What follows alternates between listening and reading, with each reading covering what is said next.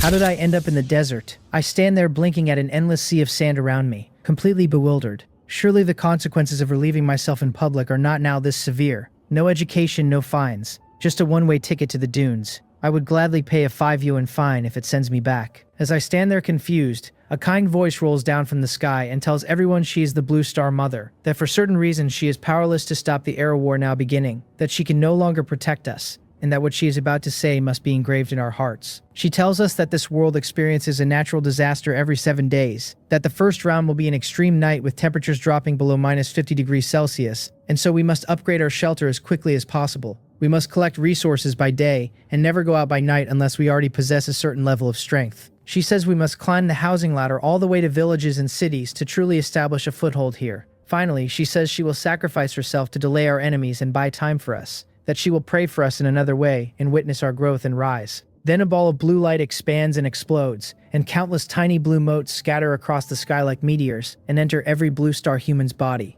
A wisp settles into me too, and a piece of information appears in my mind. Farming and ancestral talent, a skill that whispers that this land is empty, so why not plant something? Below it, intensive farming, the talent skill, usable on a vegetable patch or seedling plot, only at the time of sowing, only once per day, shortens crop maturation by half. I stare up at the sky indignant. I just took a piss and our Blue Star Mother explodes. Is this scientific? After a long sigh, I survey my surroundings. All around is endless desert, not a blade of grass in sight, not a single sign of life. The only living thing is a small oasis at my feet, only about 100 square meters, overgrown with weeds. In the very center is a water puddle the size of a wash basin. When I look at the puddle, a prompt slides into my view, telling me it is a microspring, produces a small amount of fresh water daily, the foundation of an oasis's existence, and each microspring can expand the oasis area by 100 square meters. At the edge of the oasis stands a hu-yang tree with a trunk over a meter in diameter, and branches lush enough to throw real shade. Under that shade is a dilapidated thatched hut, holes on all 4 sides, containing only a crude stone axe and a survival handbook. A few drops of water in the puddle, plus the stone axe, plus the hut, plus me. That is the entire inventory of my new life. Calling it miserable would be flattering. The word for it is collapse. I pick up the survival handbook, hoping the manual gives me a foothold. The first page shows the daylight countdown, 11 hours, 56 minutes and change. Inside, the construction interface lists building options.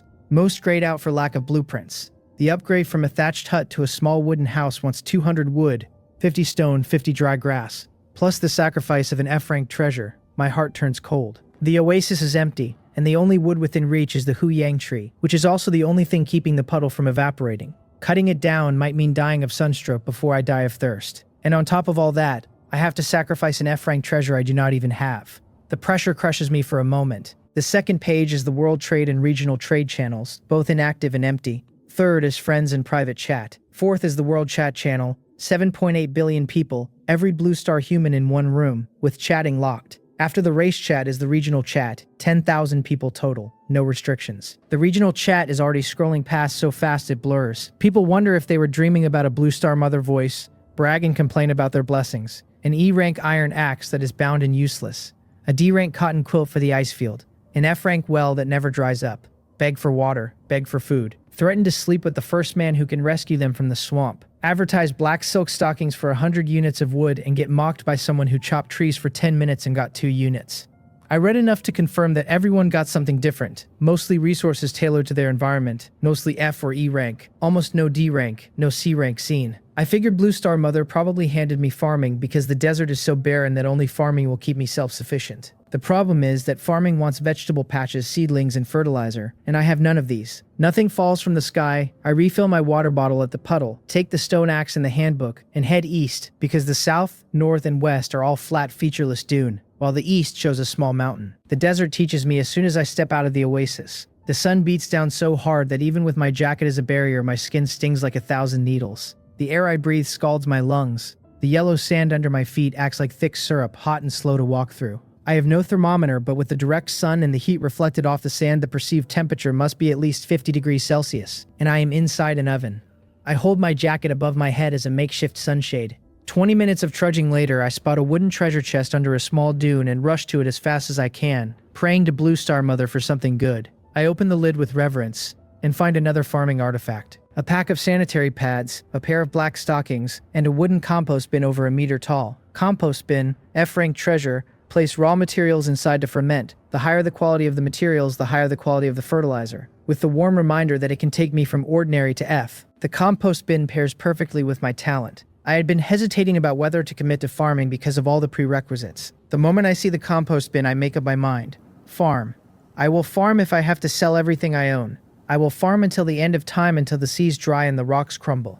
Otherwise, the talent and the bin both go to waste. Once I calm down, I look at the haul and groan, because the items are heavy. I could, in theory, list them on the trade channel at a high price, and then cancel the listing for a loophole, but listing anything on the trade channel costs a 1% handling fee, whether it sells or not, which closes that loophole. I stare at the chest. I could decompose it into 1 unit of wood, but it is such a good box, perfect for hauling things, too good to dismantle. So I dump everything into the compost bin, tear my jacket into strips, tie the bin to my back, and start walking. The bin is over 1 meter tall and weighs about 20-odd caddies, manageable in weight but awkward in volume. The trip back that should have taken 20 minutes takes me over half an hour, because I keep stopping to rest. By the time I reach the Oasis, I am sunburned crimson, my clothes salt-crusted from sweat dried in the heat. I dump the compost bin, wait for the sweating to slow, then douse myself at the puddle. While resting in the shade, I lash the cloth strips to the chest, turning it into a basket, and use dried huyang branches to frame a small awning of green grass over it as a sunshade. I fill the box with water for the trip out, but drinking from the box is awkward, so I tear a sanitary pad off the pack and use it to soak up water and squeeze into my mouth. Far easier than cupping my hands. Doubles as a face wipe, and dirtiness is not a concern when it is just feeding the mouth. With the sunshade installed, it is a different world out in the dunes. Riding high on finding a chest so quickly and getting an F-rank treasure on day 1, I joke at my own shadow that I have a touch of Ninkaichen about me and wonder if Xiaoqian is waiting for me on the mountain ahead. The mountain looks close but takes a full half hour to reach. Up close, it is only about 200 meters tall, severely weathered, scattered with small stones, with sparse low shrubs on the slopes, and only camel thorn and cactus on the shaded foot. My heart sinks. The mountain is too barren, only stones and no other resources. Then I spot 3 dromedary camels not far ahead, leisurely grazing on cactus. Focusing on the tallest of the 3, I get a tag. Swift camel, F-rank creature, the king among camels with slightly enhanced stamina and speed. Herbivorous and docile, teeth and hooves becoming weapons under threat, with a warm reminder that 10 kilometers on 2 handfuls of grass is fuel efficient. Only the F-rank 1 is special. The other 2 are ordinary creatures, but I am still envious. Camels are the ships of the desert, strong endurance, easy to raise, and acquiring one would solve transportation forever. But these 3 are at least 2.5 meters tall at the shoulder, 16 or 1700 caddies of behemoth, and not something I can pick a fight with. I sigh that I really want a camel and prepare to leave quietly when my eyes light up. The ground in front of me is covered with dry camel dung, and some of it is even F-rank, ready-made fertilizer material. I drop the box, drink the rest of the water, and start specifically gathering the F-rank dung. Dry camel dung is essentially dried grass clippings, odorless. In some places back on Blue Star, it is even used as cooking fuel, so I have no psychological burden picking it up. In a few minutes, the box is full and almost weightless, very easy to carry. I mock myself a little, using a treasure chest to hold camel dung. Surely I am the only person who would do something like this. Over an hour later, I make it back to the Oasis so exhausted I cannot even sweat. The chest was full of dung this trip, so I had no water on the way. I almost dehydrate. I drag myself to the puddle, drink, recover for a few minutes, and laboriously shovel the dung into the compost bin. It only fills half the bin, but the bin's information updates: F-rank material fermenting, countdown 4 hours, 59 minutes, 59 seconds, expected yield 5 units of F-grade fertilizer. 5 hours is neither short nor long, so I cannot just sit and wait. Even though my body is falling apart, I drag myself out for 4 more trips to the small mountain. 2 trips for stones to make the 50 units I need to upgrade.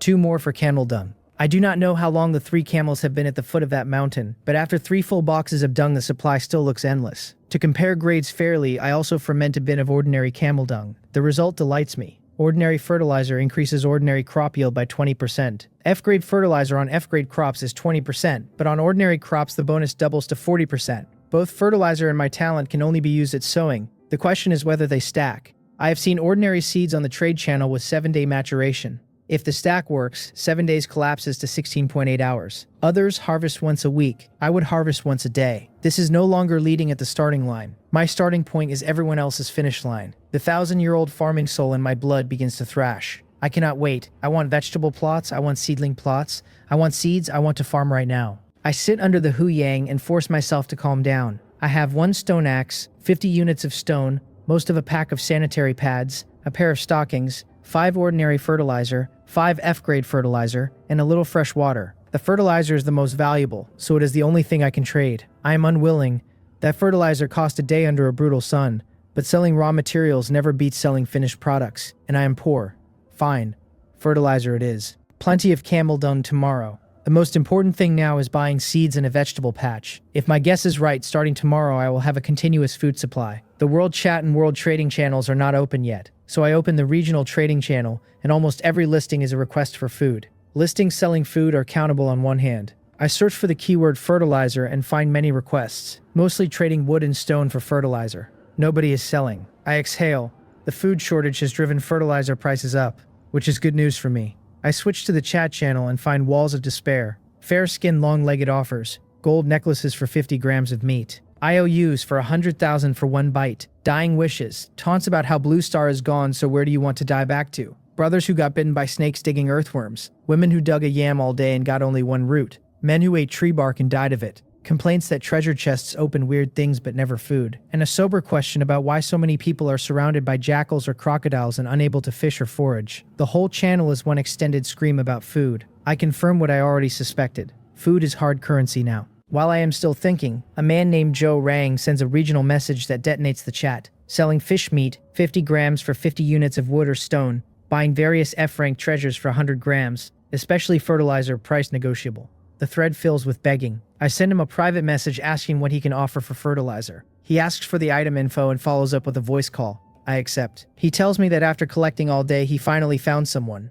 and asks how I want to sell. I float a test price, 150 grams of fish meat per unit of fertilizer. He says he only buys F-rank treasures for 100 grams. My price is too high. I tell him 1 unit of fertilizer matures crops a day and a half early and yields 20% more, that it is no less valuable than an F-rank treasure, and that I am the only fertilizer seller in the entire trading market, so the price is reasonable. He thinks for a few seconds and offers 150 grams in exchange for me committing to 10 units a day. I refuse without hesitation. Output is too low and I need it myself. We bargain for a long time and finally settle at one whole fish, no less than 600 grams per unit of fertilizer. The first transaction is 5 units of ordinary fertilizer for one whole sea fish, slightly over 600 grams. Then I press. Since you are buying fertilizer, you must have vegetable patches and seedling plots. Do you have spares? He laughs and tells me yes, but vegetable patches grow grains and so are pricier. Seedling plots only grow trees and can be cheaper. I send him the F-grade fertilizer info without a word, and he curses outright at how good my stuff is, asks why I did not bring it out earlier, and sets a hard cap,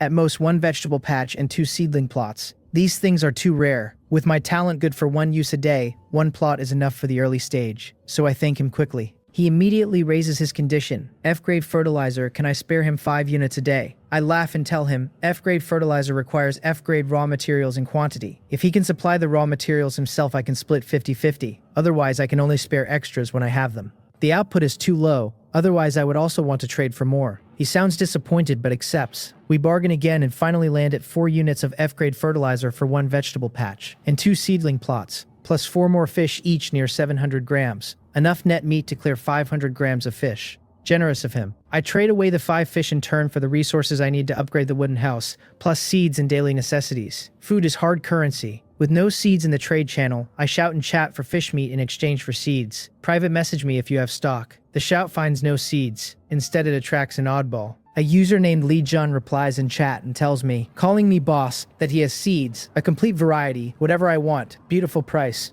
only 100 grams of fish meat. My mouth twitches. I cannot tell if his seeds are real, but the man is unmistakably a pervert. The chat names he drops are all teachers from the wrong kind of teaching career. The chat also pivots immediately to ask Lee Jun how he plans to deliver his seeds. There is no computer in this world, no cloud storage, no internet, and someone helpfully suggests that since all Blue Star humans came over too, Lee Jun could just find those teachers, see if they are willing to resume their old profession, and let me watch a live broadcast. Someone declares this an incredible business opportunity, and the chat splits into a chain of +1s offering to take a cut. With the channel completely off topic, I move to private messages. The temptation of food at this stage is immense. My message draws 99 plus private messages and friend requests. Most are freeloaders. I keyword filter for seeds, get filtered down to 200 plus, then strip out the ones without item info and end up with 30. As a Dragon Country person, my staple food is rice or wheat. After checking each, I find a single seller with dryland rice seeds. 10 grains, asking 1,000 grams of fish meat. After fierce negotiation, I close at 850 grams. The system tag says the dryland rice matures every 7 days, fragrant and sweet, one of the best choices for staple food. What surprises me is that the dryland rice in this world looks the size and weight of an egg, each grain at least 30 grams. I do not know the yield yet. If it is anything like Blue Star, where each rice stalk has hundreds of grains, I will laugh in my dreams. With patch and seeds in hand, I begin my great farming endeavor. Quick experiment first. Planting directly in the Oasis works, but the talent skill cannot trigger and maturation is 6 months. The vegetable patch is different. Limit 10 seeds can be placed anywhere. The patch is too valuable to leave outside, so I drop it in the corner of the hut. Sow 10 dryland rice seeds, fertilize with F-grade fertilizer, water, then cast intensive farming. The patch info reads sufficient moisture, sufficient fertility, harvest countdown 16 hours, 47 minutes, 59 seconds. The talent and the F-grade fertilizer stack, maturation cut by 90% total, 1 harvest a day. With food prices about to stay high for a while, this insane combo lets me stockpile resources, acquire F-rank treasures, and widen the gap between me and everyone else. From tomorrow's first harvest onward, I have small goal food and water freedom locked in. My mood floats somewhere up in the rafters. To celebrate, I take out 2 of the fish to make fish soup. The sun has just dipped and the desert temperature drops by more than 10 degrees in a heartbeat, chilly with an alarming day-night swing. I dart inside, buy a set of pottery pots, bowls, ladles, and flints from the trade market for 180 grams of fish meat. Fill the pot half with water, light a bonfire in the hut, and start scaling and gutting the fish. While I work, I realize that with a swing this big, I cannot just sleep on a pile of dry grass. I will catch a cold or worse. I open the trade channel for blankets, nothing on the market. So I shout and chat for bedding in exchange for fish meat, those with stock private messenger offers. Once again, the crowd loses its mind. Fish bones for childhood dreams of being a roasted bone expert. Fish entrails for trembling hungry hands. Twin-tailed lowly offers, stalking livestream offers. I had wanted bedding and they are eyeing my fish scales and entrails. On Blue Star, fish scales and entrails are food not even dogs would eat. Here they are scrambled for. The environment really does break people. Then a striking message lands. A man named Yu Chong-ji tells me, calling me boss, that he has an F-rank treasure, and as long as I give him the fish scales and entrails, the F-rank treasure is mine.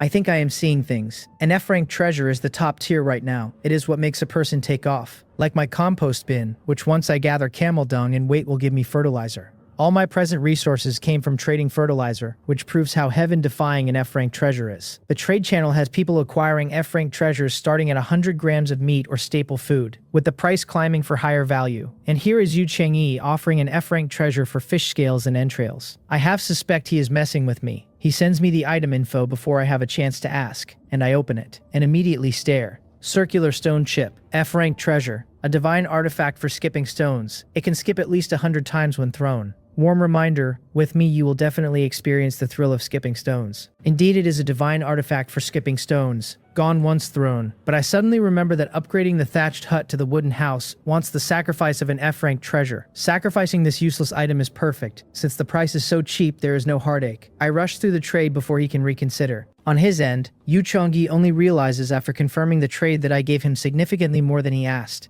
Both fishes worth of scales and entrails, when he had only asked for 1 fish. He hesitates between pretending not to know and quietly keeping the extra, or admitting it and returning the excess. Finally, he decides to tell the truth, that being poor is fine but lacking ambition is not. He sends me a message saying I gave too many fish scales and entrails, and that he only needs half. I am stunned for a beat at how honest the guy is. Then I tell him I killed 2 fish to begin with and I never said it was just 1 fish's worth. He apologizes for the misunderstanding. I tell him not to feel burdened. The circular stone chip is an F-rank treasure after all. He should accept it. He thanks me profusely, promises to repay me in the future, and at his insistence I accept his friend request. He becomes the second name on my list after Joe Rang. I exchange the fish for 500 units each of wood, stone, and dry grass. I would buy more, but the Oasis is too small to hold it. With the materials staged, I open the survival handbook and confirm the upgrade.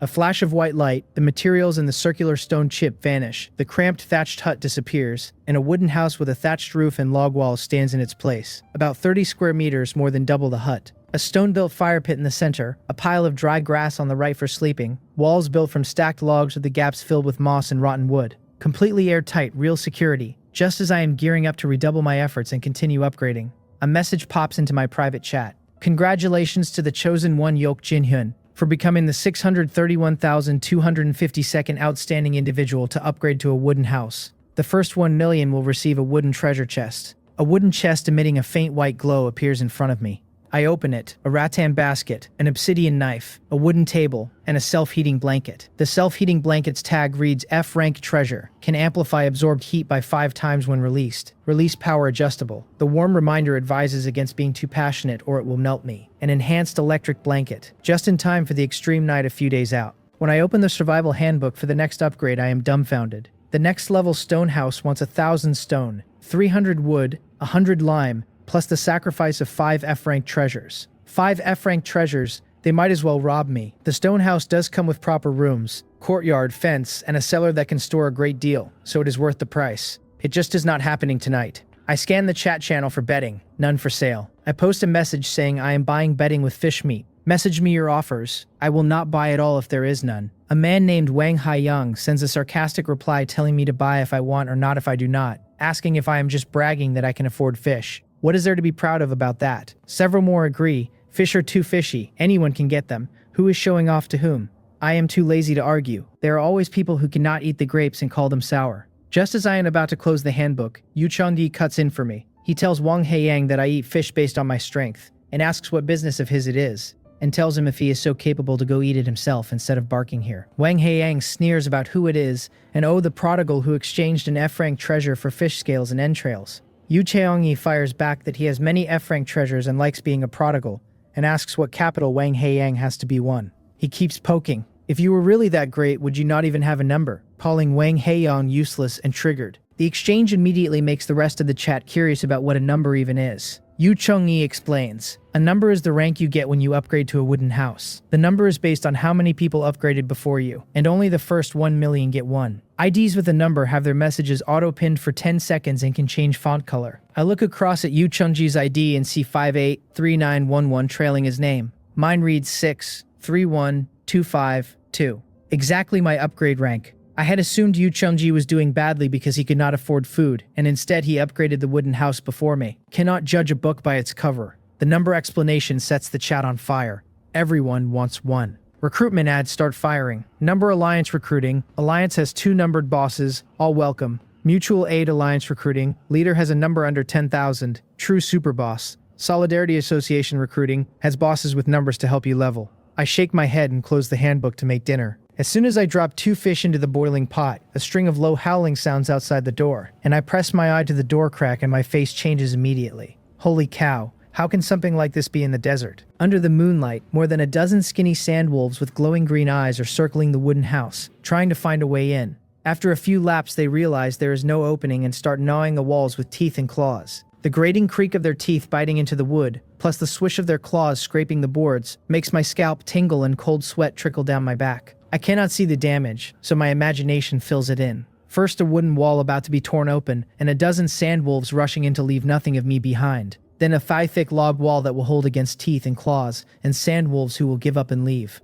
The 2 scenarios seesaw. I sit there with my stone axe in a death grip, while every second feels like a year. Eventually the scratching stops. The sandwolves have left the oasis. I slump to the floor gasping. Before this, I was just an ordinary employee at a small advertising company who liked staying home with games and reading novels at night. The most gruesome thing I had ever seen was a cat run over on the road. In 25 years, this is the closest I have come to dying, and saying I was not scared would be a lie. After 10 minutes of recovery, I mutter that there are even wolves in the desert, and that Blue Star Mother was right about not going out at night. The fish soup has boiled completely dry. I lose my appetite, eat the fish meat in a few bites, lie down on the hay fully clothed, and plan tomorrow to distract myself. Fertilizer all used up. More dung tomorrow, the patch harvests around 1 in the afternoon. Then warm clothes and bedding. Then a spring because the oasis is too small to store anything. Then self-defense weapons because the stone axe is too heavy and weak. And medicine.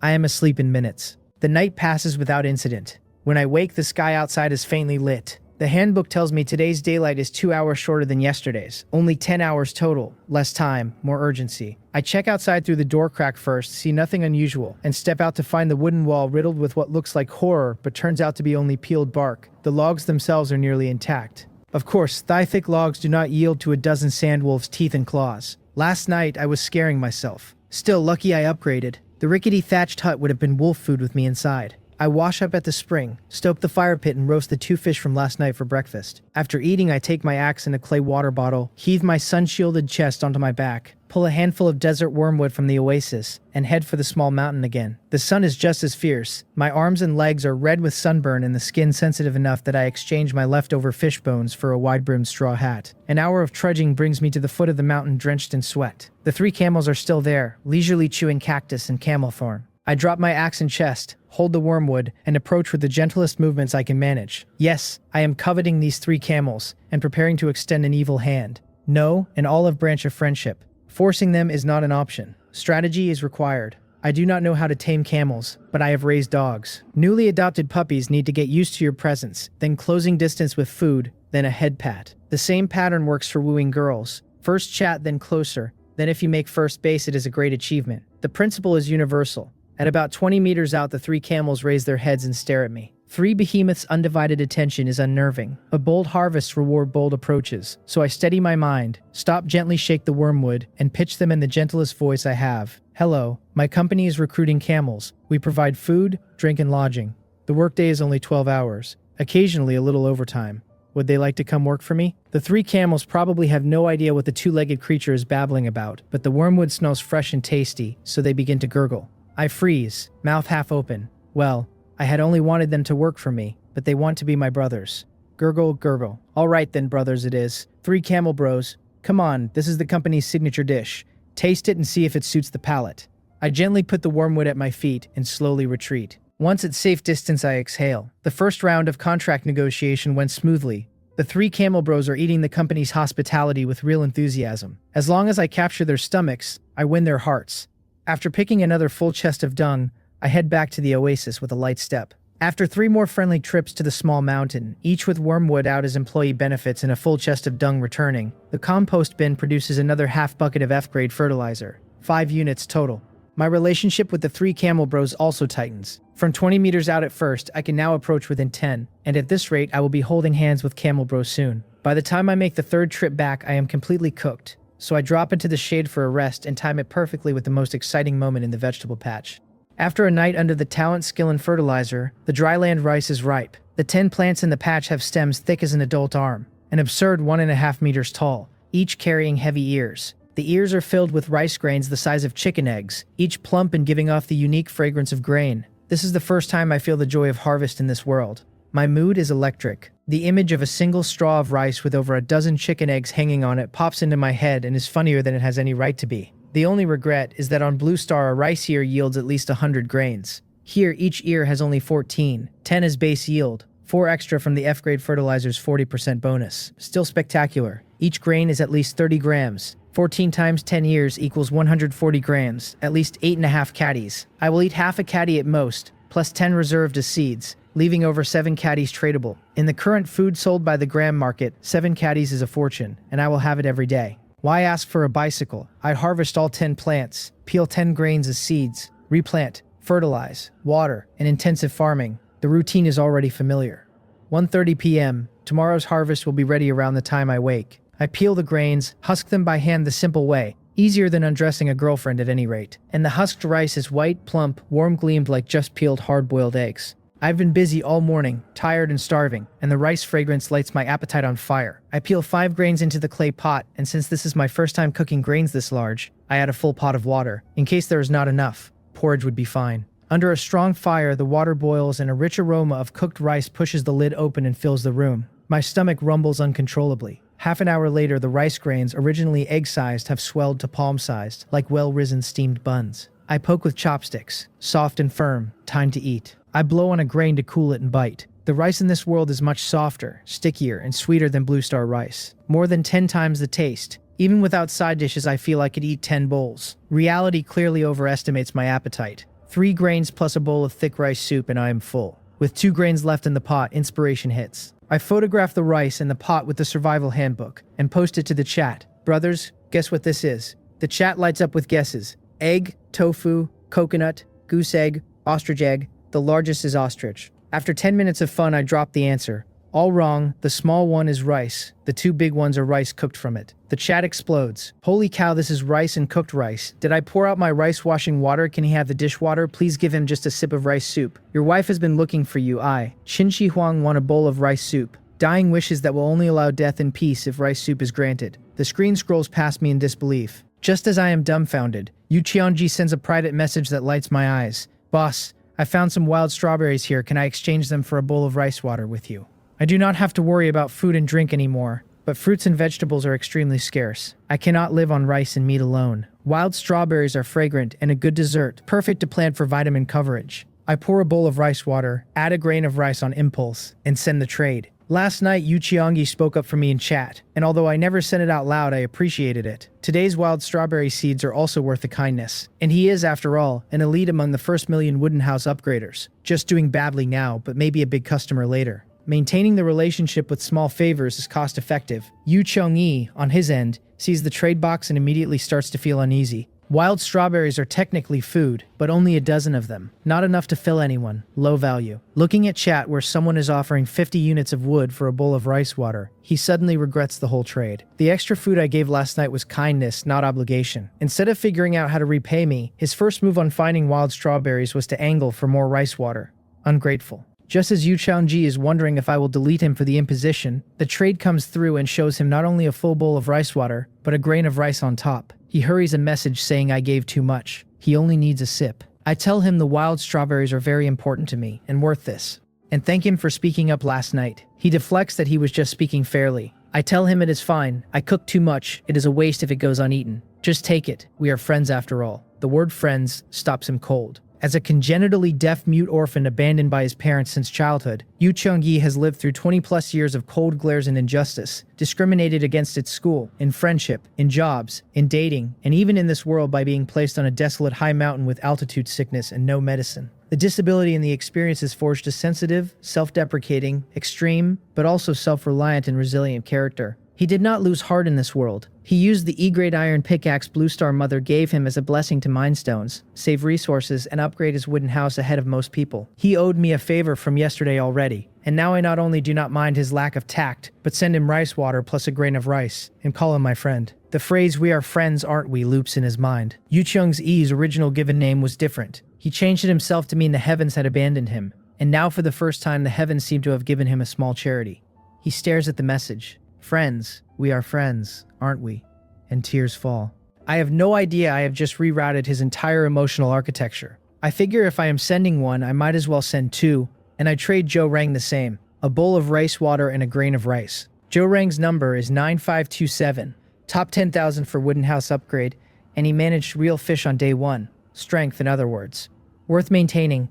Wealth concentrates in the hands of a few. Whether my rice can earn good things depends on whether strong people like Joe Rang are interested. He sends a voice call. He gawks at the giant rice, asks where I got it. Grown it, I tell him. It is only the second day and my stuff is already ripe? I cough. Just good luck. Picked up a ripening skill, that is all. He wails at the unfairness of it, says he almost got bitten to death by a shark, and I just casually grew food that ripens in a day. I get curious. See? He confirms he is on an island, but it is the size of a fart, all reefs and reefs, a trash island. Then he changes tone and tells me, mysteriously, that he just picked up something good and guarantees I will be interested. Does he send the info? Of course, he sends. My mouth waters. Star crystal orange seed. F-grade plantable to grow F-grade star crystal oranges. After consumption can enhance physique up to F-grade physique. Maturation 30 days. I had not known fruits and physiques had grades, let alone that an F-grade fruit could enhance physique. Heaven defying. With my talent and fertilizer, this is a money tree, and I can eat it myself for the upgrade. I have decided I am buying it, whatever the price. Brace for the fleecing. To my surprise, Joe Rang says with a smile that he could not possibly take money. You just said it yourself. We are like brothers. It would be too distant to talk about money between brothers. Anything free is the most expensive. I asked, tentatively, what he means by that. He asks how old I am. 25. He is 28. 3 years older, calls himself Brother Rang to his friends and tells me to do the same. Then he gets serious. He and I both know how valuable this seed is, and before he gets to the main topic, he wants to ask one question. If he gives me an F-rank seedling plot and the seed, how long until harvest? I run the math. Talent halves the maturation. F-grade fertilizer adds 20%. 9 days. He hisses appreciatively, confirms my skill works on F-grade and is 50%. Calls me an abnormal monster. Inside, I think, if he knew it works on every grade, he would faint. He apologizes for the test and lays out the deal. This seed cannot be sold, but he has a friend with an F-rank seedling plot, and rather than the two of them splitting 50-50, he proposes the three of us cooperate and split equally. I push back on the split. Even though they provide F-grade tools and the seed, I provide F-grade fertilizer and my skill. And skill use has limits. Using one less time means losing several caddies of rice for me. Even at 0 loss, an early harvest by 9 days makes equal split unfair. He thinks for a long time, asks for permission to talk to his friend in a small group, and I agree. After the call, I realize I had been promoting rice water and the conversation has drifted to cooperative planting trees. The chat is still asking for rice water, so I post, "Rice water is free, trade me a bowl, first 10 messages only." The chat erupts in praise, and the requests fly in. I give a small half bowl to each of the first 10. The whole chat's topic becomes rice water, free advertising for the rice. After 10 minutes, Joe Rang has not messaged back. I am not anxious. My skill plus fertilizer can ripen an F-grade fruit tree in 9 days. Who else has that? As long as Joe Rang is not a fool, he will seek the cooperation. I tidy the bowls and chopsticks, bundle the harvested straw to give the 3 camel bros a taste. Sweat through another hour to the foot of the mountain. The 3 camels have adapted enough to my feeding that they do not flinch when I approach. I now press to within 10 meters, an inch closer, taking an inch when given a mile. Whether Camel Bro and the others sense I have no ill intent or are captivated by the fresh straw, they let me close to about 2 meters before flapping their ears uneasily and crouching to flee. I freeze with a harmless smile and tell them, "Come, the company is giving out benefits. Come and get your stuff," and gently extend the straw toward Camel Bro's mouth. Camel Bro sniffs, then chews in big mouthfuls. The other 2 see Camel Bro happy and come over for theirs. With them eating, I take the chance to observe them properly. The tallest, the swift camel I have been calling Camel Bro, is about 3 meters at the shoulder and probably a ton in weight. I feel like a tiny shrimp in front of him, the kind that would cry for a long time if kicked. The other 2 are around 2.7 or 8 meters, and the smallest looks like a recent mature juvenile at about 2.3. It is precisely because of this close look that I finally figure out why the 3 camels have been so reluctant to join my company. The swift camel is male. Camel Bro is fine. The other 2 are both female, and the smaller one is clearly the couple's daughter. So I had even gotten the names wrong. No wonder the family of 3 refused to join. I am someone who corrects mistakes as soon as I see them, so I quickly adjust. Camel Bro, Camel Sis, Camel New. I sincerely invite the whole family to join the company. I solemnly promise 5 insurances and 1 housing fund. Holidays, festive red packets, food and drink and accommodation, meals improved with extra dishes every few days, only occasional daytime work, and a daily contribution of poop. Such favorable conditions, what is there to hesitate about? While spouting nonsense, I sneak closer to Camel New and try to touch her hump. Children are easier to bully. But unfortunately, even though Camel New is young, her parents have clearly taught her not to let strange opposite-sex animals approach. Before I get close, she raises her head and starts gurgling, and my magic claw stops awkwardly in midair. The time is not right. Helpless, I pick up another box of dung and leave dejected. By the time I get back to the Oasis, it is 6 in the afternoon with about half an hour of daylight left. Joe Rang sends a voice call request the moment I step inside. I have been waiting for hours and it is finally here. He opens by telling me I almost lost him. I ask in alarm what happened. Did he hit danger? He says no. He was bitten by a shark while collecting fish. Fought it for over an hour. Just managed to kill it. He sends a picture of a shark cut in 2. I gasp. Brother Rang really is that tough. Does he have to be so abnormal? He pulls us back to business. His friend told him to handle the cooperation, so we just need to talk shares. He asks me to go first. I float 6'4". My for 6. He guilts me, asking if elder brother is just a title without emotion since I used to call him that and now ask such a high price. I tell him it is just my opinion. Ask what is his. He clears his throat and offers 50-50 plus some fish to compensate. I cut him off and ask if he thinks I lack ordinary food. He coughs, asks me to pity him. His island is all reefs with hardly any trees. Miserable.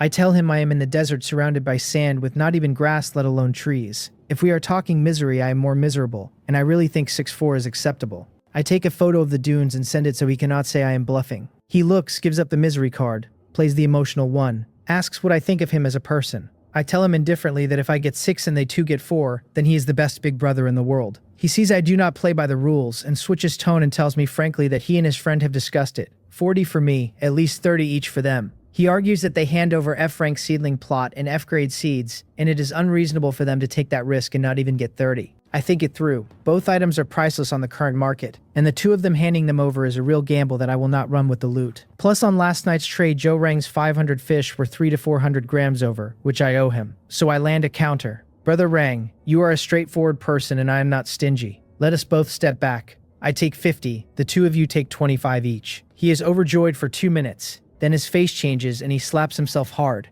Inside he knows that he and his friend are about to make a fortune. The question is whether half a harvest after 30 days beats 2.5 tenths after 9. After 30 days, F-grade food might be worthless. After 9 days, it will still be a scarce commodity. The share is not a one-time payout but continuous. And one step ahead means every step ahead. Starting to strengthen physique 9 days earlier is not the same concept as starting 30. They had set their bottom line at me getting 70 and them 15 each. And they were even worried I would not agree. When I said 60 earlier, he was already ecstatic. The bargaining and the so-called bottom line were just him trying his luck. My generous concession made him realize he had done something incredibly foolish. The right play is to build the relationship. Once I have other F-grade food, would I be too embarrassed not to share with my brother? Compared to the immense future benefits, this small share of star crystal orange is nothing. Since the shares are decided, no need to change them. The more he can get, the better. Who would dislike too much F-grade food? But doing nothing is not good either. He happens to have an F-grade blueprint he does not need, so he will give it to me and exaggerate its importance to make me feel indebted. A relationship-deepening trick. He pulls coarse salt scraped from the reef, seaweed from the beach, and an F-grade blueprint from his wooden chest, and confidently initiates the trade.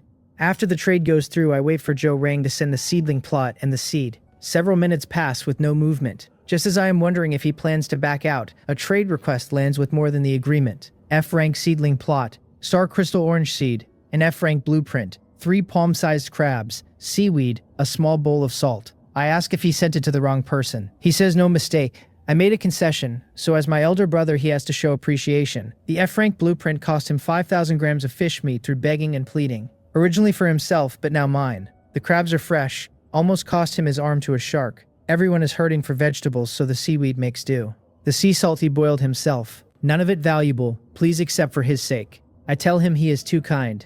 He laughs. Did I not think of him first when I got the rice? This is just returning the favor. Please do not refuse or I am not treating him as a friend.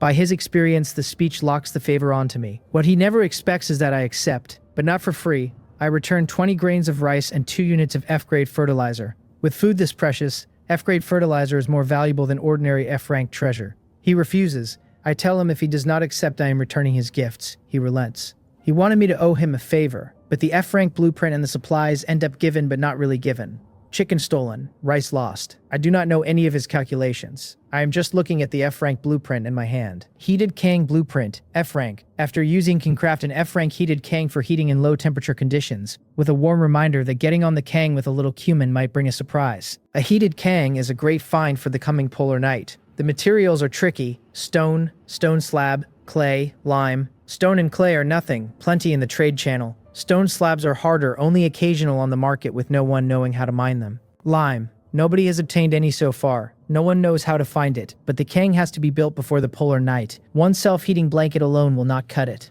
I sweep the trade channel first, then chat. Unlike last night, I am holding a huge sum now and feel wealthy. Of today's harvest I keep 10 as seeds. 8 gave 20 to Joe Rang, leaving 105, about 6.5 caddies. Tycoon by current standards. In the trade channel I look first for warm clothing, bedding and beds. Plenty of ordinary, no F rank. Either nobody has them or nobody is willing to trade them. I settle for 3 sets of clothes, 2 sets of bedding, and a wooden bed, 15 grains total. Then F rank seeds, vegetable plots, and seedling plots. Also nothing.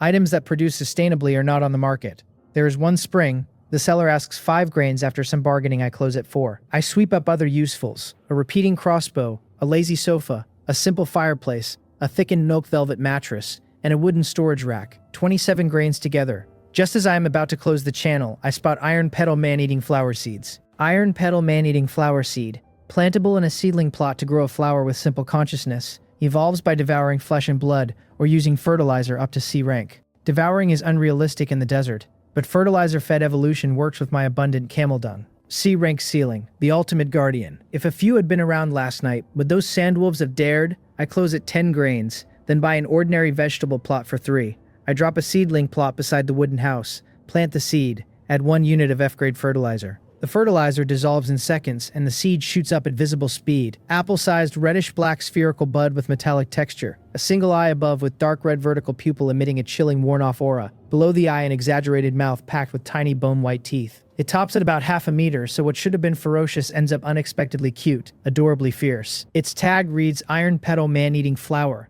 growth-type creature, ferocious and violent predator, will actively attack all nearby creatures, extremely aggressive, possesses simple consciousness and can distinguish friend from foe, currently in larva, juvenile state. I poke its bud with a finger, like an iron plate. It rubs its butt against my finger like a puppy asking for a head pat. I ask if it understands me, and it shakes its bud yes. Holy cow, even understands human speech. I tell it since it has self-awareness I will give it a name and propose Old Thai, asking how that sounds. It sways left and right joyfully. I walk up, touch its bud to say something else. In the next moment, Old Thai suddenly bites at my left hand. Despite its size, Old Thai is fast. I have not even reacted before its teeth are almost on me. Then I feel my hand lighten. Old Thai did not bite me. It snatched the F-grade fertilizer I was holding and dropped it into its own seedling plot. Old Thai can fertilize itself. I tell it with a wry smile, no spirits allowed after the founding of the nation. The fertilizer dissolves and Old Thai starts another round of wild growth. Stem thickens and shoots up. Bud swells from apple-sized to basketball-sized. Teeth from rice grain-sized to fingertip-sized triangular blades. After a meter, the cute fierce vibe finally gives way to the horror a man-eating flower should have. I check the info. 2 units of F-grade fertilizer eaten and still juvenile. Big appetite. I had 15 units fermented today.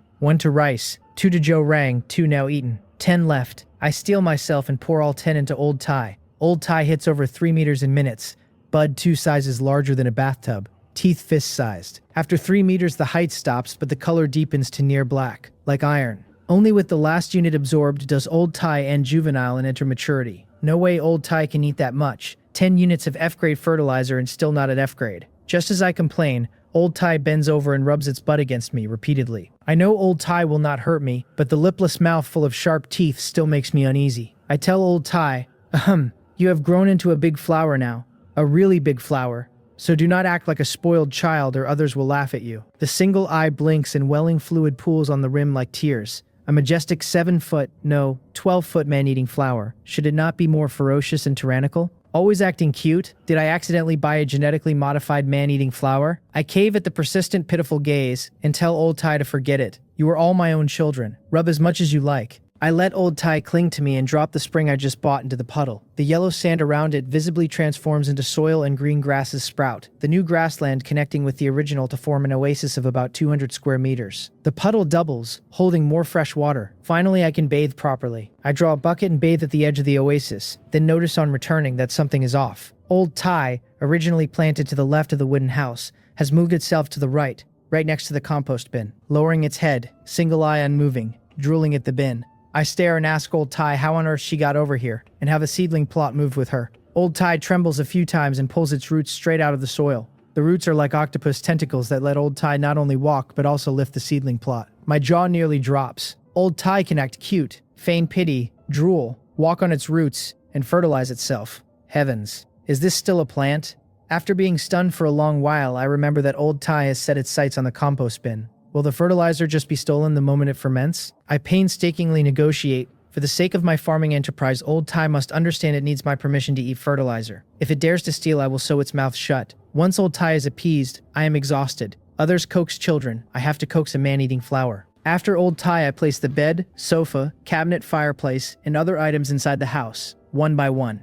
The empty room finally has signs of life. Then I post another acquisition note in the chat channel. 3 grains of rice for F-grade bedding and clothes. Weapons and armor. F-grade vegetable plots, seedling plots, and seeds. Also urgent buying 35 units of stone slabs at high price. Negotiable. Private message me item info and price. The chat fills with onlookers. Yu Cheongji, who is roasting locusts for dinner, sees my note and thinks privately that he can mine the stone slabs I need. We are friends. He should help. He has been mining stones with his E-grade iron pickaxe and figured out a method for mining stone slabs along the way, but slabs sold at trash prices, 3 units of wood per slab, so he basically gave up on producing them. Now seeing me urgently need them, he decides to spend all of tomorrow mining. He has eaten the 2 roasted grasshoppers, lays down on the hay in his clothes, and goes to sleep early so hunger does not gnaw all night, and so he can be out earlier to mine. While Yu Chang is sleeping, I am being dragged into the center of public opinion. The acquisition message has sparked outrage. People accuse me of being a numbered boss who is only offering 3 grains of rice for an F-grade item. Ask if my conscience has been eaten by a dog. Point out that others offer at least 100 grams of meat for F-grade items. Call me black-hearted. threatened to never sell to me, demand I get out of the region. At noon, I had advertised the rice, but most people were working during the day and rarely watched chat. So most still picture rice as those few millimeter blue star grains. A few people who drank the noon rice water try to defend me but get buried. Anyone who hasn't seen the photo would assume rice as big as an egg was a damn lie. So I just take a fresh photo, paste it with the word rice in big bold red text, and use my numbered ID's auto-pin trick. Every 10 seconds I post the photo, 10 times in a row. The questioning drops sharply. People realize, holy crap, this is really rice. Boss already gave away rice water at noon. You were misunderstanding, boss. 3 grains of rice per meal can fill you up, and 1 grain mashed into porridge can last a day. One of the few conscience bosses, you just want him to give 100 grams of cooked rice instead of 3 grains can keep you full for 3 days. People who had been the loudest are now turning green with regret because if I blacklist them, they are finished. Apologies and pleas for forgiveness fill the channel. I jot down a few names with charcoal and then send a message. Forget it. Ignorance is not a crime. I will not dwell. They thank me for my magnanimity, then immediately ask what is for dinner tonight. Is rice washing water, pot scrubbing water? And I can already see the rest of the script playing out. To avoid trouble, I pretend not to see it. After this farce, more and more people remember my name and the fact that I have rice as big as eggs. People announce they will come to me whenever they want to sell things in the future. But while the rest of the channel is celebrating, others are not happy. Those with food in their hands trying to suppress prices were buying F-grade items at 100 grams of meat in fair competition. My 3 grains of rice for an F-grade item is more than 10 times their offer. If everyone goes to me, how do they survive? To them, my behavior is smashing their rice bowls. Cutting off someone's path to wealth is like killing their parents. Several powerful alliance leaders in this region are starting to feel restless. But since I have just started collecting and have not caused them substantial harm, no one moves yet. The seeds are sown. Conflict is only a matter of time. I do not know any of this. I am still making dinner. The finest ingredients want the most primitive cooking, so I plan to steam the 3 big crabs Joe Rang sent. The water boils, and before I can drop the crabs in, several ow-ow screams come from outside the door. I set the crabs aside and peek through the door crack. Old Thai is tilting its bud back, large mouth chewing, blood streaming down the stem in a bloody mess. Seeing nothing else outside, I open the door and run to Old Thai and ask what it is eating. Old Thai, afraid I will steal its food, swallows the thing in one gulp.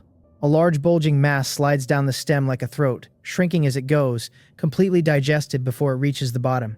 Just as I am still in shock, Old Thai opens its mouth and spits out a wooden treasure chest. I stare at the blood-stained chest. I had heard the chat say wild treasure chests should spawn randomly, but their numbers are extremely scarce, while hunting beasts has a high chest drop rate. Today is only the 2nd day. I have only obtained 2 chests total, 1 wild on day 1, the compost bin, 1 is a wooden house upgrade reward, the self-heating blanket. I have been out all day today and not seen a chest's shadow. So Old Thai spitting out a chest means it ate something, most likely a sandwolf. No other creatures visit my oasis, and no other creatures make ow-ow screams. I quickly praise Old Thai, telling her she is awesome. From now on, our home's safety depends on her. Keep it up. I am rooting for her. Old Thai sways like it is having a seizure. I pull a handful of grass, wipe the blood off the chest, clasp my hands and pray to Blue Star Mother for a blessing, offering to sacrifice Old Thai's 10 years of bachelorhood in exchange for a good item, and open the lid. 2 items. Screaming pepper seeds, common, can be planted to grow peppers so spicy they make you scream. Consume with caution. Maturation. 7 days.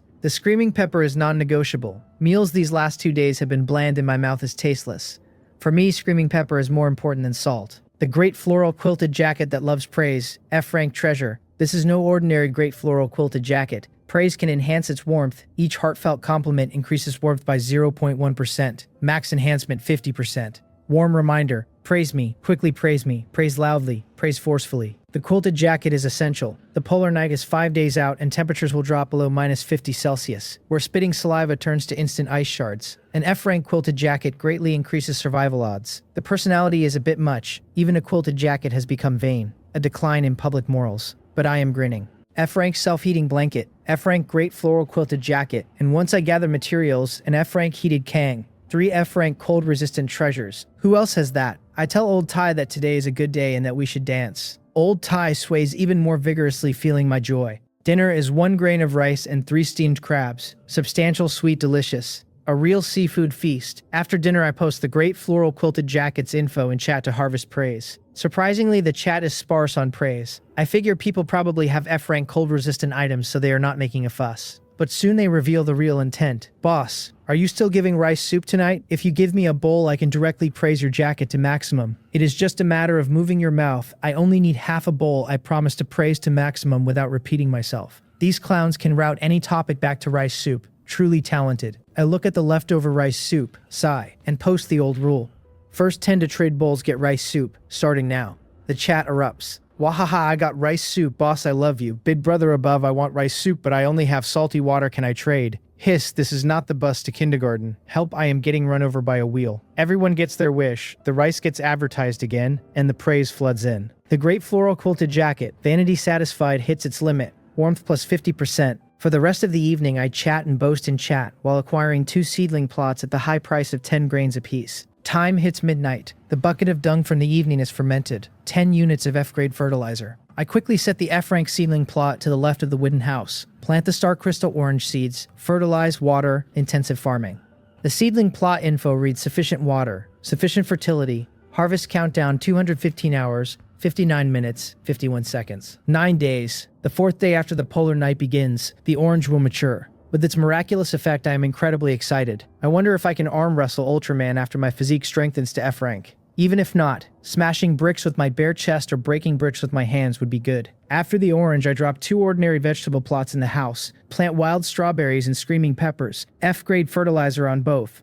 Both seedling plots mature in 4 days. Fruits and vegetables locked in. After all this, I yawn and prepare to sleep. I am not sure if it is the desert's natural day-night swing or the polar night's approach, but the desert that was over 40 Celsius during the day is only 4 or 5 Celsius now, chilling me to the bone. I spread out my new milk velvet mattress and cover with an ordinary thin cotton quilt, which feels much warmer. A good night's sleep. The next day at first light, I see the dryland rice in the vegetable plot is fully matured. I get up, harvest, peel tennis seeds, replant, fertilize, water, intensive farming. While I am working, Yu Qiangyi runs into big trouble.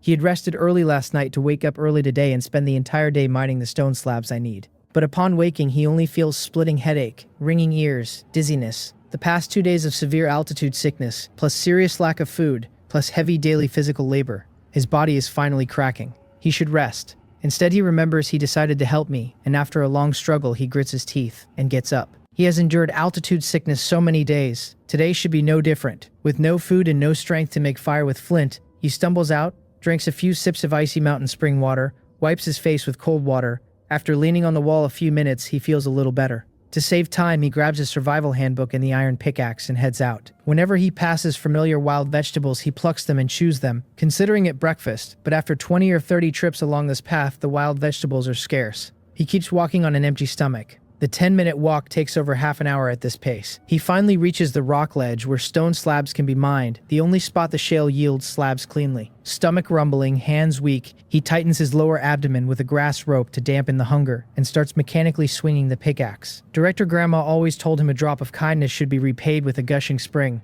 I helped him, so he must help me back. Otherwise, what kind of friend is he? While Yu Qiangyi pushes his body's limits, I am threshing the new harvest. With 10 kept as seeds and 130 new grains plus my 35 remaining, I now hold 165 grains. A tycoon. Breakfast is 1 grain crushed into porridge plus a small dish of seaweed. I had not expected 1 grain to yield more than half a pot of porridge. I stuff my stomach to my throat and still finish less than half. The rest cannot sit in this heat without spoiling, and pricing it for sale would be a hassle. People would yell about how much water I added. I messaged Joe Rang to give him the porridge. He says he has just met his unrequited 5-year crush, his white moonlight, and is currently frantically slurping oysters because he has to be prepared at all times in case he gets lucky. Eating raw oysters first thing in the morning, is he not afraid of choking? The only friend left on the list is Yu Qiangyi. The guy brought me an F-rank treasure on day 1 and wild strawberries on day 2. I wonder if he will bring me a surprise today. Never mind, I will give it to him. From now on, half a grain will be more than enough for porridge. I message him asking if he is there. He has been mining slabs for over an hour, purely on willpower. At his feet are 2 calendar-sized slabs and his survival handbook flipped to the private chat. When my message lands, his gaze drifts to it. He reads it after a long pause and replies, telling me to wait a moment because he is working hard and will be done as quickly as possible. I am bewildered by the answer. What is he talking about? Could he be delirious from a fever? That would be trouble. The 3rd day and not a trace of medicine on the market. If he really falls ill in this unfamiliar world, it could be life-threatening. I quickly fill a ceramic bottle with warm boiled water, add a pinch of salt, the only thing I can do for him at distance, and trade over the half pot of porridge, the seaweed, and the bottle. I tell him he does not seem to be in good shape. No matter what, he should eat something and drink and rest. That if he needs help to ask me, I will help with whatever I can. While he is still hazy, he sees the trade request and assumes I am eager for the slabs. Accepts, drops the 2 slabs in the trade box. Confirms. After that, he cannot hold on. His vision goes black and he collapses unconscious. He does not know how much time passes when he smells a rich aroma of cooked rice so close he could touch it. He uses every bit of strength to crack his eyes open and sees a small pot of porridge right in front of him. He must be dying and hallucinating. Otherwise, where would porridge come from in a place like this and at a time like this? But it really smells good and he really wants to eat. Forget it. He is dying anyway. He has endured more than 20 years of grievances. He cannot let himself be wronged even in his dying hallucination. It is just a pity that he just made a very good friend and has not fulfilled his promise to him yet. In a daze, he eats all the half pot of porridge and the seaweed and drinks the warm salt water completely dry, then collapses again. As his body receives energy and the lost salt is replenished, his pale cheeks gain a little color. Even his furrowed brows present even unconsciously relax. But extreme weakness keeps him from waking. While he sleeps, I find something extremely unsettling. Even though Yu Changyi did not reply, the trade went through and I am happy with the 2 slabs. Material for an F-rank heated kang. Almost extinct on the market, impossible to acquire elsewhere. Where Yu Qiang got them I will only know once he comes around. I send him another message. When you wake, remember to tell me you are safe, then bundle the straw, put on my straw hat, grab the crossbow, water bottle, basket and head out. Today's daylight is 2 hours shorter, only 8. Time is even more pressing.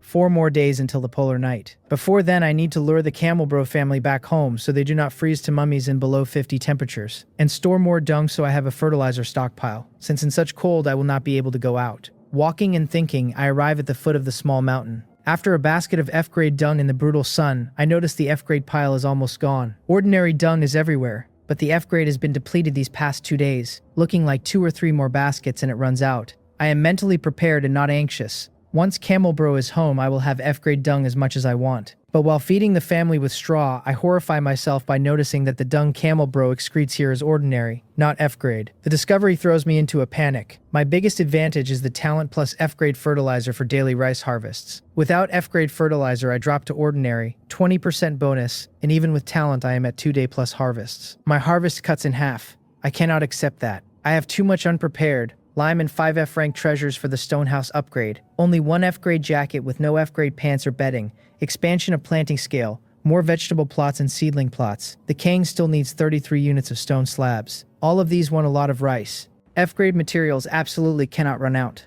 Just as I am thinking about buying F-grade materials in chat, the Camel Bro family finishes the straw and walks out of the self-service restaurant. For 2 days I had seen them every time I came here, subconsciously assuming they were born and die here, never imagining they would leave. With the F-grade material problem still unsolved and the family about to embark on a spontaneous trip, my mood plummets. I call out, Camel Bro, do not go. Hiccup, hiccup. All right, I will support you. Hiccup, hiccup. Camel Bro probably says something like, you should take care of yourself first, you fool. And the family turns and leaves. I am anxious and check the handbook. 6 hours of daylight left. Plenty of time. I chase.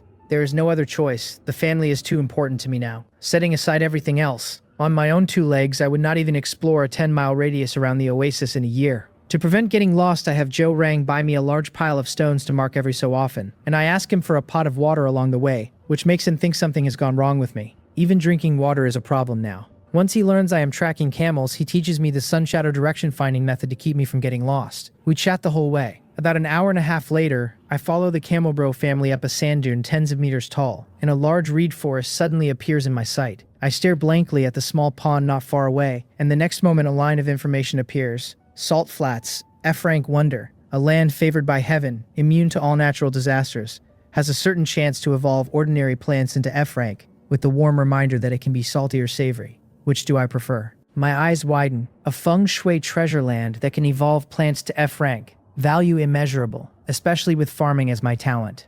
I am rich. I am definitely making a fortune.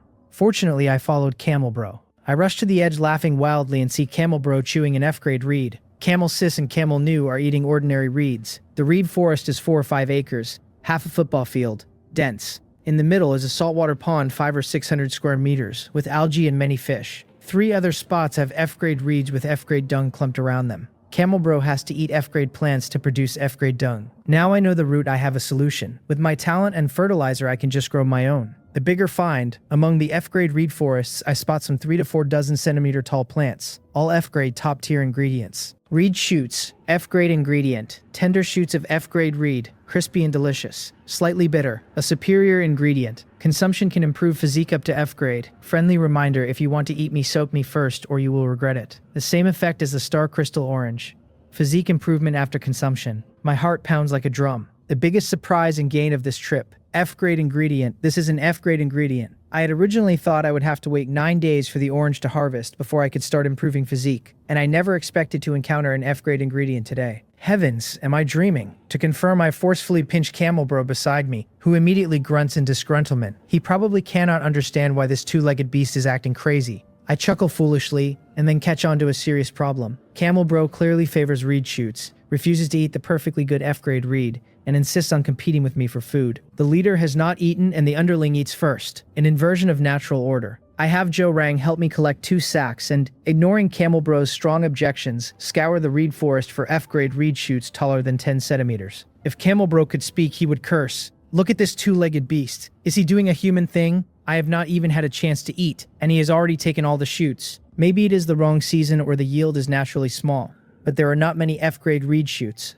Under Camel Bro's resentful gaze, I scour several times and even take the half-eaten shoot in his mouth, and end with a small bundle of just over 30. Fortunately, some undeveloped ones are still in the forest. More later. The pity is that the reeds here have a similar growth cycle to Blue Star, maturing once a year, unlike seedling plot plants with their bonus. F-grade reed shoots are scarce, but ordinary reed shoots are different. I fill another sack in just over 10 minutes, 50 to 60 caddies at least, but with so many shoots, how to transport them back? Listing on the trade channel is out. That would tell the entire region I have an F-grade ingredient that has never appeared on the market and can improve physique. Such a heaven-defying item, even one shoot would attract the entire region's covetous gazes, let alone 30 plus. I am not afraid of force. The saying says it is not the thief but the thief who keeps thinking of you. I do not want any risk, so I rely on the Camel Bro family. After more than 2 days of interaction, I can approach them closely. Our relationship feels close sibling. Even precious F-grade reed shoots Camel Bro is willing to give me. Doesn't that prove our relationship is good? Helping with a small favor should not be a problem. My gaze first lands on Camel Bro and is dismissed immediately. 3 meters at the shoulder. Simply too tall, I cannot climb on without a saddle.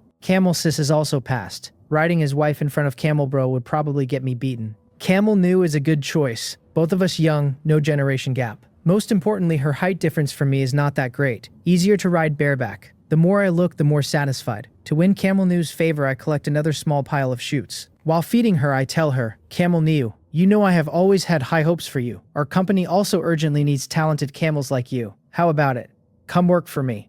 I sneak closer and reach out to pat her hump. Maybe the shoots are too delicious so she is satisfied. Maybe she has grown accustomed to my rough handling, but she does not react much. Overjoyed, I try to touch her neck. She raises her head and glances at me. In that instant, my heart leaps to my throat, fearing she will kick me. Camel New is slightly smaller, but only relative to Camel Bro. At 13 or 1400 caddies, she is still a giant in front of me. Scary by any measure. After a glance, she only gurgles twice and lowers her head to keep enjoying the food. I exhale. The past 2 days have not been wasted. Camel New has secretly given her heart to me and should be ready to come home. For the rest of the time, I keep bringing shoots, feeding Camel New, sticking close to build favorability. I trade shoots on the channel for a camel halter and a bronze camel bell. There are only a few horse saddles, no camel saddle, even shouting in chat finds none. I try to put the halter on Camel New first. The headstall is fine, but the noseband sits over her mouth and is somewhat tight, which makes her unhappy. I try several times. Either she will not let me put it on or she shakes it off the second I get it secure. When agitated, she gurgles and Camel Bro and Camel Sis turn their heads and stare. Their intelligent eyes seem to say, "Oh, you two-legged beast. Our daughter has not even entered your home and you are already abusing her. In front of us old folks too. Are you that arrogant, shameless scumbag?"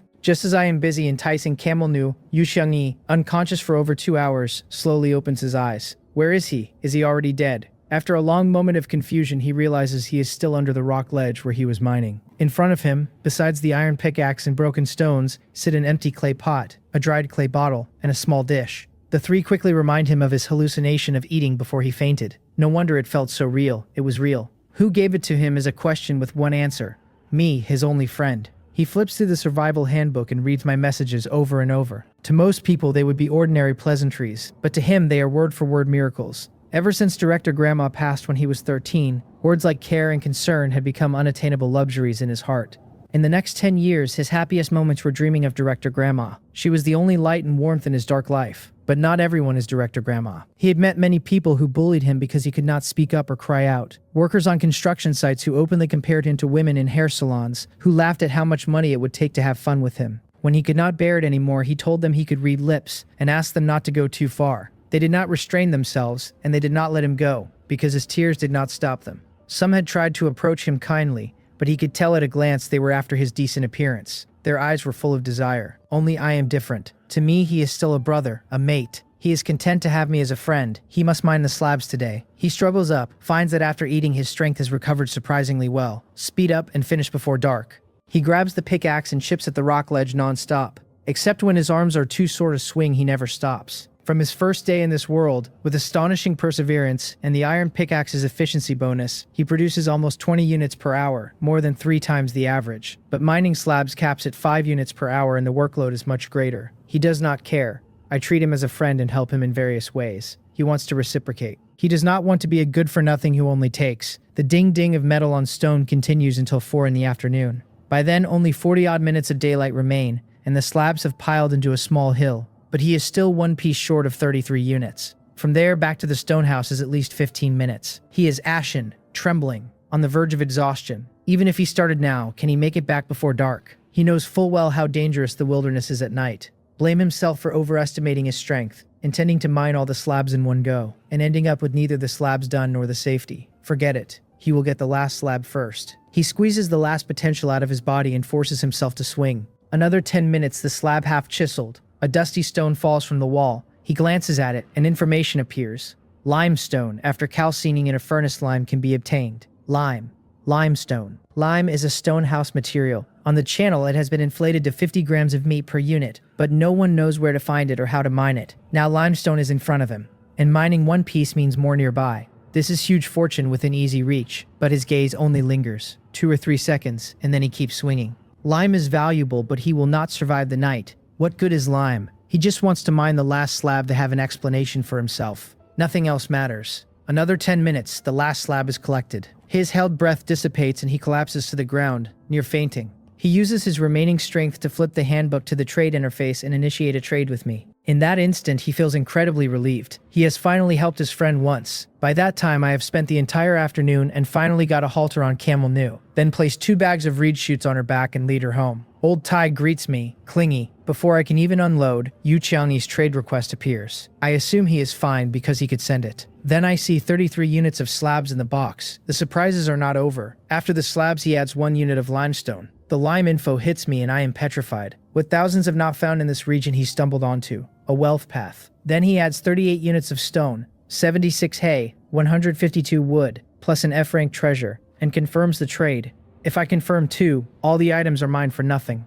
A bad premonition rises. He cannot be in mortal danger, can he? I send rapid-fire messages asking what is going on. Did he run into danger? Is there anything I can help with? Telling him not to be shy. He does not reply. I send a voice call. A minute passes. Neither accepted nor declined. The premonition strengthens. Connecting his message this morning with what he just traded over, it is very likely he gave me everything he owns. So I think the worst. Has his condition gotten so bad he cannot even reply? Or has he met life-threatening danger with no time to reply? Despite extreme anxiety, all I can do is keep messaging and silently pray he is okay. On his end, he is very tired and very sleepy, only wanting a good rest. But he forces his eyes open to see if the trade has gone through. This is his last obsession. With great difficulty, he reopens his eyes, sees the trade still pending, sees my flood of messages. After several attempts, he concentrates and replies that he is fine and asks me to accept the trade quickly. Seeing a reply, I exhale, then quickly reply that the trade is fine but we have not agreed on a price. He tells me no need, it is all for me, consider it his thanks for my care during this time. As soon as I see this, I know something is very wrong. These words look like a dying message. I refuse to believe he is fine. I cannot imagine that he might be facing a life or death crisis, and yet chose to give all his possessions to me. How much trust is this? The trust changes my mindset. Before, when I dealt with him, I mostly regarded him as a trading partner with luck and potential. Our interactions polite. Now I am genuinely worried about him. After carefully considering my words, I cautiously reply, telling him I do not know what his situation is, but there is a solution to everything, that he cannot easily give up hope, that he should think more about his family and friends, who all surely wish him well. He waits more than 10 seconds before replying that he is an orphan with no family, no parents, no friends. I am stunned and quickly reply, asking why he says no friends. Am I not his friend? I have been worried about him the whole time. He He sees my message and his eyes well up. Even with all the flaws in this world, at the last moment of his life, to have a true friend care about him, he replies thanking me, calling me friend. I tell him if he truly considers me a friend, then first tell me about his situation. No matter what, we will solve it together. He said we are friends, so we should help each other. After he reads, looking at the setting sun, he replies calmly that there is no time. He cannot go back to the wooden house anymore. I press him on why not. Too far, danger on the way. He says he is having a physical issue, but none of that matters anymore, and asks me to just confirm the trade as his last concern. I blurt out asking if it is because of these slabs and limestone. It is obvious. Of tens of thousands in this region, only he found limestone. It would be unscientific if he had not encountered an accident in the process. And remembering his message from this morning about working hard and being fine soon, the things he sent are very likely obtained at the cost of his life.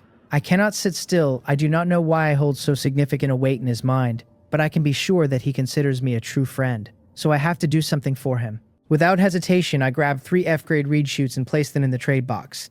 Then with an unquestionable tone, I tell him, since you are having a physical issue, these reed shoots can strengthen physique. Eat them all immediately. He sees the F-grade reed shoots, never seen on the market before, can also strengthen physique, and immediately realizes how precious they are. He replies, thank you, but no need. I have no attachment to this world. Death is merely a release for me. I lose it. What nonsense. Release my ass. Do not think you are the only orphan. Bet you are so miserable. Damn it. I also grew up without a father or mother. All my relatives looked down on me. The first thing friends and colleagues said when they saw me was that I had no money. Even my girlfriend said I was useless and broke up with me. Am I not miserable? But I have never thought about dying. If I were constantly seeking death, those who looked down on me would say, see? I told you he was useless. He could not even live. What else could he accomplish? Could I give them the chance to mock my cold ashes? So do not talk about wanting to die in front of me. You do not have a family, right? Then from now on, I am your family. You do not have friends. Then from now on, I am your friend. Moreover, you have now discovered limestone. It will not be long before you can become a big shot admired and worshipped by everyone. Those who used to look down on you and bully you will soon kneel before you begging for your forgiveness and licking your shoes. Do you not want to see that day? I send 4 long messages in a row, then add 1 more. Eat the reed shoots immediately, then run as fast as you can. I just cannot understand. If you are not even afraid of death, why are you afraid of not being able to live? He stares blankly at the messages and then for some reason starts to smile as he reads. And then tears flow as he smiles. Yes, he is not even afraid of death, so why is he afraid of living? Before he could say he was helpless, lonely, that no one cared about his life or death. But now he has a friend who truly cares and helps him. He has only just felt the warmth of friendship. Is he truly willing to die now? No, not willing. Is it not just getting back to the wooden house before dark? Today, he thinks, even if he has to crawl back, he will crawl back. He sends, thank you, I will try my best to survive. After I see his reply, my heart returns to my chest and I confirm the trade. He does not even have the strength to lift a hand. Looking at the F-grade reed shoots within reach, he can only move his head little by little, control his mouth to open, eat the shoots along with the soil, taste a mouthful of bitterness. After they go down, a surge of immense energy rises in his lower abdomen and spreads throughout his body in a blink. His completely dry body recovers vitality. In 2 or 3 minutes, he recovers most of his strength and stands up, picks up the iron pickaxe and the leftover shoots, and runs for the wooden house without hesitation. While running, he does not forget to trade the precious shoots back to me. The reed shoots worked very well. I am on my way back. I will return these to you first. Tomorrow, I will mine limestone to compensate for the part I ate. I quickly reply, we can talk about it when you get back. Focus on your journey.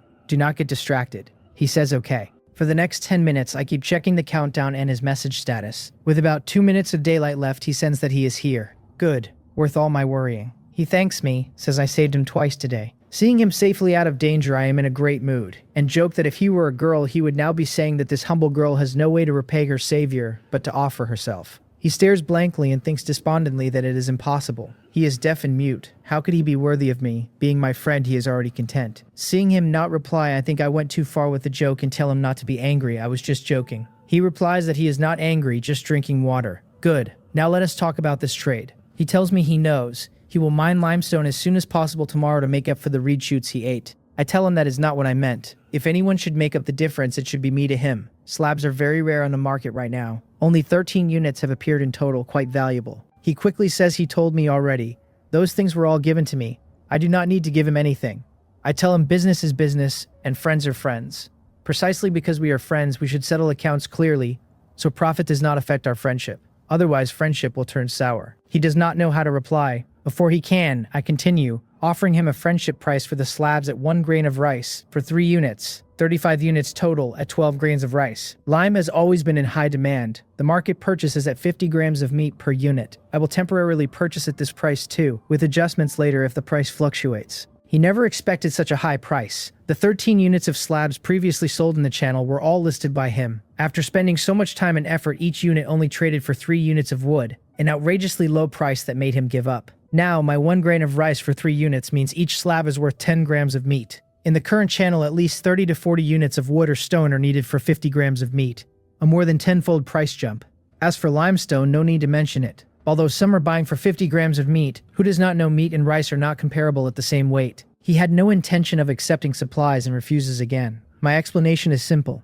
I tell him I buy supplies outside at this price, so why should I lower it for a friend? Does he think of me as a villain who specifically exploits friends? With well-reasoned arguments, he is left unable to refute. In his helplessness, he says everything I say is right. He cannot argue with me. But he also ate my reed shoots today. Such precious things. He does not think it is enough to offset the slabs and lime. I have a headache. Thinking of him being an abandoned baby and combining with my own experiences growing up, I understand why he is like this. Inferiority and sensitivity, yet with strong self-esteem. Always making oneself appear strong. Afraid of being looked down upon. Perhaps a common ailment between us. After thought, I do the opposite. I tell him F-grade reed shoots are very precious. How could I let him pay off a favor with just a few resources? He is too naive. He is stunned.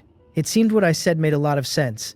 This is a life-saving favor. Can it really be wiped clean with just a few resources? He asks how he can repay the favor. I tell him he is foolish. Favors must be used at critical moments. He does not have a chance to repay it now even if he wanted to. Calling him foolish, plus my earlier offer yourself line, somehow sets his face burning. He completely forgets how the rest of the trade goes and what we agreed on. The only thing he remembers very clearly is that I trade over the F-grade reed shoots I had bitten too, saying that he is extremely weak and needs to nourish his body more lest he be laughed at by girls later. He refused at the time, but I said I had gnawed on it and did not want to eat my own saliva. Although my words were full of disdain, he could feel I was worried about his health and afraid of hurting his pride, so I deliberately used this method to make him accept my concern. He suddenly feels that this must be the feeling of friendship. Warm, refreshing, just like described in books. The transaction with Yu Cheongji cost 15 grains of rice and 1 F-grade reed shoot. What I gained was lime, the hardest material to find for F-grade heated kangs and stonehouse upgrades. A huge profit. Especially the lime, what tens of thousands want, picked up almost inadvertently, putting me a big step ahead. A stone house has stronger defense, better insulation, more space, kitchen and bedroom split,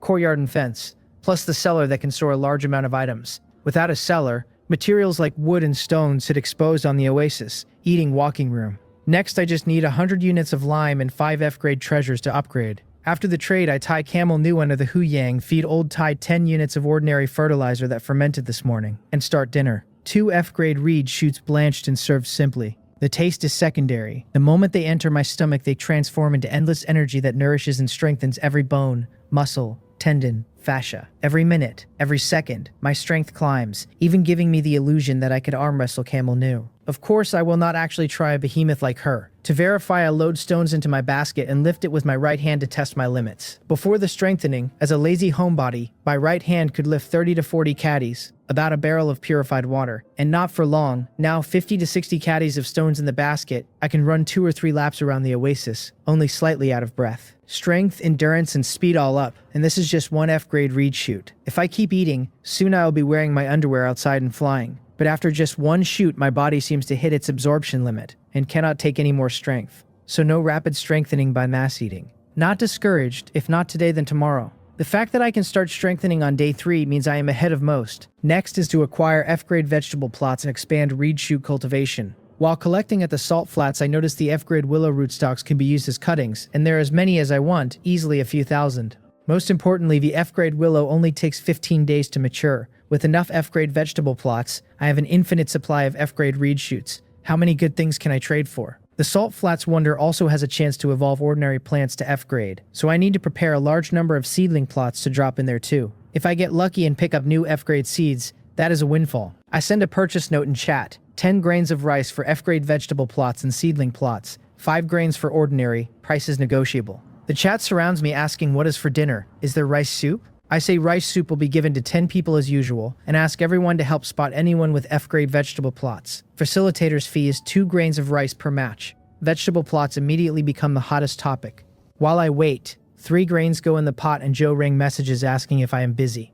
I had asked him for a lot of help during the day, and meant to thank him, then forgot in the rush to eat reed shoots. I trade him 5 ordinary reed shoots and tell him I just lit fire and to come try the fresh picked taste. Joe Rang is not polite. He accepts and sends back a palm-sized lobster, then asks if I am in a hurry to acquire F-grade plots. I tell him yes, and ask if he has any. He shouts that I am a beast. He just planted the orange, and in the blink of an eye I got other F-grade seeds. Asks me to tell the truth, is this world my biological father? I cough and tell him not to get excited, it is just luck. He demands I share some F-grade willow seeds with him. Only 10 units. With the 4 clumps of F-grade willow at the salt flats good for several thousand units, I agree without thinking. He tells me his luck today only opened 2 F-grade vegetable plots from 5 boxes, but he has 7 ordinary vegetable plots and 4 ordinary seedling plots left. I am stunned at 5 boxes.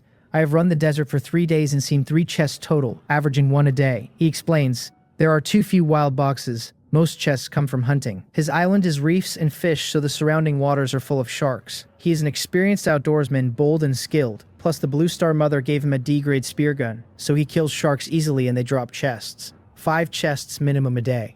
The number 9527 on him is real strength and courage. Cowards seeing sharks would not move. He goes fishing. He tells me he risked his life for these chests. Unlike me with the ripening skill and F-grade fertilizer and heaven-defying luck, he is dying of envy. I tell him speechlessly to stop talking about luck with a scrub like me opening 3 in 3 days when he opens 5 a day. Otherwise, I will not be able to resist killing him. He sighs and asks if I think he likes killing sharks. He is forced to. He offers me 2 F-grade vegetable plots, plus all the ordinary vegetable plots and seedling plots, if I can supply 50 units of F-grade reed seeds. I almost spit blood. You are giving me 2 and you still have 5 F-grade vegetable plots in hand. He plays the family fortune card. We settle at 2 F-grade vegetable plots, 7 each of ordinary vegetable plots and seedling plots, 50 units of F-grade reed seeds, plus 6 units of F-grade fertilizer. The seeds are no problem. Raw materials for F-grade fertilizer are scarce, so I have very little of that. He regrets but accepts and gets first dibs on future F-grade reed shoot supply. He is a straightforward person, trades over all the vegetable plots and seedling plots first, even though my F-grade reed seeds and fertilizer are not ready until tomorrow, showing me total trust. I trade 10 F-grade reed shoots and tell him that with how many boxes he opens, F-grade vegetable plots and seedling plots will surely come quickly. These 10 F-grade reed shoots are my down payment for 3 plots or seedlings. I have over 30 in hand but can only eat 1 a day. Even giving him 10, I will not finish them by the time the first batch is harvested. Better to lock him in. Joe Rang sees 10 F-grade reed shoots, never seen on the market, the first F-grade food in the entire region, and is stunned. If I can casually take out 10, then I have more.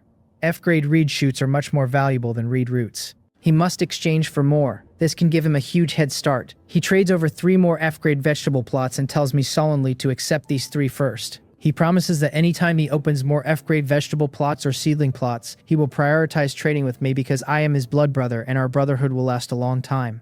I am stunned, accept, and reply that we have a long road ahead. After Joe Rang, I receive 3 more ordinary vegetable plots and 1 ordinary seedling plot while cooking. After dinner and rice soup giveaway, I begin arranging the vegetable plots in the house. When 10 plots lie down, a prompt appears. Detected 10 idle vegetable plots. Do you want to synthesize them into 1 vegetable field? Vegetable field. The description. After synthesis, yield up plus 5%. Can plant different crops together if maturity times are equal. Mosquito leg meat principle. I synthesize. A white flash and the 10 individual plots become a 10 square meter field. Soil deeper and more fertile looking. I pay no special attention and continue browsing the trade channel. Time hits midnight. Today's temperature is significantly lower. I can see my breath, near 0. Wrapped in a thick cotton coat, I plant the 10 reserved dry rice seeds into the field. Then 4 wild strawberries and 20 screaming pepper seeds left from yesterday. Fertilize, water. Intensive farming. Smooth and flowing. I subconsciously glance at the field info. All right by noon tomorrow. Excellent. I return to the wooden bed contentedly and lie down.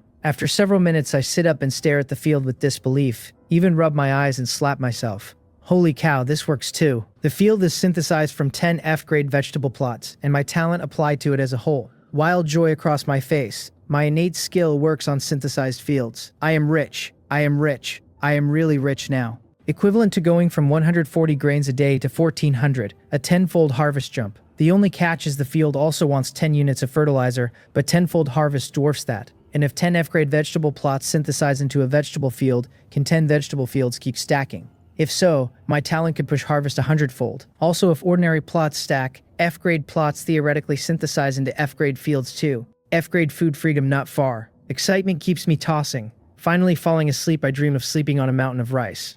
I wake an hour before dawn restlessly and decide to get up. Cold air bites my skin. Hiss, hiss. Why is it so cold today? Must be below zero. I bundle up in thick cotton, stoke the fireplace, set 2 pots to boil water and make breakfast. While cooking, I open the chat and immediately notice the original 10,000 person regional population has plummeted to a little over 9,300. Over the past 3 days, the population has decreased steadily, but only 30 to 50 a day, mostly to wild beasts or accidents. Last night, the count dropped by half. Something happened. I checked the chats. Help. I am freezing to death. Can anyone lend me 1 unit of wood? My friend did not survive last night's cold wave. My brother is the same. Damn it. Did they not say polar night was 3 days off? What does this sudden cold wave mean? Isn't this forcing us to die?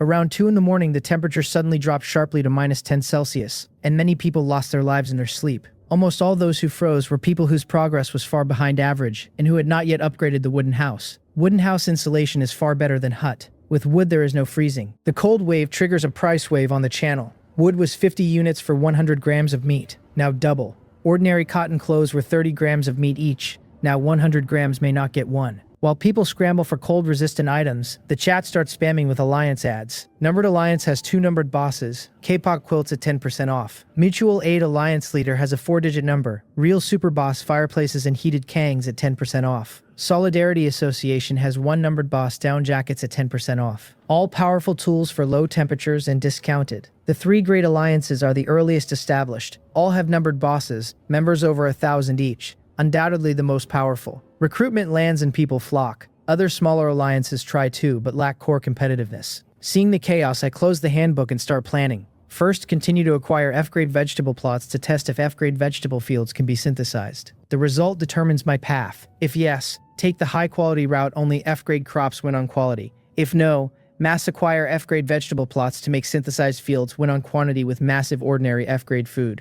Second, collect F-grade dung quickly to stockpile fertilizer for the polar night. Third, lure the Camel Bro family back, harvest all F-grade willow as Camel Bro feed. The family is future travel and a key fertilizer source. Finally, monitor Yu Chungyi's progress. If she can collect enough lime before the polar night, with the Kang built and stone house upgraded, my survival odds jump. Today's daylight is 6 hours, tomorrow 4, the day after 2, only 12 hours of preparation time left. Whether Yu Chungji can mine 200 units of lime in 12 hours becomes the key. I wash with hot water and eat breakfast. When 9 o'clock hits, I step out. Old Tai bends to rub. I play with it a while, feed it 10 units of ordinary fertilizer fermented overnight. Old Tai immediately spits out a wooden chest and uses its mouth to bite the fertilizer for itself. The chest is blood-stained with sandwolf fur stuck to it. I had slept lightly last night and even groggily went out to urinate twice, but did not notice the sandwolves at all. Without Old Tai, I might not even know how I died. I need to buy a toilet quickly. Do not go out at night if at all possible. Inside the chest sits cheating jump rope, F-rank treasure. Counter-tampered. 1 jump counts as 10. You deserve to own it. With the warm reminder that if my husband is forcing me to lose weight, then use this to humor him. My mouth twitches. Trash treasure, only good for sacrificing, but upgrading the wooden house to stone house sacrifices 5 F-rank treasures. So trash like this is perfect. Plus a common seedling plot and a roll of toilet paper. Unexpected bonuses. Time is tight, so before setting off I buy a camel saddle at high price and tie 2 large bamboo baskets to Camel Mew's sides. First time riding her, I am very nervous, afraid of falling off. But Camel Mew walks and trots steady and not slow. 1 person and 1 camel arrive at the salt flats in 20 minutes. Camel Bro and Camel Sis surround Camel Mew the moment they see her, nosing her and gurgling, asking why she did not come home last night and why she was ridden by a 2-legged beast. I feel guilty. Yesterday afternoon, to get back fast, I went behind the parents' backs and used fresh shoots to coax Camel Mew into coming home with me. Will she tell on me? Will the parents beat me up for taking their daughter home overnight? While I am thinking, the family's intimate time ends and they go back to leisurely breakfast as if nothing happened. Courage growing, I use reed shoots to trade for 2 more sets of camel halters and 4 extra large bamboo baskets. Under friendly communication, I exert great effort and finally manage to put work clothes on Camel Bro and Camel Sis, officially making them members of the company. The labor contracts and previously promised shares I waive on the excuse that the family is illiterate. With the family added, the next stretch is dedicated frantic scavenging. I harvest all the F-grade reed. 2 trips with the 4 camel team get it back to the Oasis. I do not let go of the F-grade reed roots that can be used as cuttings. 3 full large baskets, 4 or 500 units. The other 3 baskets full of ordinary reed roots. Then a load of ordinary reed shoots, at least 1,000, almost emptying the entire salt flats.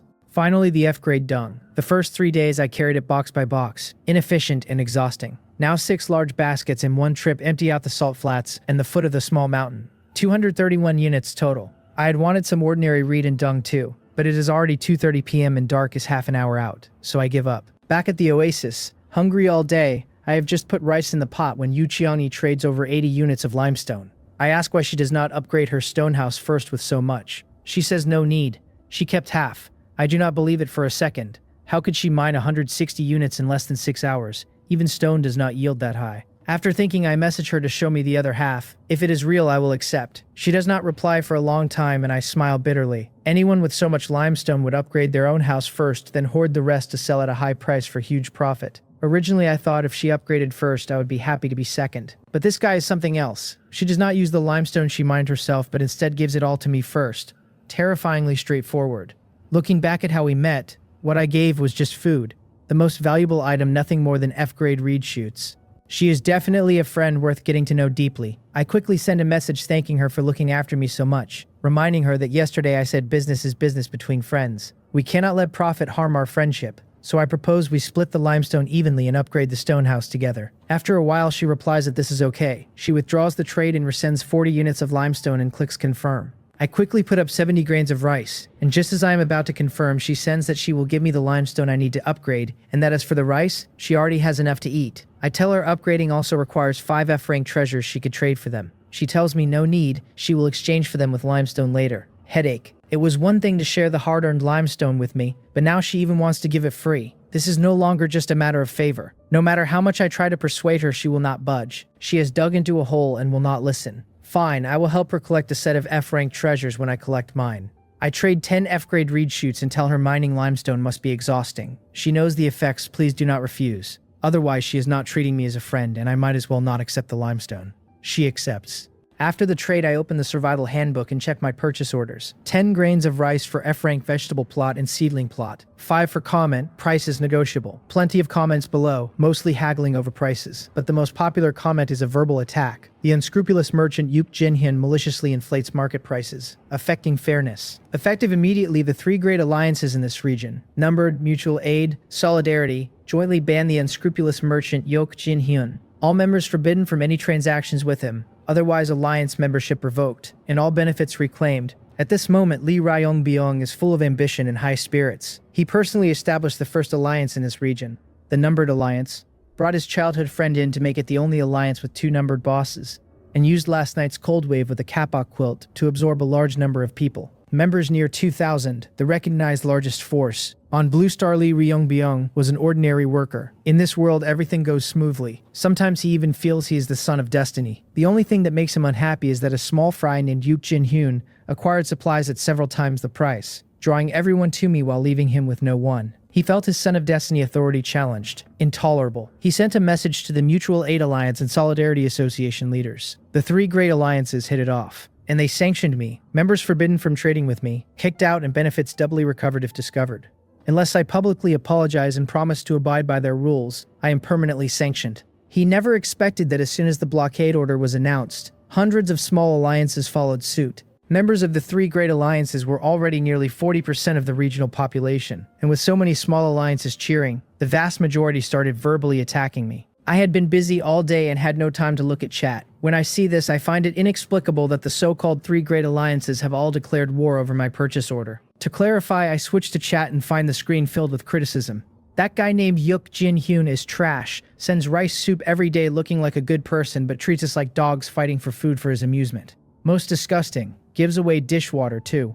We have dignity. Why should we be insulted like dogs? He even used fish scales and entrails dogs would not eat to exchange for an F-rank treasure and made others say it was voluntary. Anyone with sense knows he forced them. I used to think he was a good person, but now I see his true colors. I laugh in anger. They were the ones crying and begging for rice soup and dishwater. I gave it free out of kindness, and that is wrong. Twisting facts, slandering. I witness it today. While I am fuming, Joe Rang sends a red bold pinned message telling the 3 great alliances to listen, that Yuk Jin-hyun is his brother, no matter how they want to play his brother, and he will accompany them to the end. From today, people from the 3 great alliances should not even think about buying a single fish scale from him. Joe Rang's number is within 10,000, plus large fish meat sales since day 1. An influential figure, he is a giant in the high-end market, does not lack good things. With him, out the troll's firepower drops sharply. Before the message has been pinned 10 seconds, another ID with the number 10086 named So Huanggang sends a message declaring that from today the three great alliances are also his enemies. Unless Brother Yuk Jinhyun speaks, he will cut all transactions with the three great alliances, and they should not even think about buying meat from him. So Huanggang's reputation in the region is on par with Zhou Rang's, also selling beast meats in large quantities since day one. Definitely an influential figure. 2 consecutive numbered bosses backing me make many realize this could become a chaotic battle among many big shots. People with foresight stop talking and wait. Li Ryongbyong tags Zhou Rang and So Huanggang and warns them that the three great alliances have thousands of members and 4 numbered bosses, that they had best think clearly about the consequences before speaking, where they will not bear his wrath. Zhou Rang fires back asking if Li Ryongbyong is out of his mind. Does he rely on him for food or beg him for salary?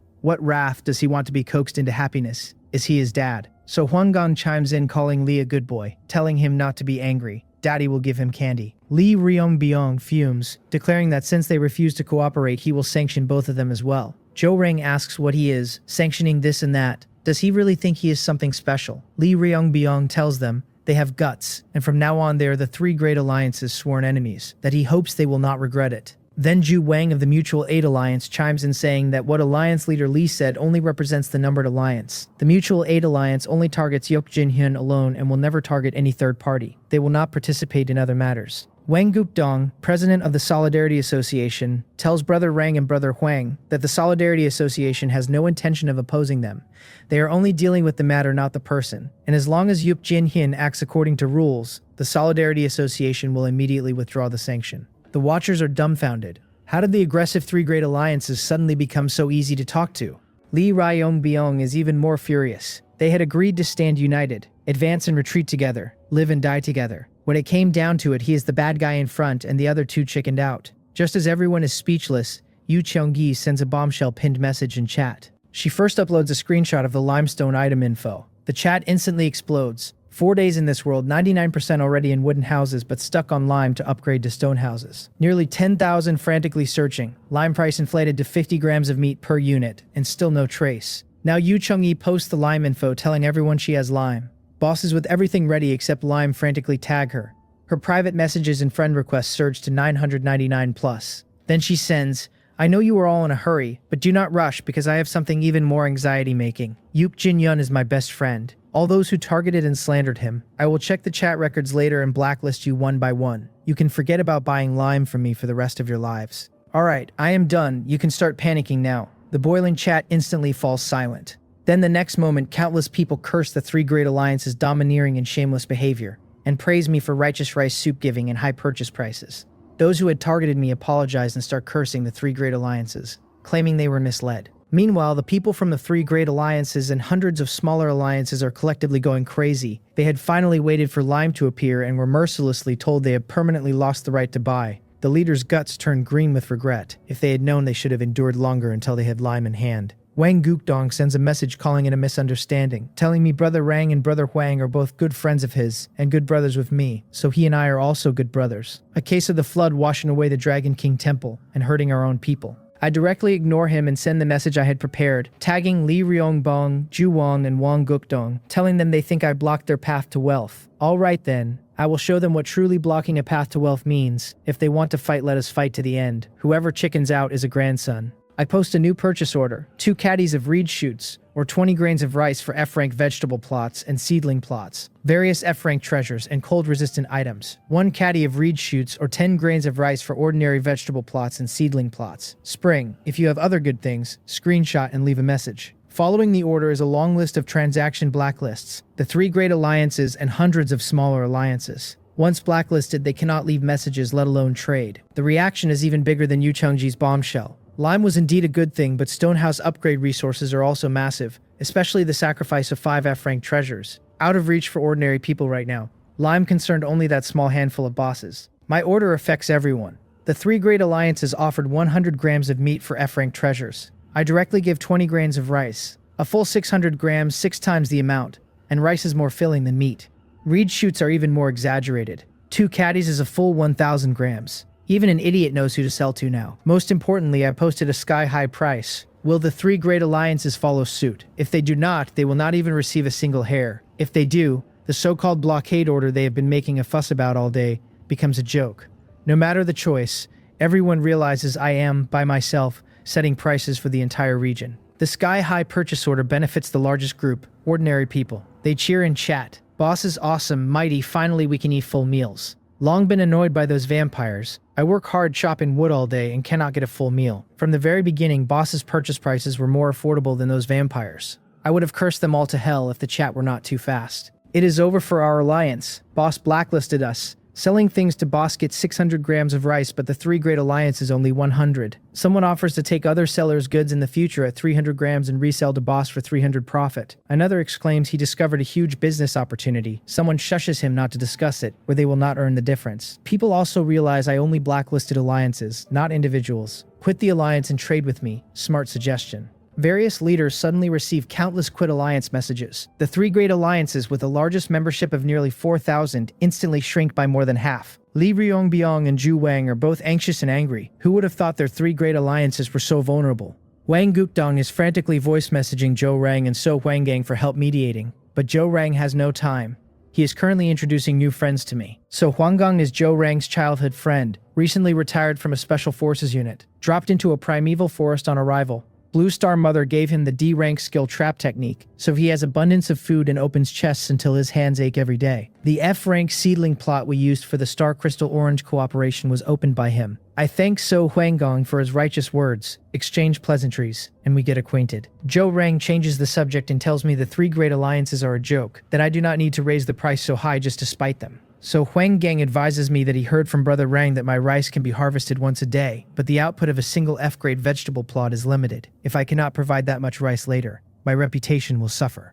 I tell them with a smile not to worry, the increase isn't entirely out of spite. As time passes, more and more people are finding food. Channel listings of food keep climbing. Seeds for various grains and vegetables have always been in short supply, which means everyone has seedling plots, not just a few, otherwise seeds would not be this scarce. People with seedling plots, even without fertilizer, will start gradually harvesting from day 7. From the day the polar night descends, a large amount of food will flood the market. These 3 days are the last chance to acquire resources with food. After 3 days, even raising prices may be too late. They are intelligent and immediately understand. Both follow suit and raise prices to acquire resources. When only I had raised prices, Li Ryongbyong figured one person could not handle a market of nearly 10,000. Now seeing 2 more, he just thinks they have gone crazy. Is it not better to acquire at low prices? Why raise 6-fold? Are you out of your minds? I do not care what Li Ryongbang thinks. I look at the messages under the order, painful and happy at once. The unprecedented price brings out good things hard to find on the market. F-rank seedling plots,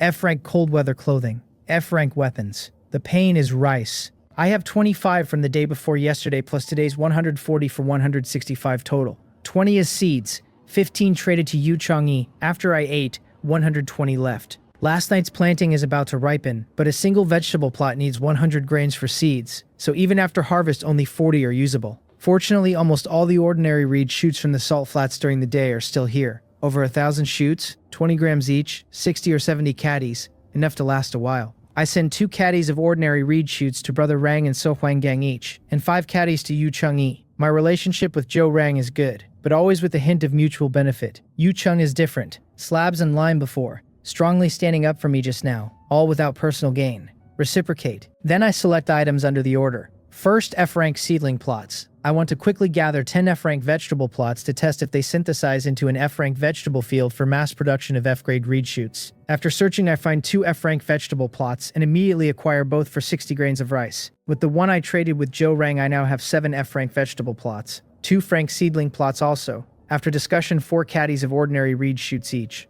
Next, the spring. The Oasis is currently only 200 square meters, not even as spacious as some large apartments, and many materials sit in the open. If it really upgrades to a stone house, 200 is definitely not enough. Kitchen and bedroom are separate plus a courtyard. Among more than 300 pages of messages, 8 miniature springs are for sale plus an unexpected surprise. Small spring F-rank treasure produces a small amount of fresh water daily. Foundation of an oasis. Each small spring expands the oasis by 1,000 square meters and randomly grants a small patch of forest. The 8 miniature springs go easy at 16 caddies of reed shoots. The small spring seller insists on 60 grains of rice and refuses to budge. Honestly, 1 small spring equals 10 miniatures plus a forest. No loss. I do not haggle and acquire it. F-rank pants and quilt the seller only wants rice. I arrange a trade for an hour later. Since rice is the only hard currency, even borrowing fish and meat from Zhou Rang and So Huanggang would not work. Many good things in the messages, but I can only drool until tomorrow afternoon's harvest. The chat is lively again. Voices boast that boss really keeps his word, that they just traded an F-rank vegetable plot for 20 grains of rice, 3 or 4 days of full meals. Others ask if I will send them rice water for the next few days. One brags about asking for reed shoots because he is tired of meat.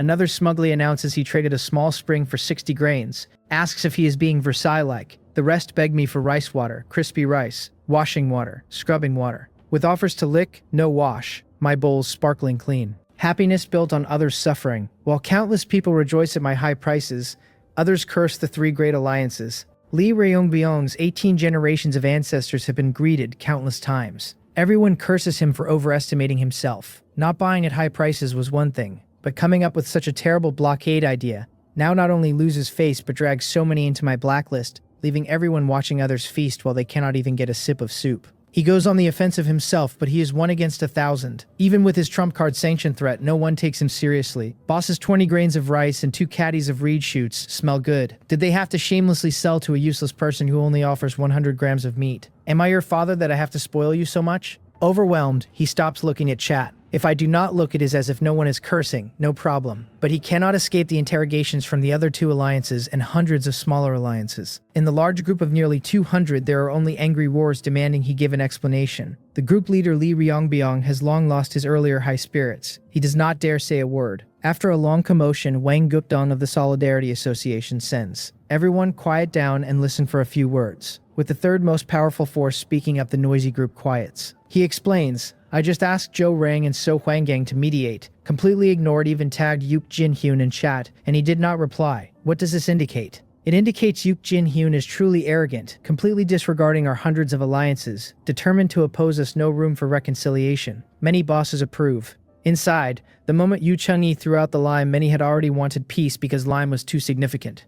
In their mental model, I am an alliance leader, a prominent figure. It is your honor I humble myself to seek you out. Who knew I would directly blacklist them, not even leaving room for explanation, simply ungrateful and overly bullying. Someone asks, "President Wang, since that Yuk fellow does not give us face, do you have any way to curb his arrogance?" Wang Gupdong sneers. "The method is very simple. We do not have to do anything. Just wait and watch him make a fool of himself."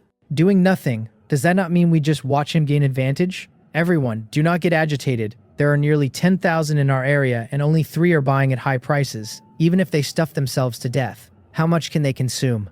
So we do not have to do anything. When those selling things realize their items cannot be sold, despite Yukfellow's high price, they will naturally come to us obediently. Our group controls 70% of the food in this region. Besides selling stuff to us, who else can they sell to? In 3 days, the eternal night arrives and there will be a surge in hoarding resources. Then forget raising prices. They should be thankful if they do not have to lower them. Those with food in hand are bosses. In a seller's market, buy if you want or wait to starve. Also, the lime issue is easy to solve. Although that Chiangyi claims to be Yuk Jin-hyun's friend. What is a friend? Isn't a friend meant to be sold? If they are not selling it, is simply because the benefits have not been offered sufficiently. So we find someone to contact Chengyi and offer 100 grams of meat per unit of lime, and if not enough, then 200, 300, even 500. The Liu fellow's loyalty also has a price. What do you all think? Resounding cheer. A man named Bang Jun volunteers. Before meeting me, Yu Cheng-hee had been accumulating resources by selling stones. Bang Jun saw her stable high stone output. The two became friends and agreed long-term. In the blockade order incident, he participated personally, mostly observing without comments. He feels his chances of negotiating are high. If successful, prestige and a profit margin both. For example, if the agreed price is 500 grams of meat per unit, why not claim 550 or 600? Energized by visions of food, he messages her asking if she is there. Yu Qiangyi is meticulously reviewing chat logs and blacklisting everyone who targeted me. She initially does not want to reply, but on second thought when she sold stones to him before he had not pressured her on price, so there is some goodwill. She replies asking if something is wrong. Bang Jun immediately reports good news to the group. Wang Gupdong urges him on. Bang Jun continues, telling her he wants to buy some limestone at a high price. Whatever price she names, he absolutely will not bargain. Sincere enough. She replies without thinking that she has no plans to sell at the moment. Bang Jun tells her not to be like that the price is up to her, full of sincerity, offering 300 grams per unit. She tells him she is not selling. He calls her his good brother, says their cooperation has been pleasant, asks her to give him some face. How about 500 grams of meat? She sees a persistent stray dog refusing to give up and directly blacklists him. Bang Jun, seeing no reply for a long time, thinks she must be tempted, and considering. He does not rush, instead reports the good news to the group, earning unanimous praise. Nearly 200 bosses then patiently wait in the group for good news. By 4:20, the crops in the patch are ripe. The 4 wild strawberries have grown nearly 100 fruits, each thumb-sized and bright red. The 20 screaming peppers have all grown to over a meter tall, covered with screw-shaped green peppers. Even before harvest, a spicy aroma subtly fills the room. 290 green peppers harvested, enough for at least a month. No need to keep planting. 145 rice grains harvested, 100 base, 40 from F-grade fertilizer, 5 from the field's 5%. I keep 100 for after midnight planting, 5 for tonight and tomorrow's food. The remaining 40 exchanged for the F-grade pants and quilt agreed earlier. With new ingredients, I send a portion to Zhou Rang, So Huanggang, and Yu Chengyi and trade over the F-grade reed roots and fertilizer agreed last night. I received 2 fish and a large piece of wild boar meat as return gifts. Just as I am about to enjoy a good meal, a series of hick-hick sounds come from outside. I peek through the door crack and am stunned. Old Tai is fiercely biting Camel Bro's hump, and even though Camel Bro screams hick-hick, he keeps biting Old Tai's stalk and not letting go. Camel Sis and Camel New are under the Huyang eating my harvested reed and observing the battle, completely unconcerned. The 2 ancestors are craving each other's bodies. Sin. I bundle up and go out to mediate. The sun set over an hour ago, temperature directly below 0. As soon as I push open the door, cold air hits me and I stumble. A thin layer of frost covers the ground. This damn weather, 30 to 40 during day and below 0 at night. Absurd. I act peacemaker. No matter how much I plead, the 2 ancestors will not let go. I cave and use fertilizer and reed shoots to coax them like children, finally getting them to bury the hatchet. Since I am out, I drop the springs into the small puddle. The next moment, the yellow sand around the oasis turns into soil and grows countless green grasses, finally forming a large oasis. The expanded oasis is roughly the size of 4 basketball courts. To the north, a small patch of lush green oleaster trees, about 7 or 8 meters tall, 10 total, each adorned with golden yellow small flowers. The puddle in the middle increases to about 10 square meters, barely a small pond. The water inside is over a meter deep, crystal clear to the bottom, a thin layer of ice on top. The oasis is now covered in green grass, and the Camel Bro family, seeing so much fresh food, stops eating reed and starts nibbling at the greenery everywhere. I need to set up a shed quickly to shelter them and to keep them contained lest they eat the entire oasis. Back inside, dinner, F-grade reed shoots cut into small pieces, blanched to remove bitterness, stir-fried with wild boar meat, screaming pepper added just before serving. Incredible. The fish Zhou Rang sent is pan-fried with rendered wild boar oil, then water added and brought to boil, set aside. Another clay pot heated red-hot, fish soup poured in, boiled several times until snow-white, garnished with tender screaming pepper leaves. Last, a small plate of washed wild strawberries as fruit. Spicy crispy reed shoots stir-fried with wild boar meat go very well with rice. I finish 4 grains in one go, my mouth greasy and my stomach full. So full I only drink a small portion of fish soup. The rest is perfect for tomorrow's breakfast. I eat strawberries while quietly observing my body. Yesterday was the first F-grade food and the improvement was visible. Today's is about 0.8 relative to yesterday's 1. Clearly less intense. Either I am building antibodies or the body has not fully digested the energy. After resting to digest, I use 20 units of stone to build a furnace and put limestone into calcine. Half an hour later, the limestone is calcined into lime, and I take out slab, clay, and other materials and start building the F-grade heated kang. As a southerner, I used to think a heated kang meant burning fire directly under the bed, wondering if it would not roast people.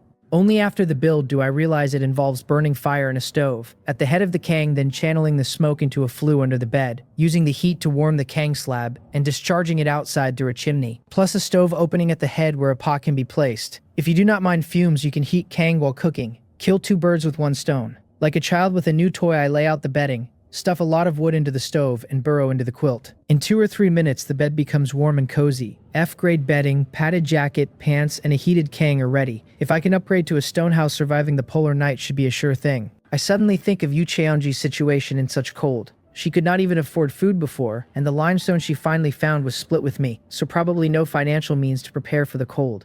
Last night's wave dropped to minus 10 Celsius, and it will be even colder tonight. If she gets sick, it would be a huge problem. I decide to give her the F-grade self-heating blanket. With my F-grade kang having 1 or not is irrelevant, and she gave me 40 units of lime without asking for materials in return. I trade the blanket. Bro, I have only used this twice. If you do not mind, make do for now. In such cold weather, straw alone is not enough. Do not let yourself get sick. Knowing she has strong self-esteem, I add, you absolutely must not refuse. You gave me lime and I accepted. If you do not accept a blanket from me, then you are not treating me as a friend. She had just finished eating and was hesitating whether to exchange some lime for cold weather items first, before she can decide the blanket appears. Originally, she does not want it, but seeing my message, she finally clicks agree. After the trade, she looks at the blanket close at hand, and the thought keeps surfacing. Others care about you because they consider you a friend, not for any other reason. You are deaf and mute, born with a disability. What are you thinking? After a long day, she takes out a small mirror and carefully examines the person in the mirror. Her face is devoid of color, pale and gaunt, her once bright eyes filled with bloodshot exhaustion. But putting that aside, she has a well-defined melon seed face, delicate features, slightly high cheekbones giving an impression of cold beauty and aloofness. The sculpted features plus naturally sharp phoenix eyes make her constantly exude a cold aura that warns others to keep their distance. Besides exceptionally high attractiveness, she has a devilish figure rivaling supermodels. 171 centimeters tall, shoulders and hips of equal width. The most perfect 9-head body ratio. Rolling hills, wasp waist, narrow back, perfectly straight legs. Descriptions barely scratch her grace. The only minor flaw, perhaps from her disability and past, is that she unconsciously hunches her shoulders and back, walks mostly with head down, hardly daring eye contact, a sign of lack of confidence and insecurity that prevents her temperament from fully displaying. Even so, on Blue Star she still attracted persistent admirers. She knows her appearance is passable enough to be called a beauty. But what does that matter? Who would like a mute who cannot even say I like you? Who would constantly accommodate a deaf person who cannot hear a sound? Knowing it is impossible, why keep hoping? She quickly puts down the mirror, face filled with a bitter smile. People who are destined not to be in the same world should not try to force their way in. As a cripple like her, having a true friend to rely on should be enough. After a silent sigh, she adds wood to the fire pit, wraps in the F-rank self-heating blanket, and lies down on the hay. Meanwhile, I am browsing on the heated bed. With all the rice gone, no good items are tradable, but ordinary goods can be exchanged for reed shoots. A livestock shed blueprint. By consuming wood and dry grass, build a roughly 50 square meter shed for shelter. A silage room. Ferment plants into feed that is more palatable, more nutritious and shortens livestock growth. Similar function to compost bin. A water purification pond. Camel Bro and family have been drinking from the pond, unsanitary for humans and animals to share. I spend 2.5 caddies of reed shoots for these 3, but when I prepare materials and try to build the livestock shed, I find the wooden house cannot have attached buildings, and the silage room is the same. I have to wait. I keep browsing until midnight, then rush to the vegetable plot to plant 100 dry rice seeds, fertilize, water. Intensive farming. After all this, I return to the heated bed and fall into a deep sleep. The night passes silent. When I wake, the sky is still dark. Handbook says today's daylight is only 4 hours. Sunrise at 12, currently a little past 9. Still early, I snuggle under the covers and open the handbook. 3 more F-grade vegetable plots and 5 F-rank seedling plots in the messages. Adding the 7 I have already, if I get these 3 I can test F-grade vegetable field synthesis. Plus an F-grade upgrade coupon that can upgrade an ordinary item to F-grade, magical, and an F-grade lantern that dispels darkness, deters wild beasts, provides protection at night. Sellers want only rice. Arranged to trade at 4:30 p.m. Then I glance at chat. Regional population dropped by another 300 plus. Not even polar night and mortality nears 10%. I cannot imagine how many will be left after polar night. Just as my mood grows heavy, Joe Rang messages asking if I have eaten. I tell him not yet, and ask what is up. He tells me it is good I have not eaten, and to come over, he will treat me to morning tea. I am dumbfounded. One of us is at sea, the other in the desert, separated by hundreds of thousands of miles. How am I supposed to go? Could Brother Rang be confused from sleep? As I am dazing, a strange prompt hits me. Friend Joe Rang invites you to the Senior Activity Center to attend a gathering. Do you accept the invitation? Friendly reminder, the Senior Activity Center is a special building. All attack actions prohibited. You can return at any time during the gathering. Senior Activity Center. Gathering. Am I dreaming? I pinch my thigh. Intense pain confirms not. Joe Rang urges me to hurry up and come over since old Huang and he are already there waiting. The urging makes it even more bizarre, even giving me the illusion that I am still on Blue Star being urged for a drink. Forget it. Since I can return at any time, I will go and see. I quickly wash up and accept. My vision goes black. The next moment, I open my eyes in a small room about 20 square meters. In the middle, a wooden square table. On the table, a clay pot filled with charcoal grilling fish, crabs, shrimp, seaweed, a ceramic teapot with steam rising. 2 middle-aged men stand by the table, one broad-shouldered and muscular, the abdominal muscle hunk type, the other in camouflage with a buzz cut and sharp bright eyes. A tough guy, a few words. Joe Rang asks if I recognize his voice. I exclaim and ask if those muscles are trying to charm thousands of young girls. He grins and tells me that is exactly the effect he is going for. Amid hearty laughter, he opens his arms for a bear hug. Then So Huang Gang shakes my hand and tells me his name and to call him Old Huang. I greet him and apologize for making them wait. He waves it off, says he just arrived too. After a few pleasantries, the 3 of us take seats. Joe Rang pours tea and proudly asks how about it. Called here so early, is it not a surprise? Absolutely. I press him to tell me what the senior activity center is about. He takes a sip and tells me he knows I am eager but to relax. Let us eat while we talk. The fish, shrimp, and crabs on the charcoal basin turn golden brown. Joe Rang brings in salt and a minced chili sauce and starts brushing while grilling. We devour, especially the grilled oysters, with chili sauce. After 2 grilled fish, 1 lobster, and a dozen oysters, I pick up a bamboo cup. The water tastes of pine. Joe Rang explains he wanted wine or tea, but the market had none, so he had Old Huang pick pine needles. So Huang Gang chimes in. Should have said earlier we were having a barbecue, otherwise he would have brought field mice and bullfrogs. Next time, prepare mushrooms since his primeval forest is rich in resources. No problem. Almost full, I ask about the senior activity center. Joe Rang laughs. He opened a special building blueprint from a box yesterday, but the materials were tricky and it took a whole night. The center allows each activity room to hold a gathering every 3 days. The number of chairs determines how many friends can be invited. The dining room is a gift after completion. Future builds, fitness room, chess and card room, library, materials hard to obtain. I tell him enviously his luck is too good. I had thought I would not see another Blue Star person in this lifetime. He promises to build more activity rooms so we brothers can gather daily. Then he says he also has something to ask for help with. I hesitate. Is it the F-grade reed shoots or the lime? He laughs. No wonder we are brothers with this telepathy. I tell him with a bitter smile that I do not have many F-grade reed shoots left. He asks if I can at least get him some lime. So Huangdong sincerely tells me we have only just started interacting, and it is impolite to be so presumptuous. But with the eternal night approaching, he can only shamelessly ask. I wave. It is not a matter of whether I can. It is mainly that there is not enough time. Yu Qiangji was mining all day yesterday and only managed 80 units in 6 hours. Today's daylight is 4 hours plus tomorrow's 2. Another 80 units is the limit. Barely enough for her own upgrade. Joe Rang complains that he just guaranteed to Old Huang that as long as I stepped in there would be no problem. He suggests Yu Cheng could mine at night with torches and lanterns to deter beasts, with him and Old Huang covering the cost. I cut in. No, none of us has the right to ask others to risk their lives. He persists. So Huang Gang frowns and winks at him. Joe Rang catches the wink and changes tone. Conceding my concern is valid. The risk is too great. Let us put off upgrading. So Huang Gang smooths over, telling us Brother Rang and he have almost prepared enough. If even they cannot make it, then probably only a few in the area will. Joe Rang smiles and tells Old Huang not to worry too much. The Senior Activity Center maintains a constant temperature year-round and is immune to all natural disasters. Worst case, the 3 of us brothers hide here. His words remind me of the F-grade wonder I discovered, also immune to all natural disasters. My last retreat. The eternal night no longer seems so terrifying. Joe Rang asks, by the way, whether I have a pretty good relationship with Yu Chengyi. I nod. Not bad. This guy is honest. Helped him with a small favor and he insisted on splitting limestone equally. Joe Rang likes the type and proposes we invite him to get acquainted. If we get along, the 4 of us might form an alliance. Me Logistics, Old Huang Combat, Yu Chengji Chief Financial Officer, himself alliance leader since he is the oldest and best at building relationships. I say let us talk about it later, I will ask first. Yu Chengji had said when sick that he had no family or friends. If invited, he could make 2 good friends and thank me in person, 3 benefits in 1. I message him. He rejects without a second thought. The thought of me discovering he is deaf and mute, distancing, then not even being able to be friends. Worse than death. He is content with text-only communication that lets us remain friends. I do not press. I had a similar experience. If I had not met a gentle soul in college who spent 4 years warming me, my state probably would not have been much better. Some shadows take a lifetime to heal. Joe Rang and So Huang Gong both look regretful. Joe Rang changes the subject and asks if I want to come kill sharks, since I keep saying he opens too many boxes. I look out at pitch black and reply with a wry smile asking if I am delivering takeout. He says we have strengthened physiques, killing a few in shallow water is no problem. I tell him to forget it, find a time when it is bright. So Huang Gong says seriously that Brother Rang's suggestion is good. This world is not peaceful, Blue Star. When we encounter danger, there are no police or troops. Our only reliance is ourselves.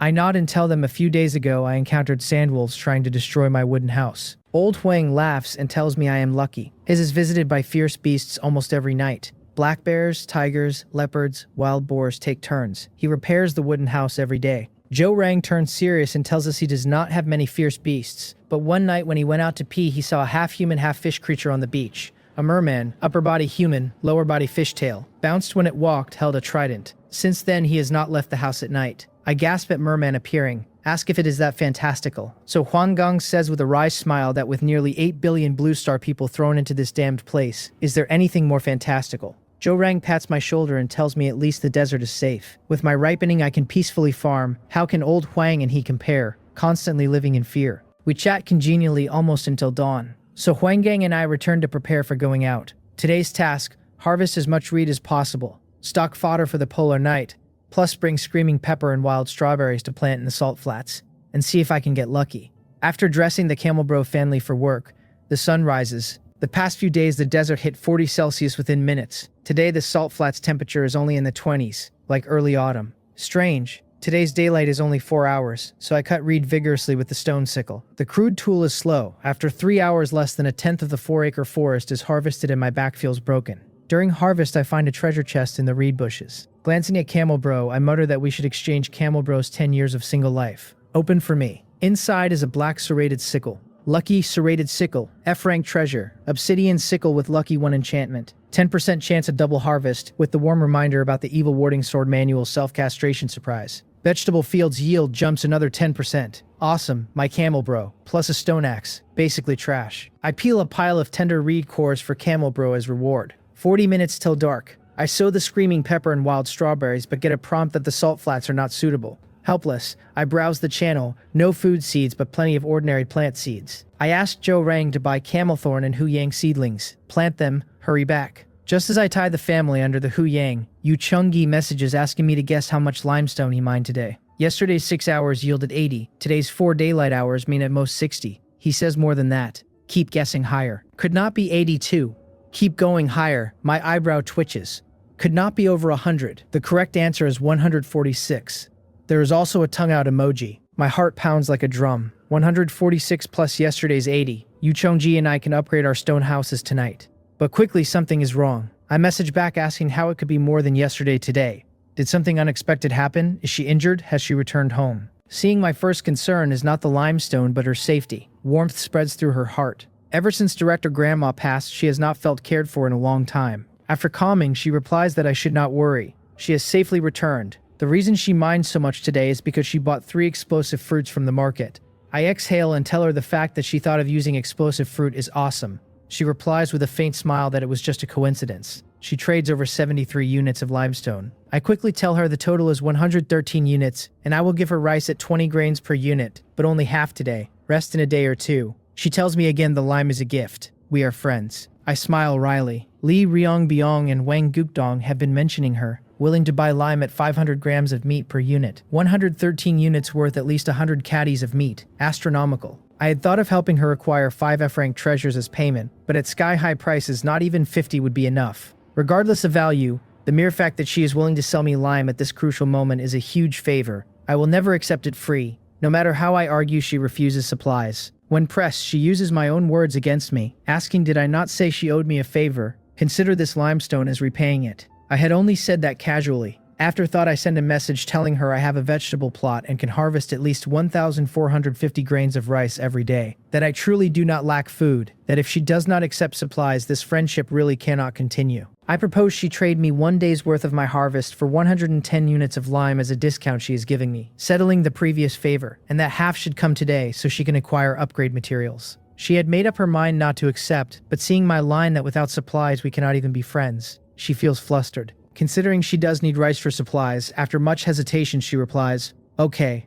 I sigh. This guy is good in every way except too stubborn and overthinks. After chatting, I put the limestone into the furnace. Time hits 4:20 and the dry rice ripens. The 10 square meter vegetable plot covered in golden rice ears, the air filled with harvest joy. I solemnly take out the lucky serrated sickle and harvest. During the harvest, the sickle occasionally flashes white light and the number of grains on the ears doubles. After all 100 plants harvested, I have a total of 1,595 rice grains, perfectly matching the lucky 1 bonus. Too many to thresh, so I leave them. Peel when I want to eat. I quickly trade 800 grains to Yucheong and explain the extra is from the sickle to prevent overthinking. After she accepts, I send another message proposing we go gather supplies together, and then upgrade the stone house together.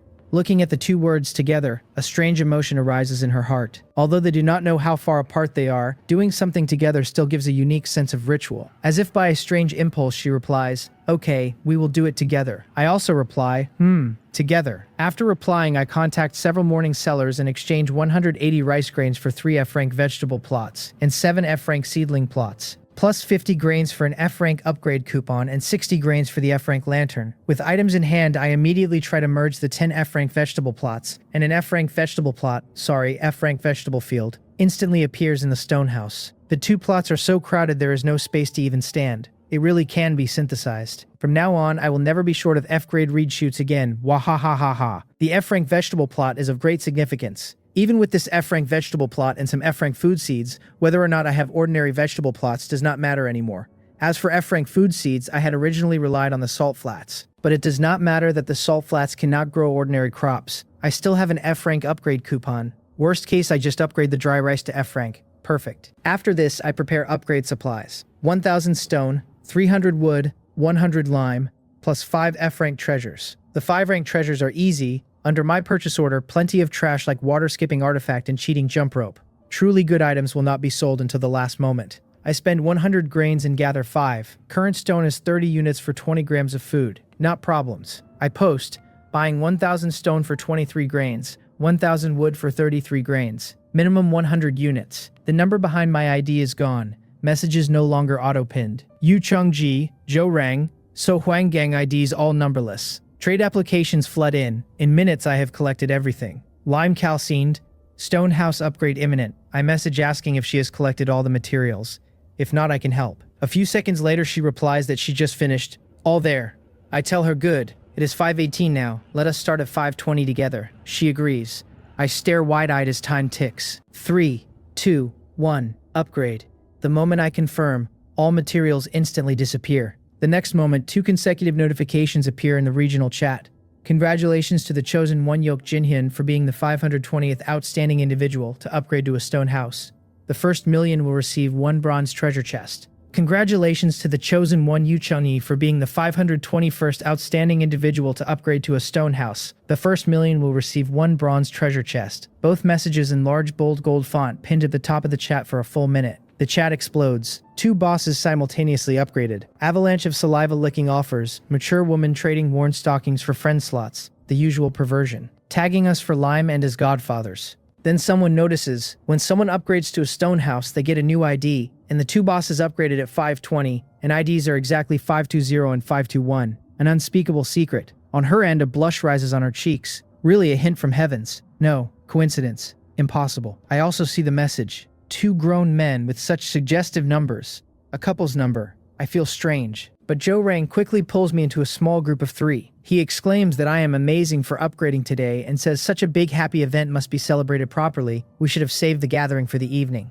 So Huang Gong is more reserved and congratulates me on getting the stone house. I tell them it was just luck. They do not know this guy Yu Chengyi actually thought of using explosive fruit to mine limestone. He got 146 units in just 4 hours today. Zhou Rang immediately asks if that means Old Wang and he also have a chance to upgrade before the long night. I tell them I cannot guarantee. I do not know if Yu Chengyi has run out of explosive fruit. I also tell them that I just upgraded and have not opened the chest. Ask them to wait while I handle things here. Then later I will see if I can pull Yu Chengyi into the small group so they can talk amongst themselves. Zhou Rang agrees and tells me Brother Liu and I do not need to make dinner. Old Huang and he will cook up something delicious. When we 2 are done, we eat and chat. No problem.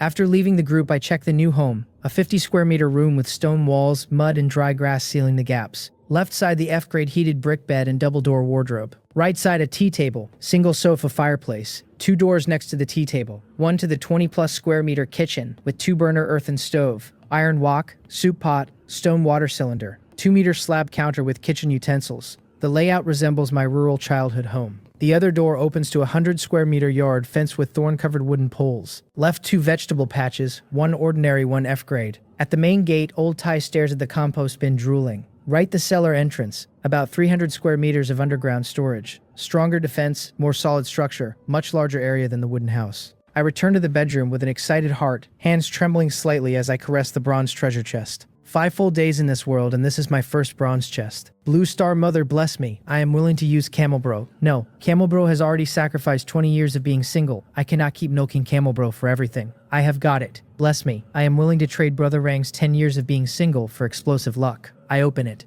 3 items, each high quality. I even suspect that with such heaven-defying luck, Brother Rang will not actually be a single dog for 10 years, will he? Wheat seeds, F-grade, matures once every 15 days, fragrant and a top staple food, can improve physique after consumption up to F-grade. Chubby old hen, F-grade poultry, cluck cluck. Warm reminder lays 1 egg per day. If too noisy, recommend a hot water bath. Latrine, E-grade building, comes with a composting pit. Can place any F-grade or E-grade materials to compost into E-grade fertilizer. Max 10 units per cycle. The higher the quality of the raw materials, the higher the fertilizer yield. Composting time 5 hours. Warm reminder, everything can be composted. Do not believe it, try jumping in. The latrine is my first E-grade item and perfectly matches my talent. Irreplaceable role in farming. I immediately place it in the yard, then find that although it looks small, it is even smaller inside. Just a squatting pit. Fortunately, the composting pit is buried deep, so no strange smell. Experiment first. 10 units of F-grade dung or 10 caddies of F-grade willow produce 1 unit of E-grade fertilizer. Outrageously low yield. I had not missed a single lump of F-grade dung at the foot of the small mountain or the salt flats. Total 231 units. Used some over 2 days. 182 left, plus over 10 baskets of F-grade willow at most. 200 caddies. So many F-grade raw materials, just over 30 units of E-grade fertilizer. To get E-grade fertilizer, I have no choice. I put 100 units of F-grade dung in. Then I take out the livestock shed blueprint and try to build it. To my relief, the stone house has a total of 5 accessory building slots. The latrine has occupied 1, leaving 4. If I cannot build a livestock shed, the family will not survive the eternal night's -40 to 50 Celsius. Frozen to death. Fortunately, I upgraded in time and can finally arrange employee dormitories. Stones, clay, dry grass, and wood, all inexpensive, traded with reed shoots earlier. I build the livestock shed on the left side of the stone house, about 10 meters long and over 4 meters wide. Walls built with stones and clay, roof a thick layer of dry grass. Since the shed is just an ordinary building with no attribute bonuses, to be safe I spend 50 rice grains on a fireplace blueprint and corresponding materials, installing a fireplace inside. The Camel Bro family is very satisfied with the dormitory, shelter from wind and rain, warm as spring, do not want to come out after going in. Only old Ty remains. When the eternal night arrives, I will simply let old Ty hide inside the house. Anyway, the stone house has a triangular roof, lowest point over 3 meters high, enough room for old Ty. As for the egg-laying hen, this is a great treasure. Find her a mate and they lay eggs. Eggs hatch chickens, roasted and grilled chickens, endless. A great treasure needs special treatment. I build a wooden pen in the bedroom and temporarily let Big Treasure live with me, saving the trouble of looking for the chicken. After these trivial matters, I message Yu Qiangyi asking if she is done. She replies, almost. I ask if she got anything good from her bronze chest. She tells me she got an E-grade mining path technique. Sacrificing an F-rank treasure opens a 10-meter-long mining path. Sacrificing an E-grade treasure opens a 100-meter path. The path comes with sturdy and ventilation attributes and increases mining speed by 50%. I take a deep breath. The mining path increases efficiency by half, and combined with her E-grade iron pickaxe, she turns into a human excavator. She lists 3 other items: an F-grade handcart that can transport materials, an enchanted book of Lucky One, and an F-grade fireplace blueprint. An E-grade skill, 2 F-grade items, plus a Lucky One enchanted book that perfectly matches the mining path technique and the iron pickaxe. Definitely a human excavator. Her luck is even better than what one would get by sacrificing Brother Rang's 10 years. She offers any of them to me. I tell her no. I also opened a lot of good things today. She should keep them. I add that there is something else I need to tell her. Yu Chongji frowns and suddenly sends, somewhat displeased, asking if I can just call her by name from now on. She is not used to always being called brother or buddy. I am confused. Were not those very common terms of address?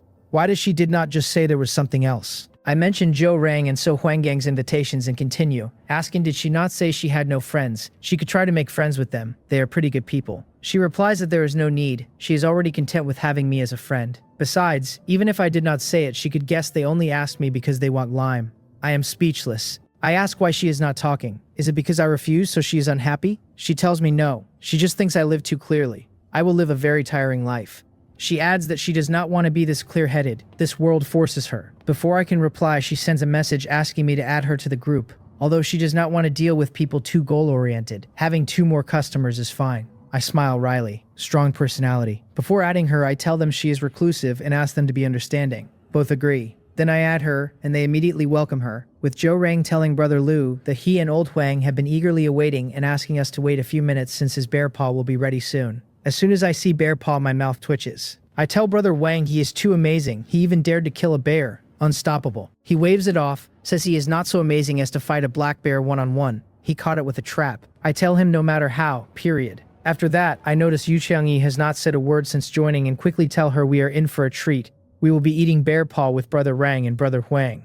Only then she sends a message thanking Brother Rang and Brother Huang for their hospitality. Zhou Rang laughs and tells Brother Lu that since she is my friend, she is also old Huang's and his friend. No need to be so polite. So Huanggang agrees, says no need, the bear paw is cooked and he will trade it over right away. I receive Sue's traded food, a plate of roasted bear paw, a bowl of wild boar stir-fried F-grade reed shoots, a pot of wild chicken stewed with mushrooms, plus a small dish of unknown stir-fried wild vegetables. Then Zhou Rang trades over a dozen grilled oysters, a steamed lobster and a portion of crispy golden fried crab. After confirming, Zhou Rang sends a message proposing that although there is no wine, we can use soup instead to celebrate me and Brother Lu getting our stone house, and proposes a first round, so Huang Gang seconds it. After drinking, Zhou Rang proposes that for the second round Old Wang and he toast Brother Lu. To be honest, seeing her stone house upgrade today, Old Wang and he are also eager, so for the second round they hope Brother Lu can take care of Old Wang and him. After that message, Yu Qiangyi remains silent for a long time. The originally lively atmosphere quickly cools. Whether chat or private or group, all messages send telepathically fast as voice. Seeing she has not replied for a long time, I send her a private message asking if another buyer has already reserved the lime. She could just say so directly. Unexpectedly, she replies almost instantly that she is done with her work. Then she sends in the group apologizing. She ran out of explosive fruit. Was just asking the seller if he still has any. I had told Zhou Rang and So Huanggong earlier that her ability to mine so much today was due to explosive fruit. Seeing she is not refusing but contacting for fruit, Zhou Rang exhales and apologizes that it is his fault. He should have finished eating before discussing serious matters. She tells him it is fine, we can chat while eating. She just asked the seller and he said he does not have any in stock. Zhou Rang frowns and tells her he will check the chat with Old Huang later to see if they can acquire some. No rush right now. Come, let us continue eating. As soon as he sends, she immediately follows up, telling Brother Rang and Brother Huang that if they can acquire explosive fruit or other items, she can prioritize selling lime to them. But she hopes they exchange them for F-grade items because Yuk Jin-hyun has already traded her 1,400 grains of rice, and she is not short on food now. After a while, Zhou Rang asks Brother Lu if it is convenient to tell him what type of F-grade item she needs. She replies that she has not thought yet. She will make a list and send to them later, of course with a discount on the price. Zhou Rang agrees that he and Old Huang will acquire the relevant items as soon as possible and contact her with news. She thanks them. After sending in the group, she immediately privates me asking if I need anything. Tell her and she will have Zhou Rang and the others acquire it. I smile wryly. I had dealt with her so long and I felt that aside from being a bit stubborn, she was straightforward and easy to talk to. Only now I realize I was completely mistaken. She only seemed straightforward and easy with me. Facing Zhou Rang and So Huanggang, she not only adopts a business-like attitude, but subtly exudes an unapproachable aura. Most importantly, I had always thought she was reclusive and probably not very good at dealing with others. So I gave Zhou Rang and the others a heads up beforehand. But looking at the conversation, she made all the demands she needed, considered all the favors she needed, every word leaving room for maneuver, never completely shutting down possibilities. For example, she said she would give a discount, but did not mention how much. Would it not still be up to her to decide the price then? Another example, she said she wanted F-grade materials, but as for the specific type she said she would list later. Even when they first started discussing business, she also conveniently painted a grand picture for them, saying as long as they acquired the items she would prioritize selling lime.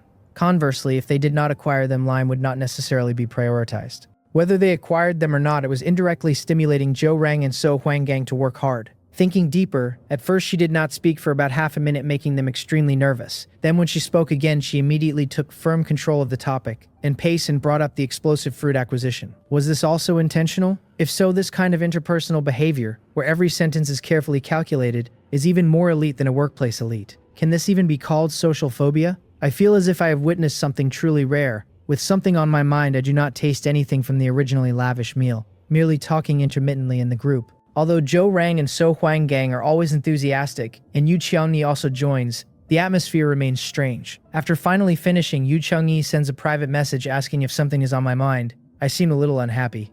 I tell her with a wry smile that I just feel like she becomes a different person when discussing things with others. I am a bit unaccustomed. After a while, she replies that she does not want to be so realistic and calculating, but if she does not have thorns all over her, who can protect her? Considering her personality and experiences, I do not know how to comfort her. Everything was forced upon her by this messed up life.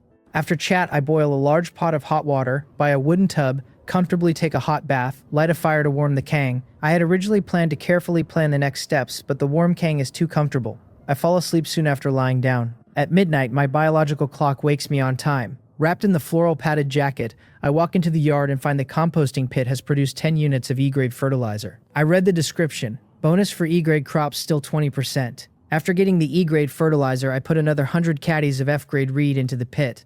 almost using up half my reserves. Then I plant the 10 F-grade wheat seeds from the bronze chest along with the F-grade reed roots, filling the vegetable field. Fertilize and water, use my talent skill.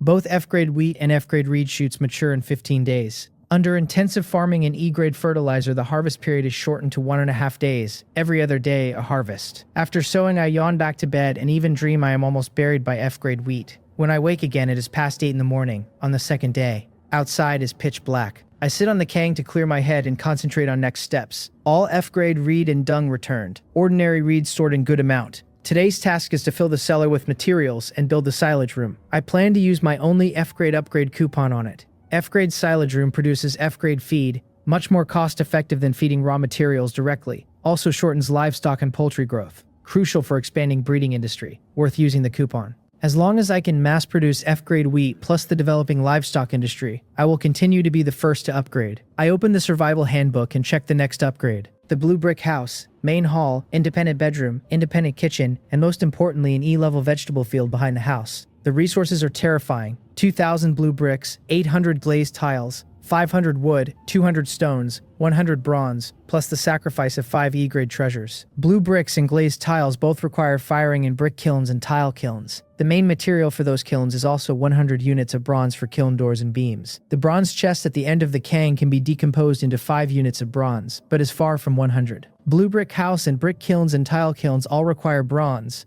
Another scarce material, Sai. After sign, I click the trade channel intending to add bronze to my listings. Unexpectedly, scanning the listings, my body suddenly trembles. Something big has happened. I remember last night the food listings were only 12 or 13 pages, with 50 per page. In just one night, the count surged to over 30 pages. More than 1,000 sellers. Even more terrifying, listings still climbing. The emergence of a large amount of food will greatly impact prices. Acquiring supplies at rock-bottom prices in the future will be impossible. I quickly check chat and roughly understand. Ordinary food matures in 7 days, with ordinary fertilizer 5.5. Today is the 6th day. Those who got seedlings, seeds, and ripening tools on day 1 are nearing harvest. Brothers Sue and food is just the prelude. The real climax tomorrow when those without ripening tools all harvest. Starting tomorrow, hunger will not be a problem. F-rank food that enhances physique will undoubtedly be the next hot commodity. Improving strength is always top priority above weapons and armor. I am incredibly grateful I raised prices 2 days in advance, acquiring a large batch at high prices, effectively making a huge profit at the last moment. The F-rank lanterns, upgrade coupons,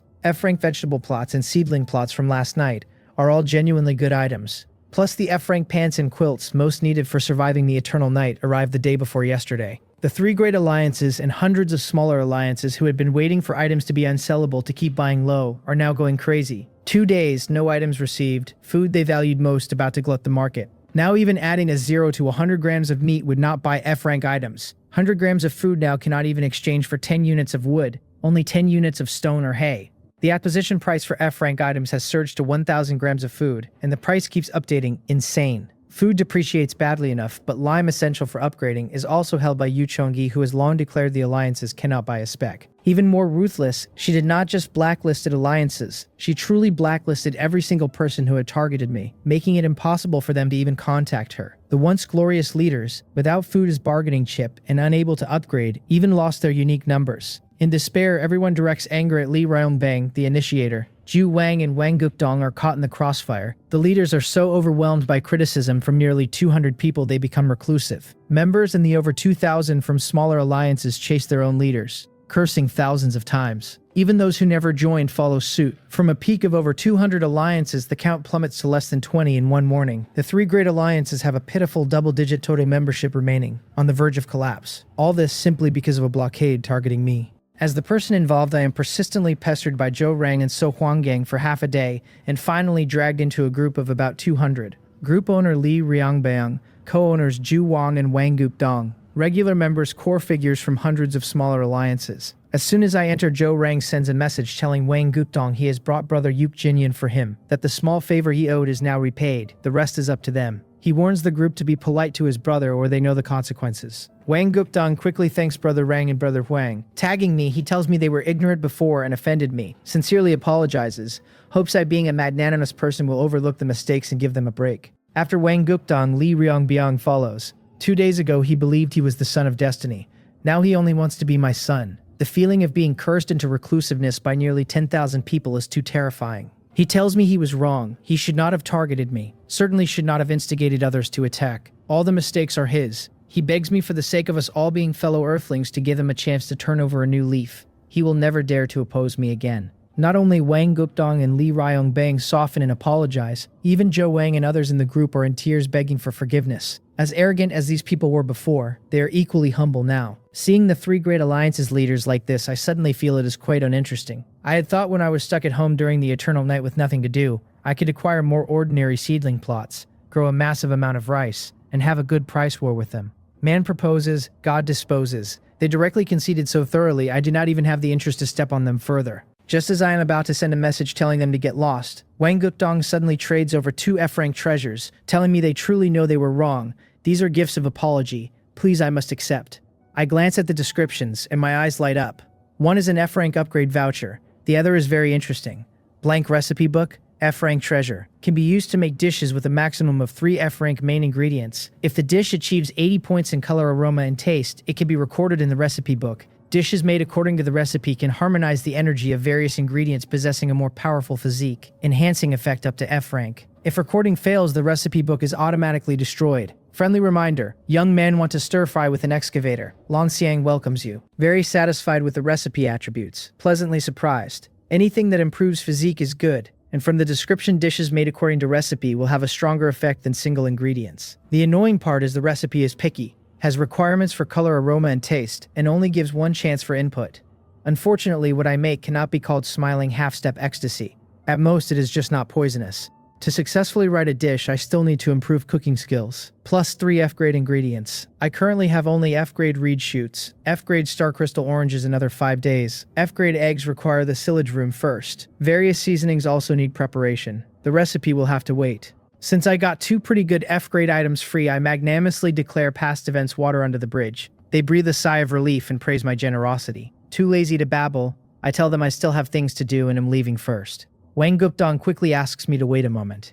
When can they buy lime from Yu Chengyi? Very puzzled, I tell him I am not Yu Chengyi. Why ask me? He says she blocked all of them. They cannot contact at all. I tell him she blocked them. What does that have to do with me? Wang Gupdong becomes anxious, says they have already apologized, and I accepted their things. I chuckle and tell him, if I remember correctly, those 2 items were gifts to apologize. I accepted and expressed forgiveness. What else does he want? Besides, I am me, and Yu Cheng is Yu Chengyi. Sending 1 gift to accomplish 2 things. Dream on. Their little schemes exposed face to face, they are speechless. I do not want to say more. Drop a good luck to yourselves and leave the group. Survival Handbook Home shows it is still 12 o'clock for dawn. Only 2 hours of daylight remaining. Only 10:30 still early. Might as well build the silage room. Since the silage room blueprint is ordinary grade and materials are simple, I gather them for 25 grains. The room is 4 meters high with a fermentation tank made of stone and clay. Raw materials placed inside ferment for 5 hours to produce coarse fodder. Coarse fodder is divided into block-shaped feed for livestock and small particle for poultry, and shorten the growth time of ordinary livestock and poultry by 20%. Ordinary silage room produces 7 caddies of coarse fodder from 10 caddies of raw material, max 100 caddies at a time. After I use the F-grade upgrade coupon, the fermentation tank enlarges by a circle. Now it can ferment 200 caddies of F-grade coarse fodder at a time. Output rate from 70 to 80%. Most importantly, F-grade coarse fodder shortens growth time of F-grade livestock and poultry by 20%, and the bonus for ordinary livestock and poultry reaches an astonishing 40%. While the silage room's function is powerful, I quickly realize a serious problem. Both the room and the composting pit require a large amount of F-grade raw materials. The most ideal solution would be to plant a large number of F-grade reeds, then use the reeds to make coarse fodder to feed livestock and poultry, collect F-grade dung to make fertilizer to replenish the vegetable plot. A self-sufficient industrial chain. The current problem is too few F-grade livestock and poultry. Relying solely on camel bro and big treasure even with purgatives is not enough. Moreover, since there is not much F-grade reed left and it needs to be saved for E-grade fertilizer, the silage room can only sit idle. I still need to continue acquiring F-grade vegetable plots to expand reed cultivation as soon as possible. Otherwise, both the F-grade recipe and the silage room are empty. Having good things but unable to use them is too uncomfortable. After building the silage room, I boil water to wash up and make lunch. After eating, the sky is almost bright. I take a few rice grains, crush them, feed big treasure. I bring a large pile of reeds for camel bro and camel sis, and feed the fermented ordinary fertilizer to old Tai. After serving these ancestors, I ride camel Nu straight toward the small mountain east. I had been countless times but never climbed it. Today's daylight is too short, and I do not want to go to the salt flats. I will climb high to admire scenery and observe surrounding terrain. Perhaps with incredible luck I might discover another wonder. 10 minutes later I arrive at the foot. Since the mountain is only 200 or 300 meters, and there is not much vegetation, plus eating F-grade reed for several days my physique strengthened, climbing is not strenuous. In a few minutes I stand at the summit, looking out, all directions rolling sand dunes, the salt flats and my oasis completely obscured, no greenery visible, full of desolation and barrenness, no sign of life. I search carefully a long time, not a wonder, not even a single ghost. So barren even a rat would starve here. No hope, sigh. I let out a long sigh, and just as I am about to descend, the corner of my eye catches a black plume of smoke rising from the northeast. I am stunned, then overjoyed. Smoke. Someone nearby. I rush down at fastest speed and quickly check Camel News basket. Repeating crossbow, wooden spear, pottery water bottle, one-piece koi raincoat the same color as yellow sand all there. A small obsidian knife tucked into my waist. Fully equipped, can investigate. I flip onto Camel New and gallop towards where the smoke is rising. About 10 minutes later, one person and one camel climb a small dune, and a lush oasis comes into view. I jump off, lead Camel New to hide behind the dune, pick up weapons and lie alone on the dune to observe. The oasis is probably about 1,000 square meters, roughly half the size of mine. A small pond in the middle, surrounded by various flowers I do not recognize. Among the flowers, there's actually a gracefully fluttering. I rub my eyes several times and pinch my thigh hard. Pain tells me I am not dreaming. But what creature is that? About 50 meters away, a creature about 10 centimeters tall, with colorful butterfly-like wings, but a human-like appearance is now flying back and forth among the flowers. Whenever it flies in front of a flower, it hovers, then buries its head into the petals, as if sucking honey. After collecting from one flower, it immediately flies to the next, very busy. I observe and see no other creatures. Dealing with such a seemingly harmless little one I should handle easily. I buy a fine rattan insect net and tiptoe forward. More than 10 meters out, she suddenly pulls her head from the petals and looks at me terrified. At close distance, I see clearly. She has the appearance of a human little girl, fair skin with a hint of pink, crystal clear, petite as a finely carved porcelain doll. Long emerald hair almost as tall as her body, upper body wrapped in pink petals, lower body a small leaf-woven skirt, bare feet. Seeing me with the insect net, she flaps her wings, turns, runs, squeaking out a plea for help, and begging me not to kill her. Heavens, it can talk. Do I look like a bad person? I tell her I will not kill her and just have something to ask. She sobs that I will make her dance like the last bad master. I find that bewildering. I never said anything about dancing. She flaps desperately, and we chase for 10 minutes until she finally hides on a treetop branch, trembling. I pant up at her, telling her I just wanted to ask a few questions. Does she really have to fly so high? She wails that I am a bad guy and she will not dance. Will not even if she dies. I tell her I never said I wanted her to dance. She insists that I did not say it, so I must be thinking it. I ask if she is alone. She puffs her cheeks angrily and tells me she will definitely not say her bad master is dead, and that she is not afraid at all living alone. I ask her name. She tells me her name is Flower Fairy, but the bad master called her Baby. I stifle a laugh. I ask what this master she mentions is. She tells me her master used to say he would give her lots of honey and make her his obedient little slave. I finally understand master means owner, strange accent. Tears flow from her eyes as she tells me her master was a liar. He did not give her honey, made her brew honeydew and dance embarrassing dances.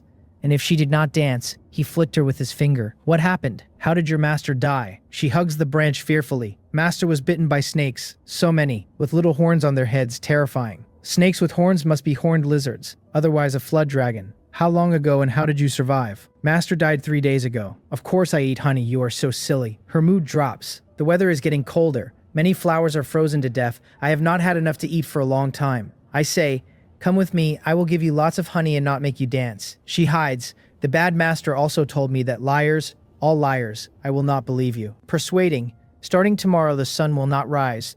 Very cold. All flowers will freeze. Are you not afraid of starving? I am not afraid. The trembling branch betrays her fear. I was going to take you home and treat you to sweet honey, but forget it. She pokes her head out greedily. Is honey sweeter than honeydew? I do not know. Wait. I will give you some honeydew. She flies off and comes back with a rolled up leaf. A floral scent wafts over. Wow, it smells good. The honeydew I personally brewed. Hurry and taste. See which is sweeter. I take the leaf. Clear, fragrant liquid. My body sends a strong craving signal as if urging me to drink. I pour it down. My eyes widen. Today is the 6th day. Without storage, I often had to move things and inevitably got scratches. After the honeydew, I find the wound on my right arm healing at visible speed. Too little. Only a small portion heals before stopping, but astonishing. A prompt appears. Honeydew, treasure brew, made by the flower demon clan using secret methods to collect morning dew and the essence of 100 flowers. Has healing effects for external injuries. Ordinary flower honeydew already this strong. If from F or E grade nectar, heaven defying. No medicine on the market. Honeydew is priceless, strategic material. My gaze toward little one becomes fervent, dumb and cute. Who would not be tempted? I must abduct her. No, bring her back to the oasis to protect her. I am doing it for her own good, not coveting the honeydew. A sincere smile crosses my face as I tell her her honeydew is sweet, but not as sweet as honey. She will know if she comes to my house. She asks if honey is really sweeter than honeydew. I tell her really. If I lie, I am a puppy. She asks what a puppy is. I cough that it is not important. If she wants honey, she should come with me. All the flowers here will freeze tomorrow. She hesitates. Striking while the iron is hot, I tell her honey is also made from flower nectar, but 100 times sweeter. One bite sweetens the heart. She sucks her hand craving and asks whether, if she becomes mine, I will flick her in the future. I shake my head like a rattle and tell her no, she is so cute, who would bear to? She asks whether I will make her dance a shameful dance. I tell her no, I am not some weird uncle. She points at my chest and tells me to let her ask my heart. Mama said humans are creatures full of lies, but a heart cannot lie. I open my arms. She presses her ear against my heart and I feel fragments of past memories flash through my mind like movie clips, as if she is flipping through them. In less than a minute, she flies to my shoulder and reports that my heart told her it is very lonely. Perhaps. She tells me it also told her I am kind and will not hurt her. She can rest assured. But it also told her I have no honey at my house, and I just want to trick her. I stifle a laugh. I had thought asking my heart was childish play. Now it seems she can also peek into memories. Amazing. She changes tone and tells me that although I tricked her, she has made a promise with my heart that I will definitely let her eat honey. Does I agree? Agree absolutely. We pinky swear. Done. Having finally convinced little one, I check the time. Only 50-odd minutes of daylight left. Time to go back. Since the oasis is already ownerless land, I naturally have to scavenge before leaving. Just now, while chasing little one, I had discovered the small wooden house in the middle of the oasis had turned to ashes. The black smoke pillar I had seen must have come from when the wooden house burned down. According to little one, the wooden house suddenly caught fire, and she did not know why. Although the wooden house is gone, the most valuable spring is still there. I look at the small pond. A total of 9 miniature springs can expand the oasis by a full 900 square meters. Even miniatures are rarely sold. This is a windfall. After collecting the springs, I think the oasis without water will take some time to be swallowed by the desert. Who knew that the moment the springs were collected, the grass of the oasis along with those dozens of trees quickly turned yellow and withered at extremely fast speed, finally turned into countless dust disappearing with the wind. The soil of the oasis also dried up and cracked at visible speed, broke into clods, finally turned into countless yellow sands carried away by the wind. Nearly 1,000 square meters of oasis completely disappeared in less than a minute, leaving no trace. This scene leaves me both shocked and emotional. If I were to unfortunately meet with disaster one day, would I also disappear so silently? No one would know, no one would care. Even the traces of my existence would be completely erased, as if I had never come to this world. Just as I am feeling sentimental, I see little one carrying a package larger than her body, desperately flapping her wings, flying crookedly toward me. She calls out that she can barely fly anymore and asks me to come help. I run over and catch her on my palm. She tells me, panting, that the package is honeydew and seeds the previous master had bought for her so she could brew honeydew. I open it and see, besides a small bamboo tube of honeydew, it is all various flower seeds. The seeds contain a surprise. Inside the basketball-sized bundle are nearly 300 to 400 various seeds, mostly common grade, but surprisingly 30 to 40 F-grade rapeseed seeds. Rapeseed flowers have sweet fragrance and are an important nectar source. Greens picked as vegetable, mature seeds pressed into rich oil unparalleled for stir-frying, stalks and cakes for fodder or fertilizer. The entire plant a treasure. Unexpected. After packing, I let little one stand on my shoulder. Find camel new. Hurry back. We make it to the oasis with 20 minutes till dark. Little one grabs my ear excitedly asking if this is our home. Yes, even bigger in the future. Before my voice fades, hick hick sounds. Camel bro and old Thai biting each other again. Just as I am about to intervene, little one flies onto old Thai's head and strokes, "Be good." To my astonishment, old Thai releases Camel Bro and Camel Bro scurries into the shed. Little one tells me Big Flower says the camel always wants to eat her. It hurts where she was bitten. She must have her revenge. Not only can little one talk, she can also communicate with old Thai. I urgently ask, quickly help me ask old Thai. She has eaten so much fertilizer. Why no F grade? Little one strokes. Big Flower says her own energy is sufficient, but the soil's grade is too low, limiting evolution. Such a simple reason, why did I not think? Fortunately, I have little one. I take out an F-rank seedling plot and place it next to old Thai. Old Thai pulls roots from the current plot, runs to the F-rank like an octopus, rapidly takes root. In less than half a minute, her height shoots up by more than a meter. Over 4 meters, almost level with the stone house. Info has changed. Twin-headed iron petal piranha flower. Growth-type creature. F grade. A cruel and tyrannical predator. Highly aggressive, simple consciousness distinguishes friend from foe. Currently in an evolutionary period. Warm reminder, never give a piranha flower to your girlfriend unless you want to replace her. Old Ty, aren't you twin-headed? Where is the other head? By the way, you are so anthropomorphic, you would not have grown an upper head and a lower head like a human. I lean in to peer around her stem. Old Ty quickly whips out roots and wraps herself tightly. Little one covers her eyes shyly. Bad master, big flower has only just evolved. The other head has not grown out yet. I am embarrassed. Good grief, can piranha flowers and flower spirits make dirty jokes too? Ahem, little one, play with old Ty a bit. I am setting down the springs. I drop the 9 miniature springs into the small pool. The pool grows by a third, soon a small pond. Since only miniatures, the oasis expands 900 square meters but no grove of trees. Little one is now on the desert date tree collecting nectar. Old Ty has shifted behind the latrine, drooling at the pit. The Camel Bro family is in the dormitory eating reeds. Fatherly gratification, the oasis has finally become lively. I am no longer all alone. Seeing the sky about to turn dark, I pull open the gate and find the reed shoots have all grown out. Didn't it say 15 days? I realize 15 days is from sowing to full maturity. The shoots are just tender sprouts. I had sown 90 units of F-grade reed roots and a total of 130 shoots grew. The E-grade fertilizer and vegetable plot bonused yield by nearly half. Heaven-defying. I quickly harvest, delete the previous order, post F-grade reed, shoots for E-grade items, or F-grade vegetable plots and seedlings. With a screenshot, the market has exploded to over 60 pages of ordinary food, but no one is selling F-grade. My order draws envy. Holy crap, one of the only 2 numbered bosses has appeared. F-grade food can improve constitution, so cool. Tagging me, will it turn you directly into Superman? Dreaming if E-grade you would become immortal. 168 tall elder sister will trade 6-day worn black silk stockings for a bite. The smell would kill someone. I like it heavy. Blah. While I enjoy, Joe Rang sends a voice call complaining that Yu Chung is way too inconsiderate.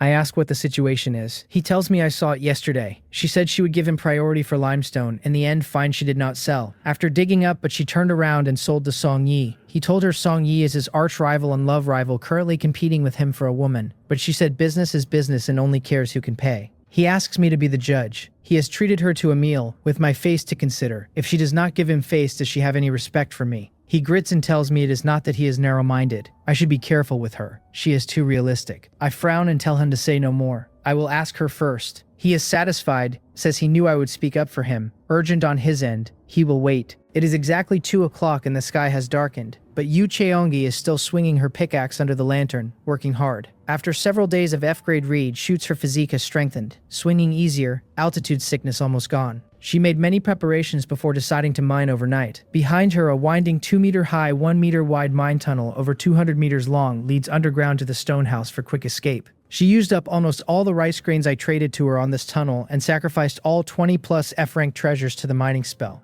Why she works so hard, she always feels her status with me is unequal. When she first met me, after accepting help and gifts, the only thing she could do was say empty thank yous. Same now, she hopes to mine more limestone to catch up to my pace, because she feels only when both parties are at the same level would help not become charity and friendship can last. With a lantern to deter beasts and the tunnel for retreat, she feels there should be no problem. 3 hours and she has only mined 40 units. She hopes to mine enough today for the rock expansion agent. Before her thoughts settle, I trade 50 F-grade reed shoots in. She asks me what I am doing. The reason for the 50 is that I had said yesterday I would exchange 1,600 grains of rice for limestone. But who knew food would depreciate so quickly? Now common food is almost worthless, and continuing to give her rice would put me at a loss. I cannot tell her this or she will say not to give supplies or just to give to her. So I deliberately use a serious tone and tell her to accept the items first. Then I have something to tell her. She thinks I have encountered trouble and asks what happened. How she can help. I tell her I just heard Brother Rang say they had a disagreement and ask what the situation is. Her brows furrow as she explains. When she had dinner yesterday, she told them if they could help her find items like explosive fruit, she could prioritize selling limestone to them. I know about this. Yes, from yesterday until now they have not acquired any items, so she contacted another seller of expansion agents. But that seller only accepts limestone. She has been mining from noon and only mined 40 units, which she has already traded away. Joe Rang ran over and questioned her directly, called her a treacherous villain, said selling to Song Yi would be breaking up his marriage, trying to morally blackmail her. She thinks he is ridiculous. He is not anyone to her. She never promised him priority. Before she can finish,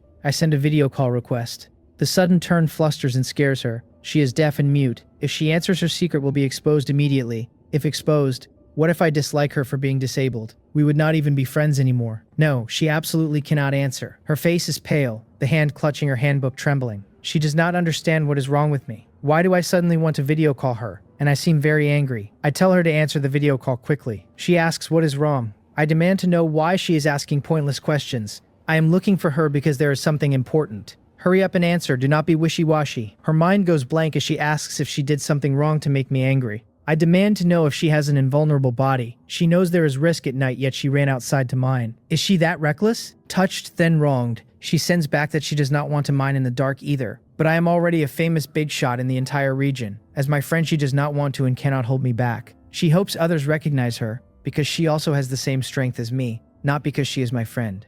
Reading her message, I am so frustrated I almost vomit blood. I had long known she has strong self-esteem, but I never would have thought that for such a trivial matter she would risk her life mining outside overnight. What the hell? Just as I am annoyed, she sends photos of the scene and tells me I do not have to worry. She has a lantern and a mine tunnel for escape. If she really encounters danger, she will run away immediately. She is not stupid, will not gamble with her life. Seeing she is not impulsive but prepared, I exhale. But I am very speechless about this reckless behavior, and do not feel like replying. She asks why I'm not talking. Am I still angry? She promises this is the only time. Will not do it again. Seeing I keep not replying, she becomes more unsure and changes the subject, telling me she was also wrong about Joe Rang. No matter what, he is also my friend. She should have considered my reputation. She offers to sell the limestone she mines today to Joe Rang first and asks what I think. She begs me to speak, says she is really scared. I laugh in anger and tell her she is not afraid of mining all night. So what the hell is she afraid of when I do not speak? And ask why I always feel her tone is strange, like a girl's. She originally wants to deny it directly, but after typing she inexplicably deletes it all and writes back asking if I wish she were a girl. Although she does not dare let me discover she is disabled, just telling me she is a girl seems not impossible. I had never asked her gender and she had never said she was a boy, so this should not be deception. She thinks so, but after sending she stares at the chat box, heart leaping. Time passes, perhaps a few seconds, perhaps centuries. Just as she feels she is about to suffocate, my message returns. If I wished you were a girl, would you become one? Stop playing these little games. Answer the video call immediately. I need to supervise you getting home. She panics and no longer cares about identity, replying flustered. I am going home now. I will send photos when I get there. She runs into the shaft with her lantern. 10+ minutes later, back at the stone house, she takes photos and sends, arrives safely. I relax. It is good. Do not be foolish again. Just wait until polar night passes. You do not have to worry about supplies. I can lend them. We are friends. Cheeks crimson. Eyes determined. I understand. Thank you. We are friends. Why be so polite? She takes several photos of her quilt from the angle of lying on the bed, then turns and burrows back into the mine shaft. I have just closed the handbook when I hear intermittent cries from outside. Help. I am going to be blown away. I forgot little one outside. I rush to the door. As I pull it open, howling wind mixed with snowflakes rushes in. The world outside is a vast expanse of white fingertip-sized snowflakes. The oasis a boundless white. Snowing in the desert, outrageous. Little one flies into my cotton jacket hood and exclaims that my body is so warm. Go inside. The fireplace is lit. No, the hat is warm and soft. Alright then, hold on tight. I move the F-grade vegetable field into the house to prevent the wheat from freezing. Moving buildings has a repositioning function. I light the fireplace in the shed and add wood. Back inside, I rub my hands. On such a cold day, a bowl of hot noodles would be perfect. As soon as I finish, a flash of inspiration. Holy cow, do not I have F-grade wheat? I can grind wheat into flour and make my own noodles. Making noodles is less difficult than cooking. Find a chef for guidance, get some secret recipes, and if the score reaches 80, would not that be a piece of cake? Most importantly, ordinary wheat is also sold, so I can practice with ordinary wheat first. I open the trade channel to buy materials. Stone mill indispensable, seasonings needed. But I discover a bizarre acquisition order. Just got a marriage certificate, hereby seeking a wife. Open-minded, uninhibited, and willing to open up. I am 18 and like ants. Do not disturb if under 30. Everyone else acquires items. This fellow directly acquires a wife. 18 but likes ants. Not afraid of being drained dry. Old saying, wolves at 30, tigers at 40, can suck up dirt at 50. Fearless in his ignorance. The comments are stranger. When he says 18, do you think he means age? Whether age or not, definitely not diameter. Innocent me actually understood it in a second. Driver, hit the brakes. This is not the bus to kindergarten. Sorry, stopping on the highway can cause accidents. Hold on tight. Black lines on my forehead. All right. Actually, I am 18 too. After leaving this group of perverts, I exchange my remaining 300+ grains of rice for wheat. Each grain is egg-sized, 3 grains will fill you, plus 30 ordinary reed shoots for a hand-cranked stone mill. For seasonings, I only manage green onions and garlic. No ginger, soy sauce, vinegar, or MSG. MSG is the king of seasonings. Without it, the taste is halved. But I remember reading a transmigration novel that dried sea cucumbers ground into powder are natural MSG. I have a few sea cucumbers. No vinegar is easy too. The star crystal orange tree is already covered with unripe sour fruits to replace vinegar. Just as I finish acquiring, Big Treasure keeps flapping and clucking, about to lay an egg. What makes me have a headache is that Big Treasure jumps onto the sofa and with her sharp claws quickly digs a nest. Holy cow, I have not even sat on this sofa once and you are using it as a nest. So arrogant. Do you believe I will give you a boiling water bath? Cluck, cluck. Oh, you dare to talk back. Cluck, cluck. Perhaps scared, the old hen clucks a few times then flaps off, leaving only a round egg on the sofa. On account of you laying an egg today, I will not give you a boiling water bath for now. Although I keep mentioning a boiling water bath, in reality when I see the egg, I am so happy my mouth almost cannot close. With eggs, wheat, and star crystal oranges, is it still too early for delicious egg noodles? I run to chat. Are there any chefs who can make noodles? Hiring for 1 F-grade reed shoot? Those with skill private message me. Not long after I am flooded with messages.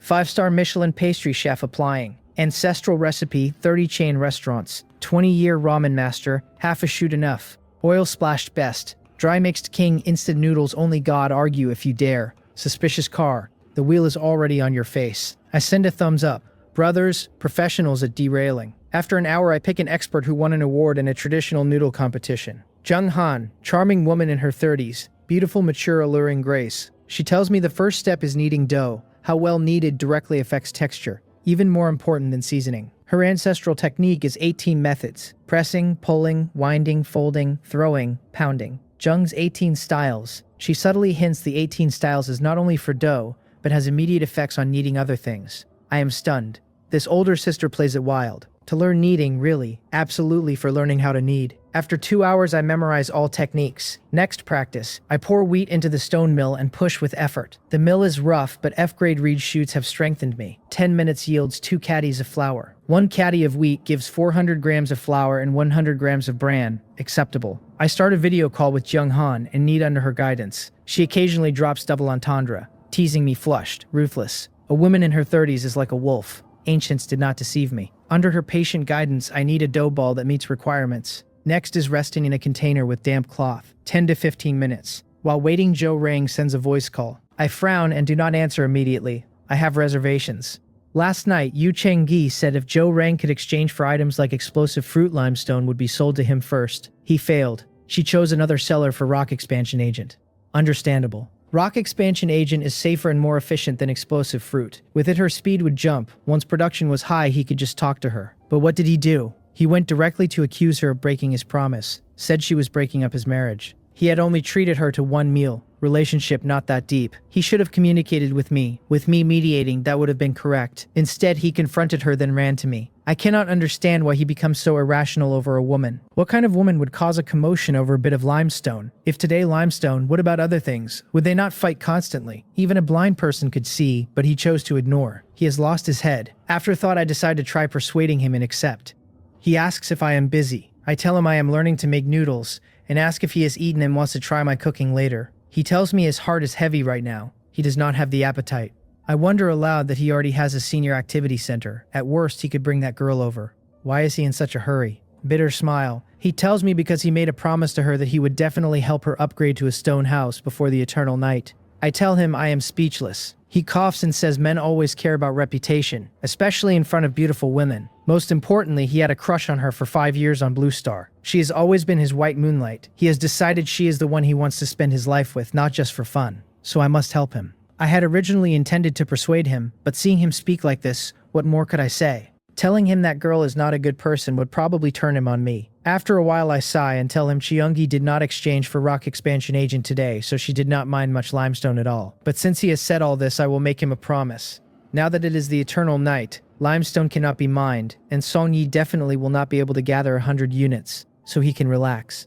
After the eternal night passes, I will talk to Yu Chongyi and prioritize arranging limestone for sister-in-law. Knowing gathering enough lime before the eternal night was impossible, Joe Rang asks if I can lend him some F-grade reed shoots. His sister-in-law did not get the limestone. He at least needs to give her a passable explanation. I think a moment, trade 10, and tell him to tell sister-in-law it is the eternal night now and there is really nothing that can be done. He calls me his good brother and says just for those words we will be good brothers for life. I tell him, all right, I am not a girl, do not be so mushy, go comfort sister-in-law. After ending, I originally think the matter is over. Who knew this trivial matter would become the beginning of falling out with Joe Rang over 3 hours later? The cause begins with Yu Changyi's second trade of 60 units of limestone. At 9:20 p.m. after more than 9 hours, she has mined 96 units. 4 more for 10 units of rock expansion agent. She estimates 10 units of agent will let her mine at least 500 units. In this period, an astonishing fortune that narrows the gap between us. Energy returns. Just as she is about to redouble, I send, Xiangyi, are you asleep? Not yet. Try the egg noodles I just made. She sees a bowl of fragrant steaming noodles traded over with a slightly crispy fried egg on top. From noon, she has not eaten a grain of rice. Her stomach rumbles. Thanks, I am just hungry. She picks up the bowl and devours. Never eaten such delicious noodles in her life. In a few minutes, she finishes the noodles and drinks every drop of soup. After a bowl, the chill is dispelled and her strength restored. She wipes her mouth. Delicious. I really hope you make noodles for me often. No problem. Whenever you want. Her nose tingles. Yuk Jin Hyun, you are so good to me. We are friends and you are good to me too. Will we be friends for life? Of course. No matter what I am like. Absolutely. Friendship has nothing to do with gender, looks, age, anything else. Friendship is pure and cannot be trampled by external factors. My firm tone alleviates her worries. This is the answer she has always dreamed of. By the way, I asked Chiangyi if she is very insecure about her appearance. She nervously asks why I say that. Didn't I just say no matter what we are friends? The reason I said is I kept trying to video call this afternoon and you never answered, so I guessed you were not very confident. We men do not need to be handsome. You also do not need to care, as long as you are strong enough. Who would dare babble? She is speechless. From childhood, she had met countless people who said all sorts of things, but no one had ever called her ugly. Now in my eyes, she is an ugly person who does not dare answer video calls. She thinks this is good. Saves trouble of finding excuses. As she ponders, I send, by the way, are you at home now? Yes, why? Send some photos. She blinks. Are you checking up on me? Damn, you are not a girl or my wife, so why? She sends prepared photos, including one lying in bed photographing her blanket. Good that you are home. Resources are external. Your life is most important. All right, I am going to be busy. Be confident. She suddenly feels a bit angry. Men are visual creatures. He keeps saying he does not care about looks, but is still hinting at appearance. Forget it. When I exchange later, I will look for cosmetics and nice clothes, lest he pushes luck and asks for photos. She anticipates what expression I will have seeing her dressed up. Probably a dumbfounded fool. With a beautiful vision, she picks up the pickaxe and continues. About 10 minutes later, she finally mines 4 units. She opens Song Yi's trade window, puts all 60 units of limestone in, sends, I have enough limestone, let us start the trade. Brother, I suddenly feel that exchanging 10 units of rock expansion agent for your 100 units of limestone is a bit of a loss. How about you add 50 more units? Her eyes narrow, a chill emanates. From childhood, she had encountered this countless times. Others always thought she was deaf and mute, easy to bully, would desperately try to squeeze every bit of value. Painful lessons made her understand. To avoid being bullied, she must be brave. Even if she could not fight back like a normal person, she had to put up sharp thorns to protect herself. She refuses without thinking. The price was agreed upon beforehand. No way, I will add. Brother, think carefully. I am the only one on the market with rock expansion agent, and you have already traded 40 units of limestone to me. If the deal falls through, I will not give those back. After 2 seconds, she replies, if you insist on raising the price, then unless someone else finds limestone, you will never be able to upgrade to a stone house in this lifetime. The leaders of the 3 great alliances, and hundreds of alliances, are still crying and begging for my forgiveness. Their fate is a lesson for you. 2 or 3 seconds and Song Yi quickly sends, sorry brother, I was blinded by greed. Let us stick to the previous agreement and trade immediately. A sneer appears at her mouth. Sorry, the price of limestone has increased. You will exchange 10 units of rock expansion agent plus 10 F-rank treasures for it. Remember, this is not a notification, it is a threat. Looking at the 10 units and 10 F-rank treasures, she finds it amusing. What a fool, trying to extort. The snow is heavier and temperature below -20 Celsius. Even in F-grade coat and pants, she cannot resist. Tired and hungry, drained, she returns to the stone house through the mine tunnel. She has just lit the fireplace when Joe Rang sends a message asking if she just sold 60 units of limestone to Song Yi again. She frowns and confirms she did. He asks her to sell him 100 units too he can buy at a high price. She tells him there are none left, sold it all. He calls her brother Lu and pleads, for Yuk Jin Hyun's sake, asking her to help him at any price, doubled even, considers it him begging. She patiently tells him she really does not have any left right now, but promises the next batch will be sold to him first. He says he needs it now. Bang Chin is making a fuss with him, says she will break up with him if he does not have limestone. She apologizes that she really does not have the strength to continue mining right now. He will have to wait. Originally, she thought at most for my sake she would go out again tomorrow. Unexpectedly, Zhou Rang angrily replies that he cannot wait another minute. He was the one who reserved the limestone with her first, but now she keeps putting him off. He said this concerns his lifelong happiness and he is willing to pay a high price. Why will she not be accommodating? She instantly loses the desire to talk to him. After replying with an apology, she closes her handbook. On Zhou Rang's end, he is so angry he smashes the kettle. At this critical moment, Bang Qin messages him saying she thinks Song Yi is more suitable for her and asks to break up. He fires back asking if it is just because Song Yi upgraded. She confirms. He spits that he took care of her food and prioritized F-rank items, and she dumped him because Song Yi upgraded. She replies asking did she ask him for it. Every time he insisted and said she was disrespecting him if she did not accept. She told him long ago she is just a delicate girl. She admires strength, loves whoever can give security. If he is not strong enough, that is not her fault. She ends it telling him to let them part amicably. Do not contact her. She is afraid her husband will misunderstand. Husband, his eyes turn red. He demands to know why she calls Song Yi husband just because he upgraded. Message rejected. He has been blacklisted. He bought a watch last year. He smashes everything roaring that it is all Yu Chengyi's fault. If she had not sold to Song Yi, how could Bang Qin have left? And he turns on me too. He poured his heart out to me, but I swore limestone could not be mined. And Yu Chengyi sold to Song Yi. He treated me like a brother, but I played him for a fool. He blacklists Yu Chengyi. I, the accomplice. He is about to blacklist too, but his remaining rationality makes him hesitate. We had called each other brothers and the friendship could not be faked, so he gives me a chance to explain. If I admit my mistake and help him get limestone from Yu Chengyi, he would still forgive once.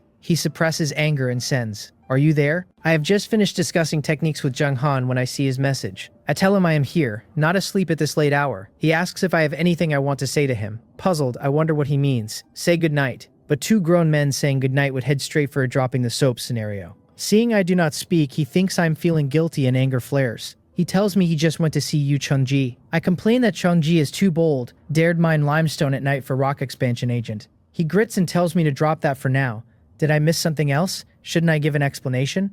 Bewildered, I wonder what I missed. After a long pause, I realize. Could it be he is blaming me for giving Yu Chengyi noodles but leaving him out? Must be this. To be safe, I ask if he is blaming me for not giving him face. He sneers and tells me it is good I know. He treated me with all his heart like a brother, but I did not give him face. And if I do not give a satisfactory explanation, we are done for good. My forehead furrows. Just a bowl of noodles and it escalates to breaking ties. I tell him it is just a small matter. He shoots back in disbelief, asking if I really say this is just a small matter. I tell him it really is tiny, no need to overreact. His composure shatters. Yu Chengyi stood him up. Bang Qin ran off with another man. He came for an explanation, and I say it is tiny. He had originally thought I was a good person. Now it seems I was colluding with Yu Chengyi to make a fool of him.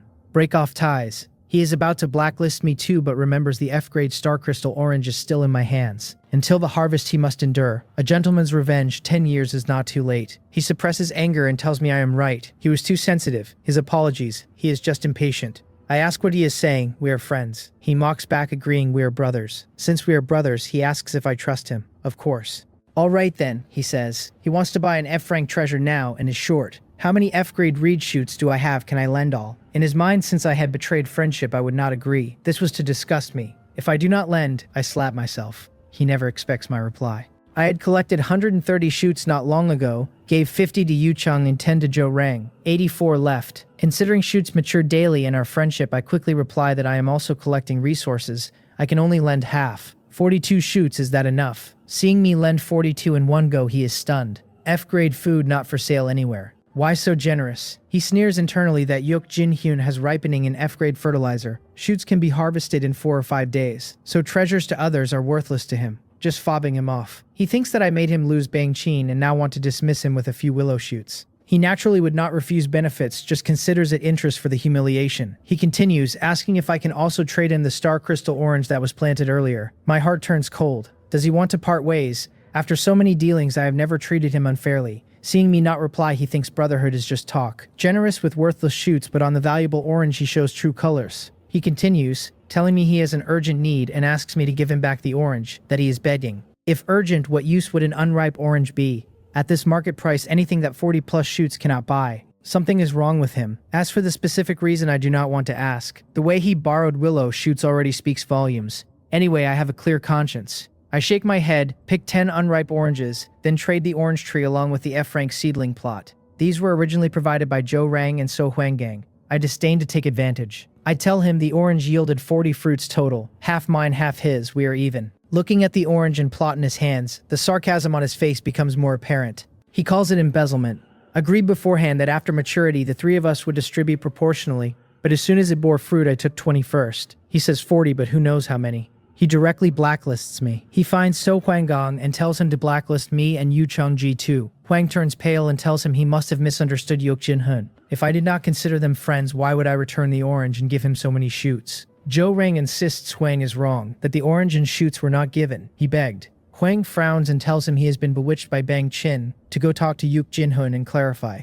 Zhou Reng interrupts and tells Huang he will ask just one thing. Yuk Jin-hyun knew Yu Chongji was mining limestone but lied to him and said there was none, making him lose face and lose Bang Qin. Huang patiently suggests maybe I did not know. Zhou Reng shoots back that I told him myself she was still digging at night, and offers a screenshot. After seeing the screenshot, Huang is speechless. Zhou Reng continues, declaring that in my eyes his friendship is not worth 100 units of limestone. He is a joke. Does he still need to be brothers with such a person? Huang frowns deeply and tells him there is something fishy to talk to me. Zhou Reng reminds Huang they are childhood friends, that Huang is his only family now, asks if he is on his side or Yuk Jin-hyun's. What else could Huang say? Of course Zhou Reng sighed. Zhou Reng tells him to completely cut ties with those two, and when they develop they will settle accounts. Huang sighs and tells him all right, he will listen. On my end, I quickly sort my mood and continue researching kneading. Zheng Han says I have great talent for kneading dough. After an hour of practice I can make circles and spheres, rubbing and kneading, truly grasping the essence of Zheng's 18 styles. I always suspect she is speeding, but no evidence. I practice until almost midnight, arms aching so I cannot lift them. Only then do I put down the dough ready to wash and sleep. Just as I am soaking my feet, little one peers through the door crack and panics. Master, come quickly, there are so many rainbows in the sky. Bewildered. Rainbows. Pitch black outside and snowing, where would rainbows come from? Little one, do not mess around, it is not raining outside. Really, master, come see for yourself, beautiful rainbows. She does not seem to be joking, so I quickly wipe my feet, then peer through the door crack. The spectacular scene stuns me. Large green light curtains occupy the sky like light from emeralds, continuously winding and moving as if alive, constantly changing colors as they move. From light to deep, from green to blue, the transitional areas forming even more hues, rendering the entire sky dreamlike, fairyland-like. But the good times do not last long. As time approaches midnight, the bands suddenly converge rapidly and form a giant, colorful, very strange-looking eye. What is this? Just as I am shocked, time hits midnight. The eye opens, revealing a scarlet eyeball looking down. A voice devoid of any emotion resounds. The chosen one, you may call me the Overlord. First, I regret to inform you that the 7-day new entrant welfare is about to end. Starting from midnight tonight, wild treasure chests will no longer refresh, and the welfare of 100% F-grade items from chests will also be cancelled. Secondly, the day before each round of disaster begins will be a preparation day, announcing the content of this round's disaster and opening the world scoreboard. Points can be exchanged for items after the disaster ends. Finally, I wish all the chosen one good luck. The voice still echoes as the strange giant eye dissipates. The handbook automatically flies to my front, flips to the blank 5th page where several lines of enlarged bold scarlet text appear. This round's disaster. Extreme night, no daylight, extreme low temperature. Disaster duration 7 days. Preparation day countdown 23 hours, 59 minutes, 36 seconds. On the 6th page, a blank scoreboard appears. Since it is still preparation day, no one is on the list. Seeing extreme night will only last 7 days, I exhale. Fortunately, the time is not very long. I have already upgraded to a stone house, prepared so many F-grade cold-resistant items in advance. Surviving should not be a big problem. The chat is discussing the impending extreme night. It is over. All my cold-resistant items are ordinary. Do not know if they can withstand -40 or 50. Pretty much the same, but had a burst of luck and got a marriage certificate. As long as the other party agrees we live together. 2-in-1 quilt to rub for warmth. Little brother, do you like pure and seductive lowless? My twin pigtails are the reins. Brother upstairs, although I am a man, I do not mind marrying you. Do not mind rolling around in bed. Top or bottom? Stinky little brother big sister has already sent you an 18+ selfie. Hurry up and check it. 168 tall elegant older sister. Exchange 7-day worn black silk for marriage certificate. The chat is bragging and joking as usual, not very worried. In the market, all kinds of food are almost overflowing, so no shortage of grain. 6 days enough to stock wood and cold-resistant items. But precisely because everyone is so objective, I feel an ominous premonition. Over 7 billion Blue Star people thrown into this strange world. Would the Dark Hand let them pass so easily? With my toes, I know it is impossible. Something is wrong. Besides low temperature, extreme night definitely hides other dangers. But what kind?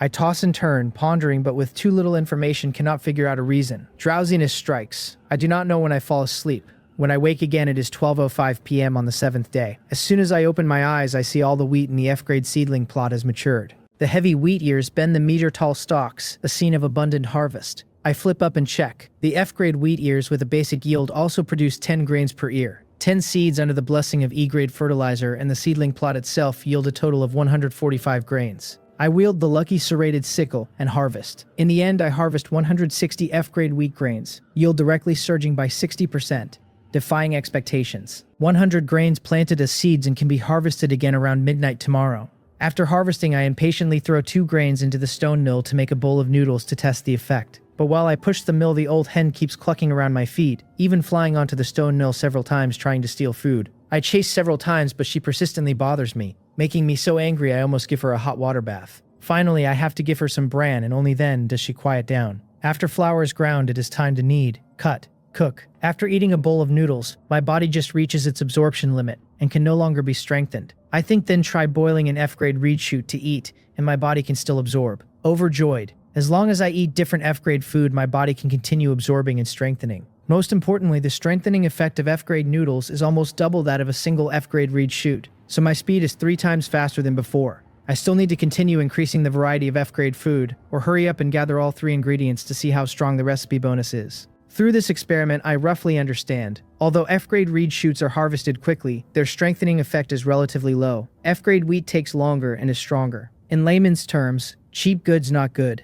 Not long after eating noodles, the screaming pepper and wild strawberries planted earlier also mature. After harvesting, I send some to Yucheongji, then suddenly think, could the F-rank seedling plot for planting star crystal orange be synthesized? I look at the 20 unripe fruits. The unripe orange is still only ordinary grade fruit, but the seeds inside are still F-grade, and each fruit has at least 7 or 8. I look at the F-rank seedlings in my hand, only 4 left and no F-grade vegetable plot. I check the messages under the order. Since I was the first to use F-grade food to acquire materials, the messages below directly reach over 6,000. No E-grade items, but quite a few F-grade vegetable plots and seedling plots. What disgusts me is that besides me, Joe Rang has also posted an order for F-grade reed shoots to acquire materials. Popularity not much lower than mine. Heh, you borrowed my things, and now you are using my things to acquire materials. You are quite good at this. I sneer, skip his order, filter materials from messages. I have 4 types of F-grade crops: wheat, rapeseed, reed shoots, star crystal orange. I plan to plant at least 1 vegetable field for each, so the more F-grade vegetable plots and seedling plots, the better. Tentatively 3 F-grade reed shoots for 1 F-grade plot or seedling. I have 51 F-grade reed shoots. After keeping 3 for backup, I exchange for 6 F-rank seedlings and 12 F-grade vegetable plots. After gathering 10 seedling plots, I think if vegetable plots can be synthesized into vegetable fields, there is no reason why seedling plots cannot. I try and find 10 F-rank seedlings indeed synthesized into 1 forest field, still with a 5% yield bonus. From now on, I will never lack F-grade fruit again. I quickly synthesize another F-grade vegetable field, just waiting for midnight to plant another batch of reed shoots. Since intensive farming can only be used once a day, the orange will just have to wait. For the rest, I grind the remaining F-grade wheat into flour while continuing to browse the trade market. As I look, I discover a chicken coop blueprint. Ordinary blueprint can be built according to the blueprint, allows ordinary grade hens to lay 2 eggs per day, max 10 chickens per coop. Since the old hen was kept indoors, my sofa has completely turned into a chicken nest, not to mention chicken droppings everywhere. Big Treasure probably mistakes Little One for an insect. Whenever Little One flies low, Big Treasure rushes over and pecks wildly, making the room a chaotic mess. Little One is now scared on the roof beam, not daring to come down, calling out for help. So I have to lock up the old hen, otherwise I might actually give her the boiling water bath. The most important thing is I still have an F-grade upgrade coupon Wang Gukdong gave me. If I upgrade the chicken coop to F-grade, would I not be able to collect 2 F-grade eggs every day? F-grade noodles, F-grade reed shoots, plus F-grade eggs, 3 F-grade ingredients. I can try to add egg noodles to the recipe. I no longer hesitate and buy the blueprint for 50 grams of F-grade flour. The construction materials are simple: wood, dry grass, a little clay. After building, I use the upgrade coupon. Chicken coop, F-grade building allows F-grade hens to lay 2 eggs per day. Ordinary grade hens to lay 4. Slightly increases breeding desire. Max 10 chickens. Warm reminder, what's kept inside are chickens. The kind that lay eggs, not the kind you're imagining. After putting the old hen in the dormitory, I calculate. Chicken coop, livestock pen, latrine, silage room, stone house, 5 auxiliary slots, 4 used, not enough. But upgrading the blue brick house requires bronze, so upgrading is hopeless in the short term. Headache. I shake my head and continue browsing. After a long time, I find nothing else good. Finally, I exchange all remaining ordinary reed shoots and rice grains for basic resources, increasing reserves of wood, stone, dry grass to 1,000 units each. All preparations before polar night complete. 58 wheat grains, 3.5 caddies total. I spend over 3 hours grinding all into flour. 1,400 grams plus 250 grams of bran. All bran goes to the old hen as a treat. Sure enough, by evening she lives up to expectations and lays an F-grade egg. Dinner is scrambled eggs plus 2 bowls of noodles, 1 to Yuchungi. To my surprise, the strengthening effect of F-grade eggs is even stronger than F-grade noodles, almost 3 times that of reed shoots. In just 1 day, 3 F-grade ingredients let my strengthening progress catch up to the total of the previous 4 days. I try lifting a 50 to 60 gin sofa, casually moved around in my hand, light as a toy. At this rate, it probably will not be long before my physique is strengthened to F-grade. For the rest, I chat and chat, waiting for the polar night. At exactly midnight, as the countdown reaches 0, the lively chat suddenly becomes quiet. I stand up holding repeating crossbow and spear, looking at the door tense. After 10 minutes, no movement except howling wind. Just as I am wondering if I am paranoid and about to put down my weapons, dense bang-bang sounds like firecrackers ring out. I crawl to the door crack to look and gasp. What on earth are those things outside? Under the bright auroras, large swathes of alluring red light bands have reappeared in the sky like auroras, magnificent and unsettlingly eerie. On the snow-covered ground, dozens of snow golems 30 to 40 centimeters tall, resembling snowmen, are constantly turning the snow into snowballs and furiously pelting the fence and animal pens. The crude fence only lasts a few minutes before being smashed down. Then the straw outhouse, which collapses almost on impact, though the silage room and animal pens still hold. If left unchecked, the pens would be completely buried in less than 5 minutes. Camel Bro's family of 3 might all be suffocated. With the help of the aurora, I quickly discover even more monsters spawning from the snow farther out, joining the siege. I cannot wait. I have to clear out these monsters quickly. Snow golem, common monster. Generated from snow, the thicker the snow, the faster they spawn. The lower the temperature, the higher their snowball damage.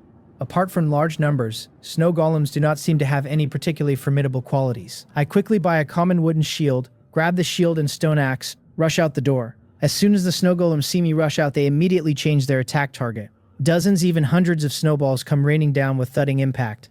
Fist-sized snowballs do not do much damage. A half-meter shield easily blocks. But while one is easy to block, the impact of dozens hitting simultaneously still forces me back several steps and nearly buries me. I speed up and use an S-shaped serpentine maneuver to charge directly into the snow golem crowd, then swing my stone axe in a wide sweep. Several muffled thuds and 5 snow golems are scattered, turning back into snow. Moreover, due to close distance, the snowballs in the snow golems' hands lose their impact and land softly without damage. Bolder and bolder, I abandon defense and wildly swing and smash with shield. 5 days of physical reinforcement have boosted my stamina and endurance. Dealing with these incredibly weak monsters is like mowing down hordes in a hack-and-slash game. Exhilaration. Over an hour later, I have cleared all snow golems within 50 meters of the stone house and feel a bit unsatisfied. Snow golems beyond 50 meters wander aimlessly. Their aggro range is likely 50 meters. After repairing the collapsed fence and outhouse, I return inside and enter chat. The chat is a wall of panic and bragging. Voices begging anyone to save their collapsing wooden house in exchange for everything they own. Others mocking them for being weaker than a 3-year-old. One trapped on a glacier surrounded by 1,000 spawning monsters begging for advice. A brag from someone who killed 126 for top 10 million ranking, topped by another who killed over 200 for top 10,000. Then Song Yi appears, one of our area's only 3 numbered big shots, and Bang Chin tags him as her amazing hubby, taunting Zhou Rang to come out and count whether ex-boyfriend or current husband is better. Song Yi laughs and tells her he will deal with her properly once they get the marriage certificate and let her old flame watch a live broadcast. Just as Song Yi and Bang Chin stir up trouble, So Huanggang speaks up, tagging both of them as scumbags and warning them not to celebrate too early. This is only the first day of polar night, and brother Rang and he have plenty of time to play with them slowly. Song Yi shoots back that Zhou Rang was cuckolded by him and does not even dare speak up, sending a dog out to bark wildly instead. So Huanggang fires a curse back. Song Yi laughs that he cannot even speak properly. I watch the farce with cold eye, my heart unperturbed. After leaving chat, I flip pages to the leaderboard and see I am ranked 1,651st with 329 points, so killing one snow golem earns 1 point. I will have to work harder tomorrow. After closing the handbook, I plant reed roots in half of the second F-grade vegetable field and rapeseed in the other half. Due to limited raw materials, I do not bear to use E-grade fertilizer. With F-grade fertilizer and intensive farming, the reed and rapeseed mature in 4.5 days. By the time I finish, it is almost 2 a.m. I quickly wash up and burrow into covers, fall soundly asleep. In a daze, I seem to hear continuous percussive thudding from outside again. Little one is shouting at me to wake up.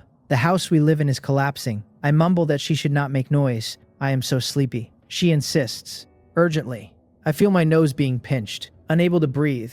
Opening blurry, sleepy eyes, I see little one standing on my face, desperately pinching my nose with both small hands, her face red from the effort.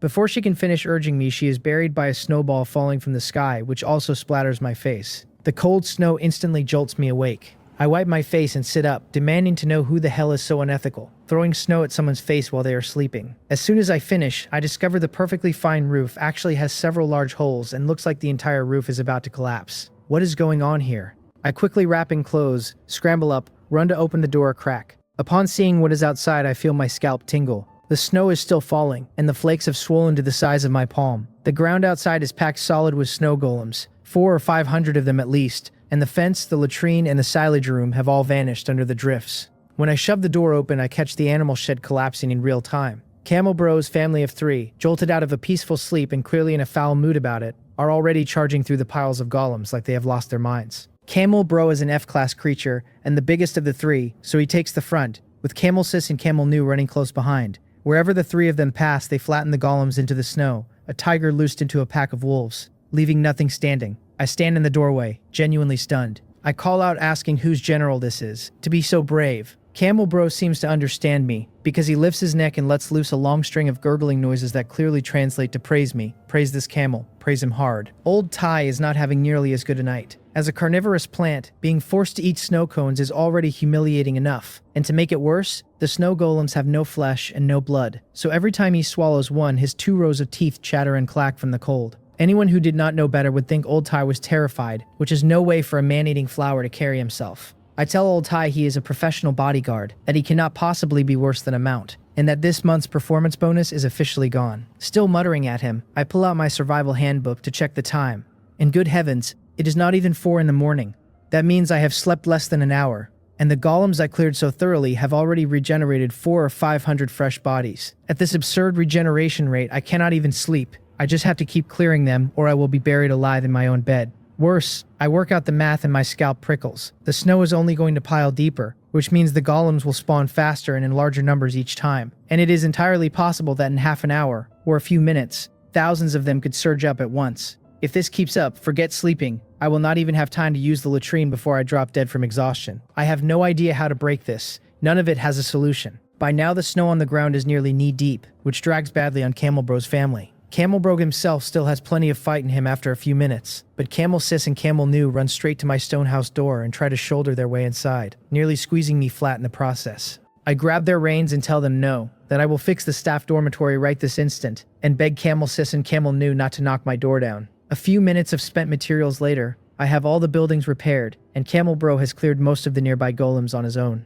The only fix I can think of is to deny them their spawning ground, so I buy 2 ropes and a few thick planks from the trade market and lash together a crude snowplow, then tie it to Camel Bro. As long as I stand on the board to add my weight and he just pulls straight ahead, a wide stretch of snow gets shoved aside fast. If I cannot afford to fight them, can I not at least afford to avoid them? The method works beautifully. After I clear the snow within a 50-meter radius, I sleep like the dead until past 11 the next morning. In the few golems that do spawn in the night, Old Tai eats like snow cones, so I finally get a full night's rest. I wake, wash up, and find the old hen has laid another egg in the coop. Over her strenuous objections, I take it, boil it, and make myself a bowl of egg noodles for lunch. And while I eat, I open the chat channels and nearly choke. Yesterday, the regional population was over 9,000, and after a single night, it has plunged by more than 1,000. The cumulative death rate already passed 10%. This is only the first day of the extreme night, and that many are already gone. I cannot imagine how few of us will be left after 7 days at this rate. The channel has lost all of yesterday's easy cheer. People are reporting roofs caved in 3, 5, 7 times a night, beds buried under thatch every time, wood reserves burned through repairing the same walls over and over. There is no sleep, no strength left to walk. The whole feed thick with people convinced today is the day they finally die from the endless golems. The despair spreads message to message like a contagion.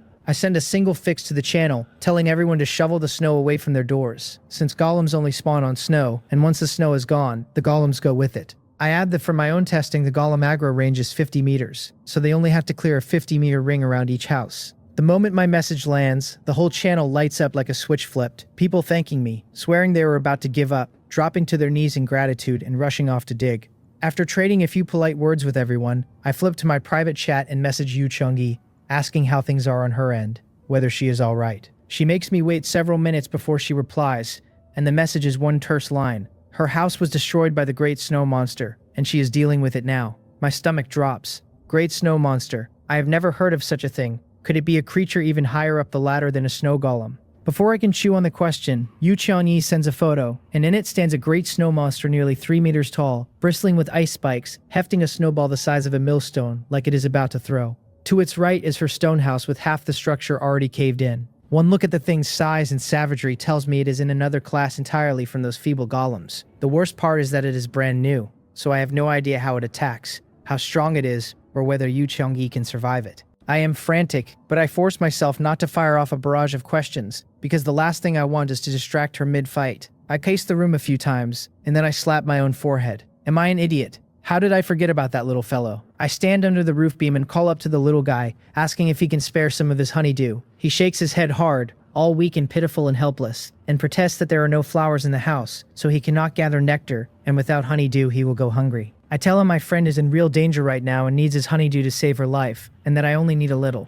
I add that the rapeseed in the vegetable field will bloom in 2 or 3 days at most, and those rapeseed flowers are all F-grade, far better tasting than any honeydew he could brew from ordinary nectar. The little guy chews on his tiny hand, glances at the sprouting rapeseed, then at my hopeful face. Finally, he fetches a small bamboo tube down from the beam, hugs it to his chest, and flies to me, pleading that there is only a little honeydew left, and to please leave him some. I tell him I will. The tube is maybe 3 centimeters across, and 10 tall, and when I shake it I find it only half full, a few sips at most. Time is short, so I grab a wooden bowl and under the little guy's anxious stare, pour out a third of it. Then I trade the honeydew over to Yu Qiangyi and message her that it heals injuries, and to tell me if it is not enough. She replies with a single word, then confirms the trade instantly, which tells me just how brutal the fight on her end must be. After the trade, I plant a handful of flower seeds in the ordinary vegetable field, then hunt the trade market for honey and find none. So I post in the channel offering F-grade flour for honey, and after calling out for a while a man named Kim Yong-dong answers, saying he has honey but not much. I add him as a friend and ask how much and what grade. He says ordinary, about 15 milliliters now, and that he can produce roughly 50 milliliters a day going forward, and asks if I want a long-term order. I tell him we can talk about that later,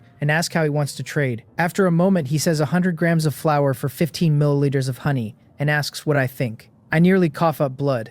Good heavens. 100 grams of F-grade flour for 2 or 3 sips of ordinary honey, and then he asks what I think. Could I possibly say I think he is gouging me in a disaster? Before I can finish stewing, Kim Yong-dong sends the honey's item details and insists I look first, that he honestly did not overprice it. The description reads that ordinary honey is sweet and restores a small amount of stamina when consumed. That stops me cold, because honey can restore stamina. No wonder the man dared name such a price. There are no healing or recovery items on the market right now, and either of those properties could save a life at a critical moment, so its value cannot be reckoned like ordinary goods. I think it over and reply that the price stands, but he has to give me priority on all future honey. He agrees eagerly, says he is short on F-grade food, and would be glad of a long-term deal. And we close the trade. I remind him that 50 grams of F-grade flour a day is plenty for him to eat, that any more and his body cannot absorb it, so he should not waste it. And he thanks me for the tip. After the trade, I split half the honey to Yu Qiangyi in case her situation worsens, and give the rest to the little guy. The little guy receives the honey, dips a finger in,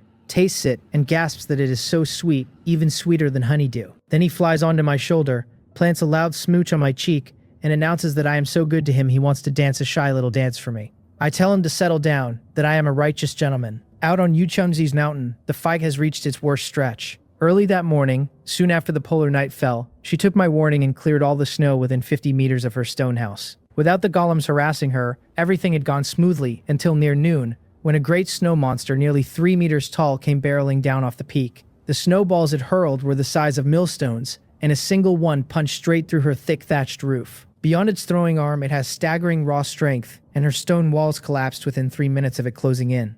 Its size and strength would be bad enough, but the truly maddening thing is its special ability. Yu Qiangyi cycled through weapon after weapon, starting with spears and crossbow bolts, which punched through its body easily, except the finger-sized holes were not even enough to itch a body that massive. So she switched to a stone axe and shield, and with great effort managed to hack its limbs apart, but within 10 seconds it would draw in the surrounding snow and seal the wounds shut, an immortal body that no amount of fighting could kill. Still, after more than 10 minutes head-to-head with it, she finally spotted a clue. She noticed that every time the great snow monster repaired itself, a faint, almost invisible blue light bled out from its right chest, and when she struck anywhere else, it barely bothered to defend, only blocking and dodging when she went for that right chest. So she became all but certain the right chest was its weakness. But finding the weakness and being able to exploit it are two different things. After 10-some minutes of unbroken fighting, she has bleeding gashes all over from its claws. Her wooden shield is scarred to the verge of shattering. Her stamina is draining fast and her legs feel heavy as lead. If she had not been eating F-grade food for days, strengthening her body, and if the thing had not been relatively slow, she would not have lasted this long.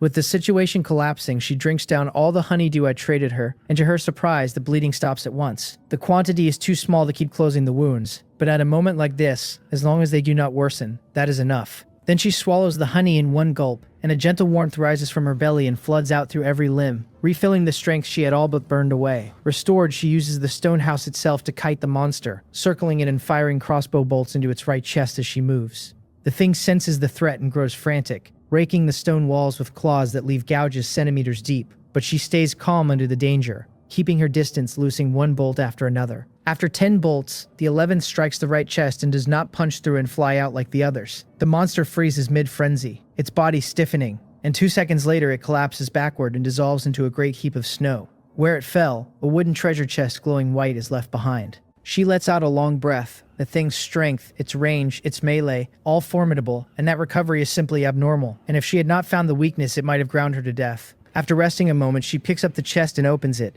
And after all that, after fighting for so long and even having her house torn down, the chest holds nothing but a common cotton coat. She frowns, hauls both the chest and the coat back inside, repairs the house, then messages me that it is resolved, and thanks me for the honeydew and honey, because without them it would have been dangerous. Then she lays out the great snow monster's traits, attack patterns, and weakness in full. I have been sitting on pins and needles, so when her reply finally comes, I exhale all the way down. I tell her that as long as she is fine, nothing else matters, that it was only a bit of honeydew and honey and not worth dwelling on. She says I am so good to her she does not even know how to thank me, and I tell her there is nothing to thank, that we are friends. She insists I always help her more while she only ever seems to hold me back, that she does not know how to repay me. Half joking, I tell her she could take a trip to Thailand and come back to give her brother some benefits. She goes quiet for a long while, then bites her lip and asks me what type of girl I like. I do not even need to think. I tell her a stunning beauty, fair skin, lovely face, long legs, can hold her own in public, good in the kitchen,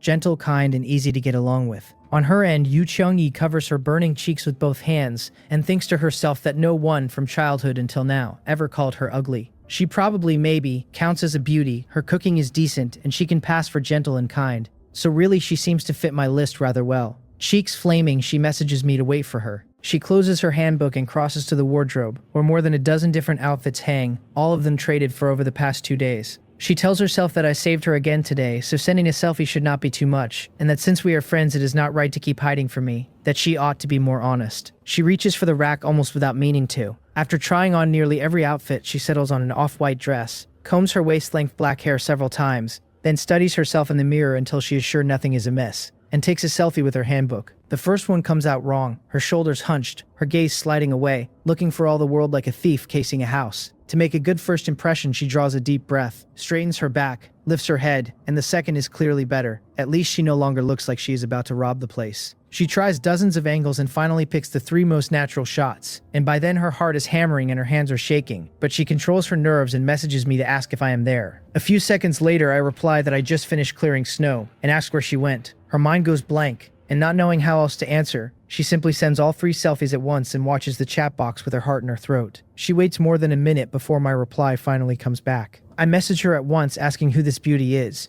whether she is her girlfriend, her wife, or her crush, and whether she wants my help winning her over. Yu Chung-yi answers nervously that the girl is just a regular friend and asks what I think of her looks. I tell her the looks are unbeatable and the figure top-notch, that the places that should curve like the Himalayas, and the places that should be slim are exactly so, and that even setting all that aside, those 2 long, fair, slender legs alone are exquisite. She blushes scarlet, mortified, wondering what I mean by Himalayas, what I mean by exquisite, whether the scoundrel has ever heard of being a little discreet. I tell her she absolutely has to lock this girl down, and that if she does not know how, I can advise. She suppresses the embarrassment and asks what advice. I tell her it is simple, that she struck the limestone mine and is now a prominent boss in our region, so she should just shower the girl with resources, the way rich men on Blue Star shower beauties with money, and it will work without fail. That nettles her, and she snaps that this girl is not that kind of materialistic woman. I say not materialistic is even better, that it means the girl is no pushover, so she will have to put real heart into it. She asks how exactly, and I tell her to wait a moment, that I will send a few things first, treasures I have been saving for my own future wife. That piques her curiosity, and she wonders what I could possibly be saving for a future wife. Flowers? A love letter? After a long wait, the trade window I send over contains an opened pack of sanitary napkins. I follow it with a message telling her not to underestimate this pack, that we are not on Blue Star anymore where daily necessities can be bought whenever one likes. So she should give the girl this pack, and I guarantee she will love it, since girls have those few days every month. She never imagined I would send something so private, and her face flushes crimson. Shouldn't a first gift to a girl be romantic? But she also knows that while it is not romantic, it is genuinely practical, that she will be using them soon. So it counts as thoughtful, and she swallows her embarrassment and clicks confirm. I announce that the second gift is even better, that it will win the girl's favor and feast her eyes besides. That gets her a little excited, thinking surely this one is a proper gift, and before she can even finish the thought, I send another trade request holding a pair of black stockings, with letters printed on them. Her mind goes to pieces, wondering who on earth gives black stockings as a first gift, and whether they would win the girl's favor is anyone's guess. But they would certainly win mine, and they would certainly feast my eyes. She fumes inwardly that she thought I was a good person, and turns out I am rotten, calling me a pervert and a scoundrel under her breath. Then another voice in her head pipes up that it is dozens of degrees below zero, so an extra pair of socks might actually be warmer. She decides she will wear them, but secretly, and never let this pervert see, then glances around nervously and, once she is sure no one is watching, confirms the trade. The moment the stockings arrive, she holds the soft things like a hot potato and shoves them deep into her quilt, not daring to look at them again. I ask whether she is satisfied with the gift, and add that if that girl's long legs put on black stockings, it is more than just legs for days, that she is a lucky boy. She fires back furious and shy at once, that it is impossible, absolutely impossible for me to ever see them, that I am dreaming. I play innocent and protest that I sent the stockings for her happiness. So what am I looking at? And she calls me a pervert. I tell her black stockings and beautiful legs, that surely she wants to see them herself, that all men do, that we are both perverts. She had screwed up her courage today to finally tell me she is a girl, but the sanitary napkins and the black stockings have spooked her right back out of it. She worries that if this pervert learns she is a girl, he will insist she wear the stockings for him, and that if she refuses he will be disappointed, and if she agrees she will have to take photos, and just imagining it shames her. In her panic she tells me she has something to do and will talk later. A smile every man understands tugs at my mouth, and I tell her I know she wants to go show off to the girl that I am waiting for the good news and she can do it. She says she does not want to talk to me anymore. After we close the chat, I am still wondering when I will finally get to attend the wedding, muttering that with my brother Cheongyi's strength it should be soon. I might have to put a wedding gift together in a couple of days, though I have no idea what to give. As I mutter, there is more crackling outside. No need to guess, it is those wretched golems again. I pick up my shield, about to head out and earn some points when a strange notion flickers through my mind. Cheongyi said the great snow monster drops treasure chests, and I would not mind asking one for a few things, except I do not know how to make it appear. Rather than rack my own brain, I take the simplest route and ask the netizens. So I post in the channel asking if anyone knows how to spawn a great snow monster, since my home is short on a few things and I would like to ask the monster for them. The replies pour in, mostly people telling me I have no idea how vile the thing is, that it is 100 times worse than a golem. Each one's weak point is different, they warn, and opening its chest for one common cotton coat is a scam not worth the fight. Several marvel at the difference between people, since they pray never to meet one, and here I am hunting it on purpose. A few offer guesses but nothing solid, and just as I am getting a headache, Kim Yongdong messages me. I read it and exclaim that spawning a great snow monster is apparently that much trouble. Kim Yongdong tells me he asked many people who have fought one, and it seems a great snow monster only has a chance to spawn in snow more than 2 meters deep, over a large area, and the larger the area the higher the odds. Most of the people he asked ran into them in high places like mountains and ice plains that already held vast expanses of snow. The moment he says it, I realize Yu Cheongji was indeed up a high mountain, and she did say the monster charged down off the peak, so his theory holds up. The trouble is that the desert is too dry, so the snow here falls a while then stops, and after nearly 12 hours it has only just reached my knees. Getting it to 2 meters could take who knows how long, unless I am bored enough to pile it up myself by hand, and even then I do not know how large an area is required, which is genuinely irritating. After turning it over, I have to set aside the idea of farming the monster for now. Just then, Kim Yongdong messages again, urging me to check the channel, that something big has happened. 3 enlarged, bold red messages are pinned at the top of the channel. The first congratulates a chosen one named Lee Jindong for reaching 10,000 points and unlocking the point shop page. The second explains that points can be exchanged for items after the disaster ends, or immediately by spending double points, and that a numbered chosen one gets a 20% discount on immediate exchanges. The third is a friendly reminder that points are non-tradable and will reset to 0 before the next preparation day.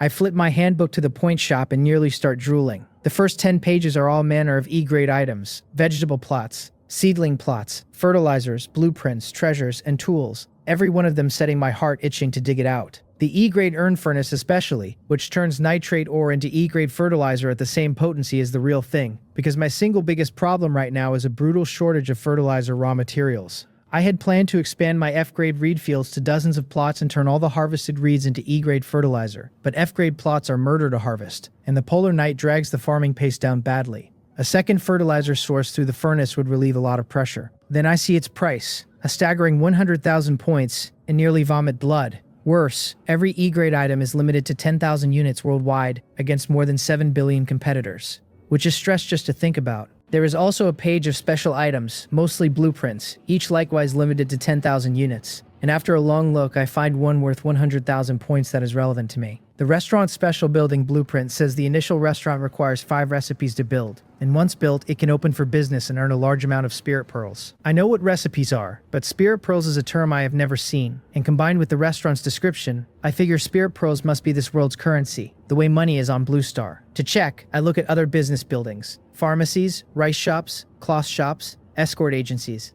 and they all talk about earning spirit pearls, which confirms my guess. The question is how to obtain them, and with too few clues I give up chasing it for now and keep browsing. After the special items come F-grade and common items, plenty of good things among them. Upgrade coupons, compost bins, fertilizers, marriage certificates, sworn brotherhood incense burners, visiting passes, and even the F-grade rooster I have wanted for ages. I have to have that one because with a lone F-grade hen at home, how is anything supposed to reproduce? And I am still dreaming of an endless egg supply. The rooster only costs 10,000 points, but I check my own total. And even with the 500 some points Camel Bro earned this morning, I have just over 800. I am too poor. Someone already has tens of thousands, so I cannot afford to slack. I have to stack points fast. I look at the weapons I am holding, the repeating crossbow, the stone axe, the spear, the shield. All fine for picking off a handful of golems, but useless for farming points at scale. Golems are a numbers game, and if I have to pluck them off one bolt at a time, I will not hit 10,000 points before the polar night ends. So I check the trade channel, where heavy weapons abound, maces, meteor hammers, broadswords, two-handed swords, but they are all either too heavy or too slow to kill, none of them to my taste. After looking around, I settle on a truly great weapon, wood. An uncut tree trunk, more than 2 meters long and thick as a thigh. The plan is to tie ropes to both ends of the trunk and harness Camel Bro, Camel Sis, and Camel Neo to it, and as long as they can run, it will mow down those flimsy golems far better than any mace. No sooner thought than done. I gather the materials, then haul the 3 of them out of the staff dormitory. I tell Camel Bro, Camel Sis, and Camel New that the company needs their effort now, that as founding members and shareholders they surely will not object, and Camel Bro burps twice. I take that as approval and declare it a happy decision, and he burps twice more. I harness all 3, then climb onto Camel New's back, and at my command the 3 brave generals thunder off toward the nearest golems. The trunk dragging behind them works like a plow tilling a field, and wherever it passes the golems are knocked helplessly into heaps of snow. An unstoppable momentum that sweeps everything aside. Riding Camel New, I feel like an ancient general charging into battle, waving my stone axe and shouting at my soldiers to charge with me, to behold my invincible iron cavalry, to charge to kill. My points climb at a stunning speed, 10, 30, 60, 100. After only a few minutes, the 3 of them have cleared a wide open stretch, and when I finally calm down enough to glance at my points, I nearly fall off Camel New. In under 10 minutes, Camel Bro's family of 3 has plowed a 50-meter ring around the stone house and earned 378 points. For comparison, in the small hours of the morning I went out myself and bashed golems with a shield for over an hour, so the difference between the two is a pistol against a Gatling gun. But the family is also spent from dragging the trunk so long, Camel Sis and Camel New in particular foaming at the mouth, while Camel Bro, being F-grade, has the stamina for another round. It is not enough killing, nowhere near, so I will have to expand the clearing range. It is only the first day of the polar night, and the snow is still shallow enough that the camels can run, but once it deepens over the next few days, they will not farm points so easily. If I want them, I have to get them now. I take out a big pile of stored willow, let the family eat and drink and rest for half an hour, then ride Camel Bro out about 20 minutes further and plow down a huge field of golems. When his speed drops, I switch to Camel Sis, then to Camel New when she tires. A steady game of attrition. 4+ hours later, around 8 at night, I have harvested 6,426 points, still a long way from an F-grade rooster, so the rest will have to wait for tomorrow. It is not that I want to slack, it is that all the surrounding golems are cleared, and though the aurora still glows overhead, visibility falls short of daylight, and going too far risks getting hopelessly lost. Most of all, after charging for over 4 hours, my whole body feels like it is rattling apart, and the family is wrung out and cannot go on, so we have no choice but to wait another day. After settling them, I cook 2 bowls of noodles, send one to Yu Chang-yi, keep one for myself, eat, and fall straight asleep. Time blurs, and in a haze I hear the little guy in my ear telling me to wake up, that the wheat is ripe. I drag my eyes open and there it is, the wheat in the vegetable field, a sweep of golden yellow. I stretch, and yawning, harvest it all, 1,595 grains in total. Since there is so much wheat and no immediate shortage, I pour my talent skill and my last 10 units of E-grade fertilizer entirely onto the star crystal orange, cutting its usual 30-day maturation down to 3. The F-grade plot I leave empty for now, to be sown once the talent skill cools down. That done, I return to the worn heated bed and check the trade channel listings. Still no E-grade items, but I pick up 6 F-grade vegetable plots and 6 seedling plots for 600 grams of flour, plus an F-grade small spring that the seller wanted 500 grams of flour. The rest is mostly worthless F-grade junk fit only for sacrifice. After the listings, I open the chat channel and notice the regional headcount has dropped by over 400, nearly down to 8,000. What rattles me more is that the channel is buzzing about the 4th newly promoted numbered big shot in our region, Joe Rang. The talk runs that big shot Joe Rang is truly something, that it is the polar knight and he can still get limestone to upgrade his stone house, that he is reportedly buying shells in a frenzy and must have a blueprint to calcine shells into limestone. People say he has already posted limestone for pre-order on the market, and others should line up. Someone counters that there is limestone in the point shop, 500 points a unit, only 10,000 points to buy one instantly. Another shoots back that 10,000 points is not nothing, that nobody can farm that during 7 days of polar night, that he will just wait for the night to end and exchange honestly, because being a numbered person is beyond him. Then someone urges everyone to go look at Joe Rang's acquisition listing, that there is another huge piece of gossip. I flip to the trade channel and find Joe Rang's listing, accepting limestone pre-orders, limited to 1 buyer, delivery within 3 days at the latest, highest bidder wins, leave a message to pre-order, with F-grade vegetable plots, seedling plots, upgrade coupons, seeds, and other high-value items getting priority. Beneath it, one message has already been pushed to over 4,000 hotness, and when I open it, good heavens, it is a full-blown drama. Bang Chin has written that she still loves her brother Rang, that what she said before was only meant to provoke him, to motivate him, that she sees now she did not misjudge him, and he is her destined prince. Joe Rang replies that he bought a watch last year and asks if she is treating him like a trash can. She swears to God her love never changed, and begs him to believe her, and he sneers that she is just coveting his limestone and trying to squeeze something out of him, that she is dreaming in broad daylight. She says she has re-added him as a friend and already sent the pictures he always wanted, and asks him to calm down. Joe Rang lets a full 10 minutes pass, then, to my disbelief, posts every one of Bang Chin's intimate photos directly under the thread, indecent enough to make a man's nose bleed. He writes beneath them that the moment she called Song Yi her husband and blacklisted him, he knew she was a woman who would go with anyone, follow whoever had milk, and that she does not deserve him. Seeing he has trampled their past and aired her photos, Bang Chin stops pretending and transforms into a full-blown shrew, unleashing drama on a scale I have never witnessed. And it is not only the two of them cursing each other, because their friends and families pile in too. Song Yi on Bang Chin's side and So Huanggang on Joe Rang's. The 4 of them flame one another from around 9 at night for 3 solid hours, over 6,000 replies, an endless spectacle for the onlookers. I watch the show for a while and then a message from Song Yi blows my mind clean open. Song Yi has written that Joe Rang is a dog, that he should not get smug that Yu Changji dug at least 500 units of limestone yesterday alone, and that his measly output is a joke. Bang Chin chimes in that it takes Joe Rang 3 days to make 100 units, that he is not fit to carry Yu Changji's shoes. After all my dealings with Yu Changji, I have come to see her as genuinely reliable, solid in character and in how she handles people, and the parallels between our experiences make me feel a strong kinship with her. Though we have not known each other long, deep down I already count her as a true friend, a brother, and I do not want anything to happen to her. So when I read Song Yi and Bang Chin's messages, I sit straight up off the heated bed,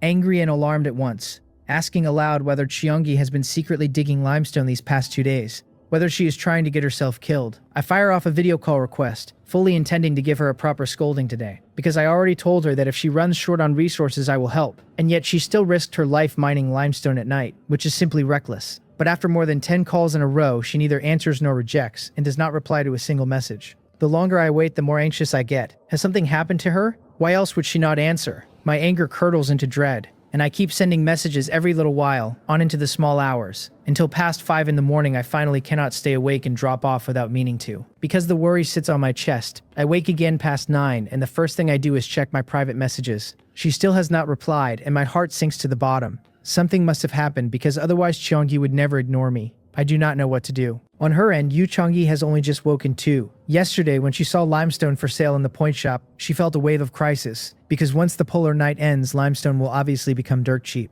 The golems are clearly designed as easy point fodder, and over a full 7 days, even a moderately diligent person could gather 50,000 points. So she has to seize the polar night to mine as much limestone as she can. On preparation day, she used 10 units of rock expansion agent to pull over 800 units. And yesterday, besides the run-in with the Great Snow Monster on her way home for dinner, she mined from morning until past 11 at night for about 300 units more. She traded all of it for a mountain of supplies and many fine items. Among them were an F-grade wooden ox and flowing horse that can haul 70 or 80 units of limestone a trip with no effort, a transport miracle, and an F-grade blank recipe she snapped up because she knew I needed it. She also exchanged for a marriage certificate on some strange impulse, after which she even dreamed about it. She was so wrung out that she fell asleep the instant her head hit the pillow and only woke just now. After she gets up, washes and eats, she opens her handbook to negotiate with the pre-order buyers. And the moment it opens, she sees more than 20 video calls and hundreds of messages from me, pouring in steadily since past midnight, every line thick with worry. In the last few, I even said I was collecting visiting passes and would rush over the second I had one, that she must not give up hope no matter what, that she should hold on until I arrived. Reading all of it, her eyes well up,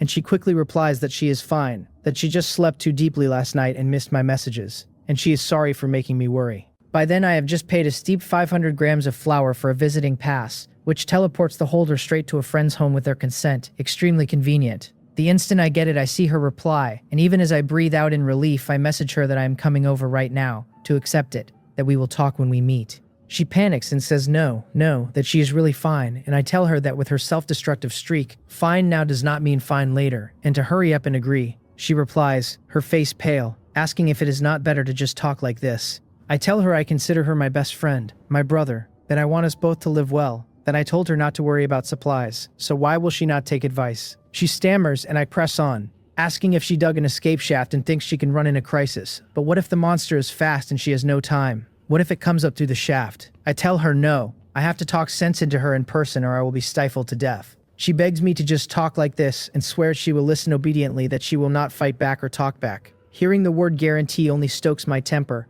and I ask whether her guarantee is worth anything. Since she guaranteed 2 days ago she absolutely would not keep digging limestone. And look how that turned out. She says she did not, and I tell her she is still denying it. I was wondering where Song Yi got the limestone to upgrade his house, and now I understand. That the day before yesterday, after she went home and sent me pictures, she ran straight back out to dig. She has no answer, and I tell her I am in a foul mood, and she should hurry up and agree that I am coming over. She is frantic and pleads with me not to come, asks me to leave her some dignity. That nearly makes me laugh, and I tell her we are all adults, that surely she is not afraid I will hit her, that I will only reason with her and never lay a hand on her. She says it is still not okay, that I just cannot come. I ask her what she means, that I treat her like a brother, like a friend, and she does not trust me even enough to let me visit. On her end, she is so distraught the tears are about to spill, because it is not that she is unwilling, it is that she is afraid that if I come over and see she is a deaf and mute disabled person, I will look down on her. In that moment, she resents heaven itself, wondering why she could not be like a normal person. Why she does not even dare make a friend in the open, only hide in the shadows like a rat that cannot bear daylight. Just as she is at her most overwrought, I send another message, telling her never mind, that I will not force her, that she should not go out during the polar night, that her safety is what matters most, and to tell me at once if anything happens. Sensing the shift in my tone, she feels as if something important is quietly sliding away from her. All at once, she cannot care about anything else and blurts that it is not that she does not want me to come, it is just that she is a girl,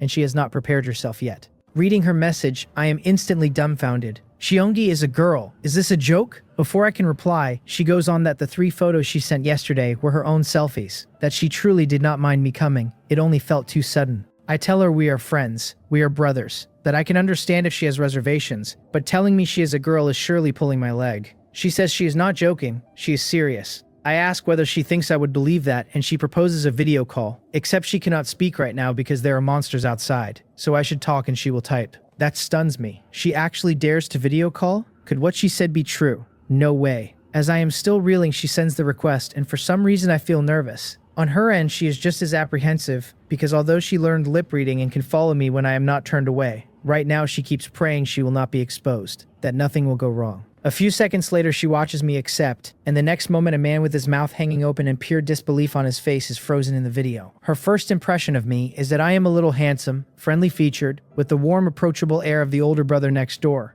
which makes her feel safe at ease, and which matches the image of me she has carried in her mind for so long.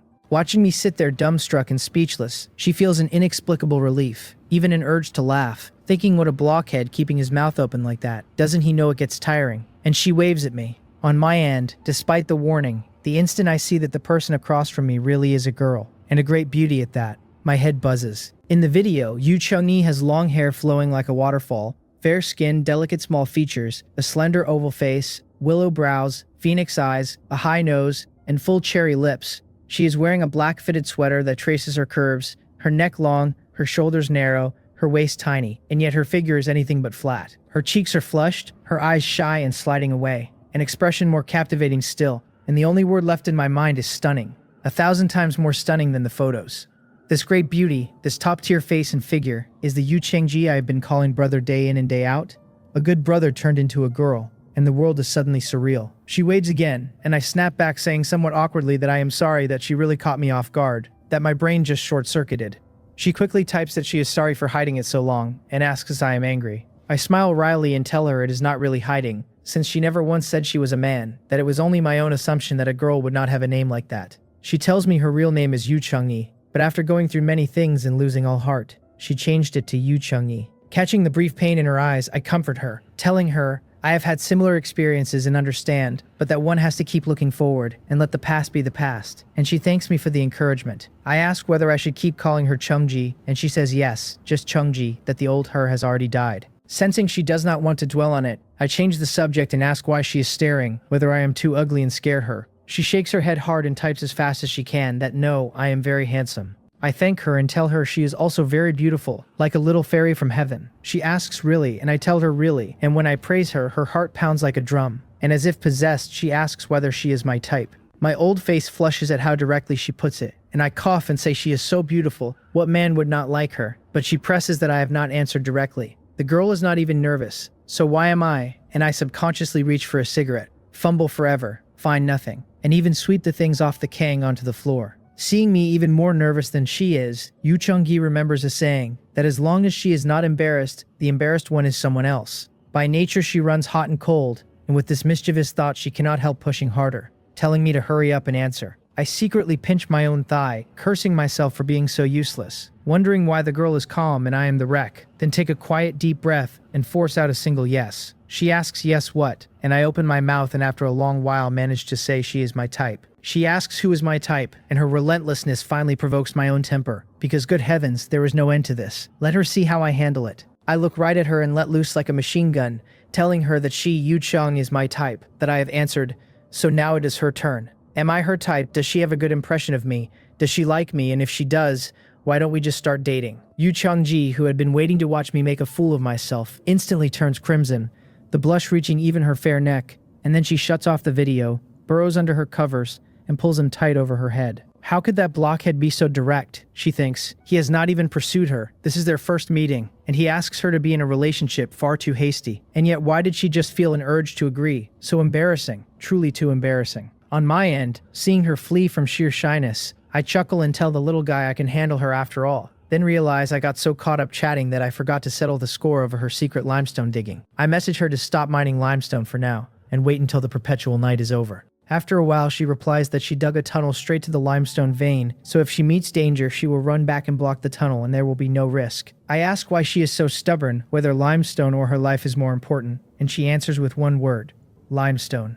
I am still gaping when she sends another, telling me I saw for myself that limestone is sold in the point shop, that if she does not seize the time to mine now, how will she develop later? Before I can speak, she asks whether I have heard of a poem called To the Oak Tree, and I tell her no. She recites that if she loves me, she will never be like a climbing trumpet creeper flaunting itself on my high branches. I have my bronze branches and iron trunk, she says, while she has her own crimson, magnificent flowers. Whatever our relationship, she hopes to stand at the same height as me, to look out over all the mountains together, or walk through the valleys hand in hand. She tells me this is her principle, and asks whether I can understand her. I am speechless for a long while. When I first met Yu Chungi, I already saw she could be stubborn to the point of pig-headed, but only now do I truly grasp what she wants. In adversity, some rise in silence and some perish in silence, and she is plainly the former, the kind who will never be content as a vase or a foil, who wants to be strong, the protagonist of her own story. Knowing no persuasion will move her, I reluctantly tell her then she must, absolutely, mind her safety, run if she meets danger, and never fight head-on. She replies that she knows how worried I am, and not to worry, that she will live well.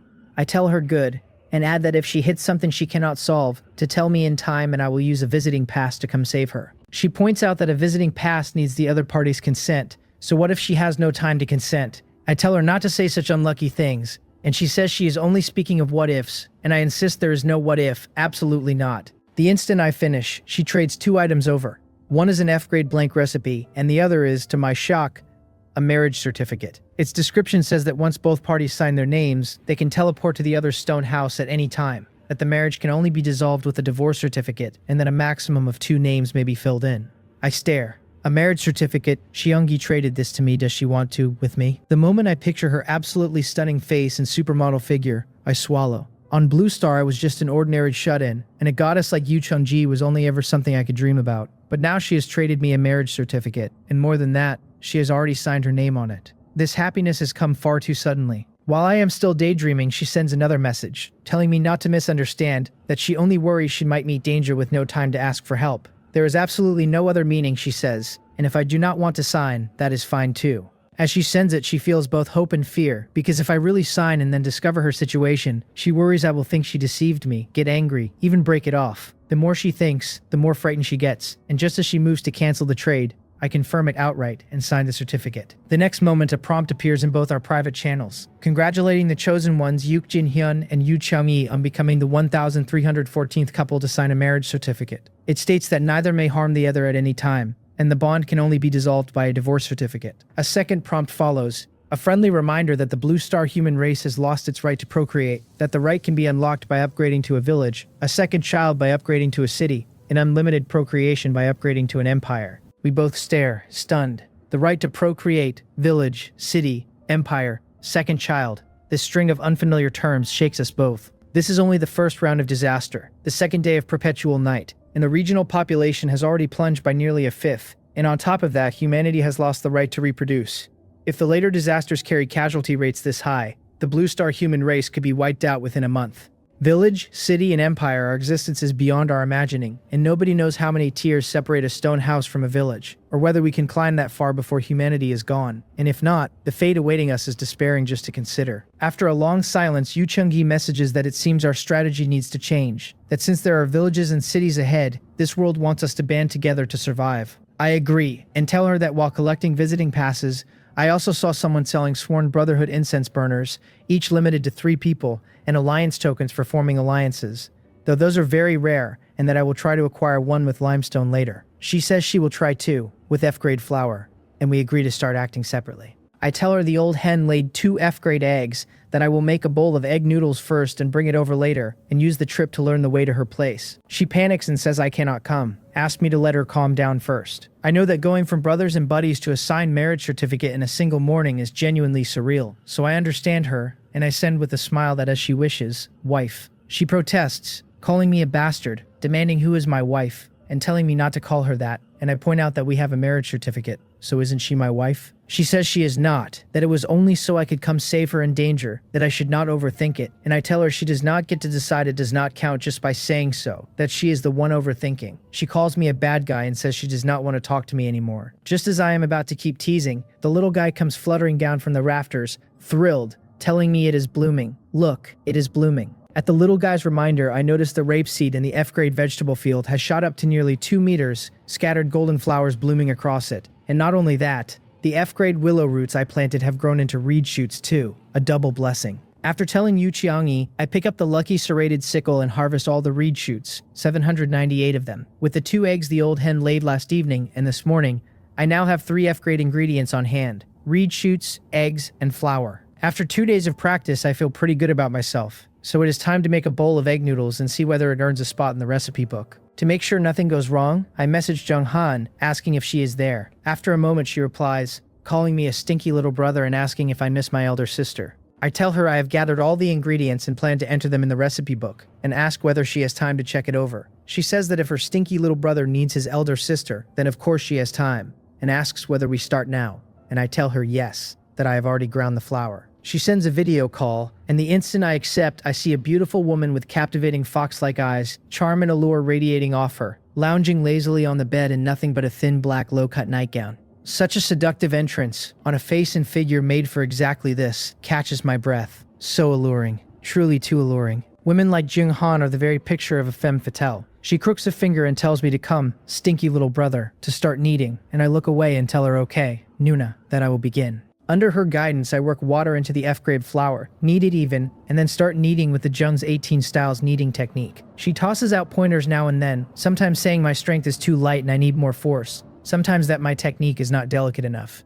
Even though I am only kneading dough, I keep feeling she is talking in double meanings, making suggestive remarks I cannot quite prove. Either way, somewhere along the line my face turns crimson, and I do not even dare look at the video. Once the dough is kneaded, while it rests, she tells me to prepare the seasonings. Green onion, garlic, salt, and sea cucumber powder standing in for MSG, plus oil of course. I switch in a piece of wild boar fat, render out the lard and golden cracklings, chop the cracklings together with screaming pepper for the topping, fry the eggs fragrant in the lard, then slice the reed shoots thin, and all the prep is done. She keeps coaching, telling me not to blanch the reed shoots too long or they will go old and lose their crunch and ruin the taste. When I roll the noodles, she says, my pressure must be steady and the sheet even in thickness or the noodles will break in the pot. Stinky little brother this, stinky little brother that. Under her careful direction, the egg noodles finally come together fresh, golden fried eggs laid across the top, a ring of reed shoots arranged around them, the whole thing tossed with the screaming pepper and crackling topping. Taste aside, the presentation alone is enough to whet an appetite.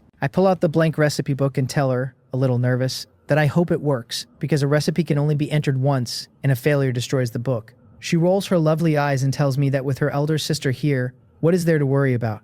I ask, isn't it just in case, and she says if it fails, elder sister will give me a kiss as a reward. I take a deep breath, set the egg noodles on the table, and use the F-grade blank recipe book. The book runs through its checks, detecting one dish, scoring it landing on 87 points, then announcing the dish has been successfully entered, and asking me to name it. Seeing it work, I clap my hands hard and blurt out nice, and the book promptly informs me the naming succeeded and the dish is now named nice. I freeze, then sputter that no. I was just exclaiming that this is called egg noodles. Jung Han bursts out laughing, asking whether her stinky little brother is trying to make her die laughing, and my bizarre slip has her trembling, her already magnificent chest jiggling without pause. I cough and insist it was an accident. Just an accident. And she tells me to bring elder sister a bowl of nice. I move on to settle the payment. When I recruited helpers, I had offered one F-grade reed shoot, but Jung Han has been dedicated these past few days and spent real time. So after thinking it over, I take out 5 reed shoots as an acknowledgement of her effort. To my surprise, she says she wants not only F-grade reed shoots, but F-grade wheat too, and that she will not take it for free, she will exchange something, and she places a compass in the trade box. I read its attributes and start drooling. The compass is a special treasure that can mark up to 3 locations, its pointer always aimed at the marked point. For days now, I have not dared let the little mountain to the east slip out of sight whenever I went out, terrified of getting lost in the vast desert. With this compass, my range can expand without limit, and I will never have to worry about it again. She asks how about it, stinky little brother, says she knows I am in the desert so she specially found someone to trade for it, and asks isn't elder sister thoughtful? I tell her thoughtful, extremely thoughtful, and thank her, Nuna. She tosses her hair and asks how I plan to thank her, so I take out 10 F-grade wheat and add 10 units of F-grade willow root, drop them all in the trade box, and ask whether she is satisfied. Her eyes light up and she licks her red lips and says satisfied, very satisfied, that her effort was not wasted, and that if I were standing in front of her she would surely give me a kiss, then confirms the trade. I smile and tell her I have another blank recipe book and ask her to help me work out the next dish. She suggests a stir-fry, reed shoots scrambled with eggs, and tells me to find one more F-grade ingredient, and I tell her okay, then I will find a way. After we end the call, I eagerly eat the egg noodles I made myself. The flavor is spicy and incredibly good. But the most important thing of all is that with the recipe's bonus, a single bowl of egg noodles carries a stunningly powerful effect at strengthening the body. If the strengthening from reed shoots counts as 1, the noodles are roughly 2 and eggs are 3, so eating all 3 separately would land me around 6. With the recipe's bonus stacked on top, the energy that floods my body after 1 bowl of egg noodles reaches at least 10, the strongest surge I have ever felt. For a couple of minutes, every strand of flesh, blood, and tendon throbs with a deep ache before it finally settles. When the ache fades, I can feel plainly how much my physique has improved. 1 bowl almost equal to every bit of strengthening from the past several days put together. All those days I spent grinding away at cooking were not wasted after all. The recipe really is worth more than its price. The best part is that the recipe makes the noodles trivial from now on. Just lay out the ingredients in a container and the bowl is done in an instant. I knock out a second bowl that way and trade it straight over to Yu Chung-yi, then take Camel Bro's family of 3 back out to the monotonous point grind. With the compass riding in my pack, I am not afraid of losing my way anymore, so I let Camel Bro run a straight line for more than 10 minutes at a stretch. Running straight saves stamina and earns at least 1,400 or 500 points a round trip. It is wildly satisfying. The frenzy runs on and off through the whole day, from noon clear past 10 at night, and by the time we limp home, Camel Bro's family and I are wrung dry. But the haul is over 11,000 points for the day alone. Adding yesterday's 6,000 and change, I am sitting on more than 18,000, which makes every aching muscle worth it. Back at the house, I open the survival handbook in exchange for an F-grade rooster. The base price is 10,000 points, doubled to 20,000 for an instant exchange, except my number knocks 20% off, so I only spend 16,000. With the leftover 2,000 and change, I pick up an ordinary hen and spend an upgrade coupon to raise her to F-grade, which means as long as I feed them F-grade wheat, my 2 F-grade hens will lay 4 eggs a day. After what Yu Chongyi and I eat daily, that leaves 2 eggs to bank, and once the count climbs, I will let the hens hatch chicks. Perfect. For the next 2 days, I do nothing but eat, sleep, and drag Camel Bro and the others out to grind like a man possessed, clearing at least 20,000 points from dawn to dusk each day. Then, on the 5th day of the polar night, the temperature crashes past 40 below and the snow comes down harder and harder, piling more than a meter deep in a single night. The only reason I can still get out the door is that I have spent the last few days clearing the snow within a 500-meter radius of the Oasis, but expecting Camel Bro and the others to grind points in this is plainly hopeless. Aside from points, I have also picked up 14 F-grade vegetable plots and 16 F-rank nurseries over these 2 days. Combined with the 6 plots I gathered earlier, the 2 F-grade vegetable fields I merged out of them are all planted with F-grade willow roots. Though with raw materials tight, I can only fertilize with F-grade fertilizer, so they need 4.5 days to mature. It is noon now. The rapeseed I planted a few days back has all come ripe, so I harvest it and put wheat in the ground after it, and the other vegetable field will have to wait until past midnight for its rapeseed. The snow keeps thickening through the afternoon, so apart from the occasional trip out to clear it, I stay inside and thresh rapeseed with a rolling pin.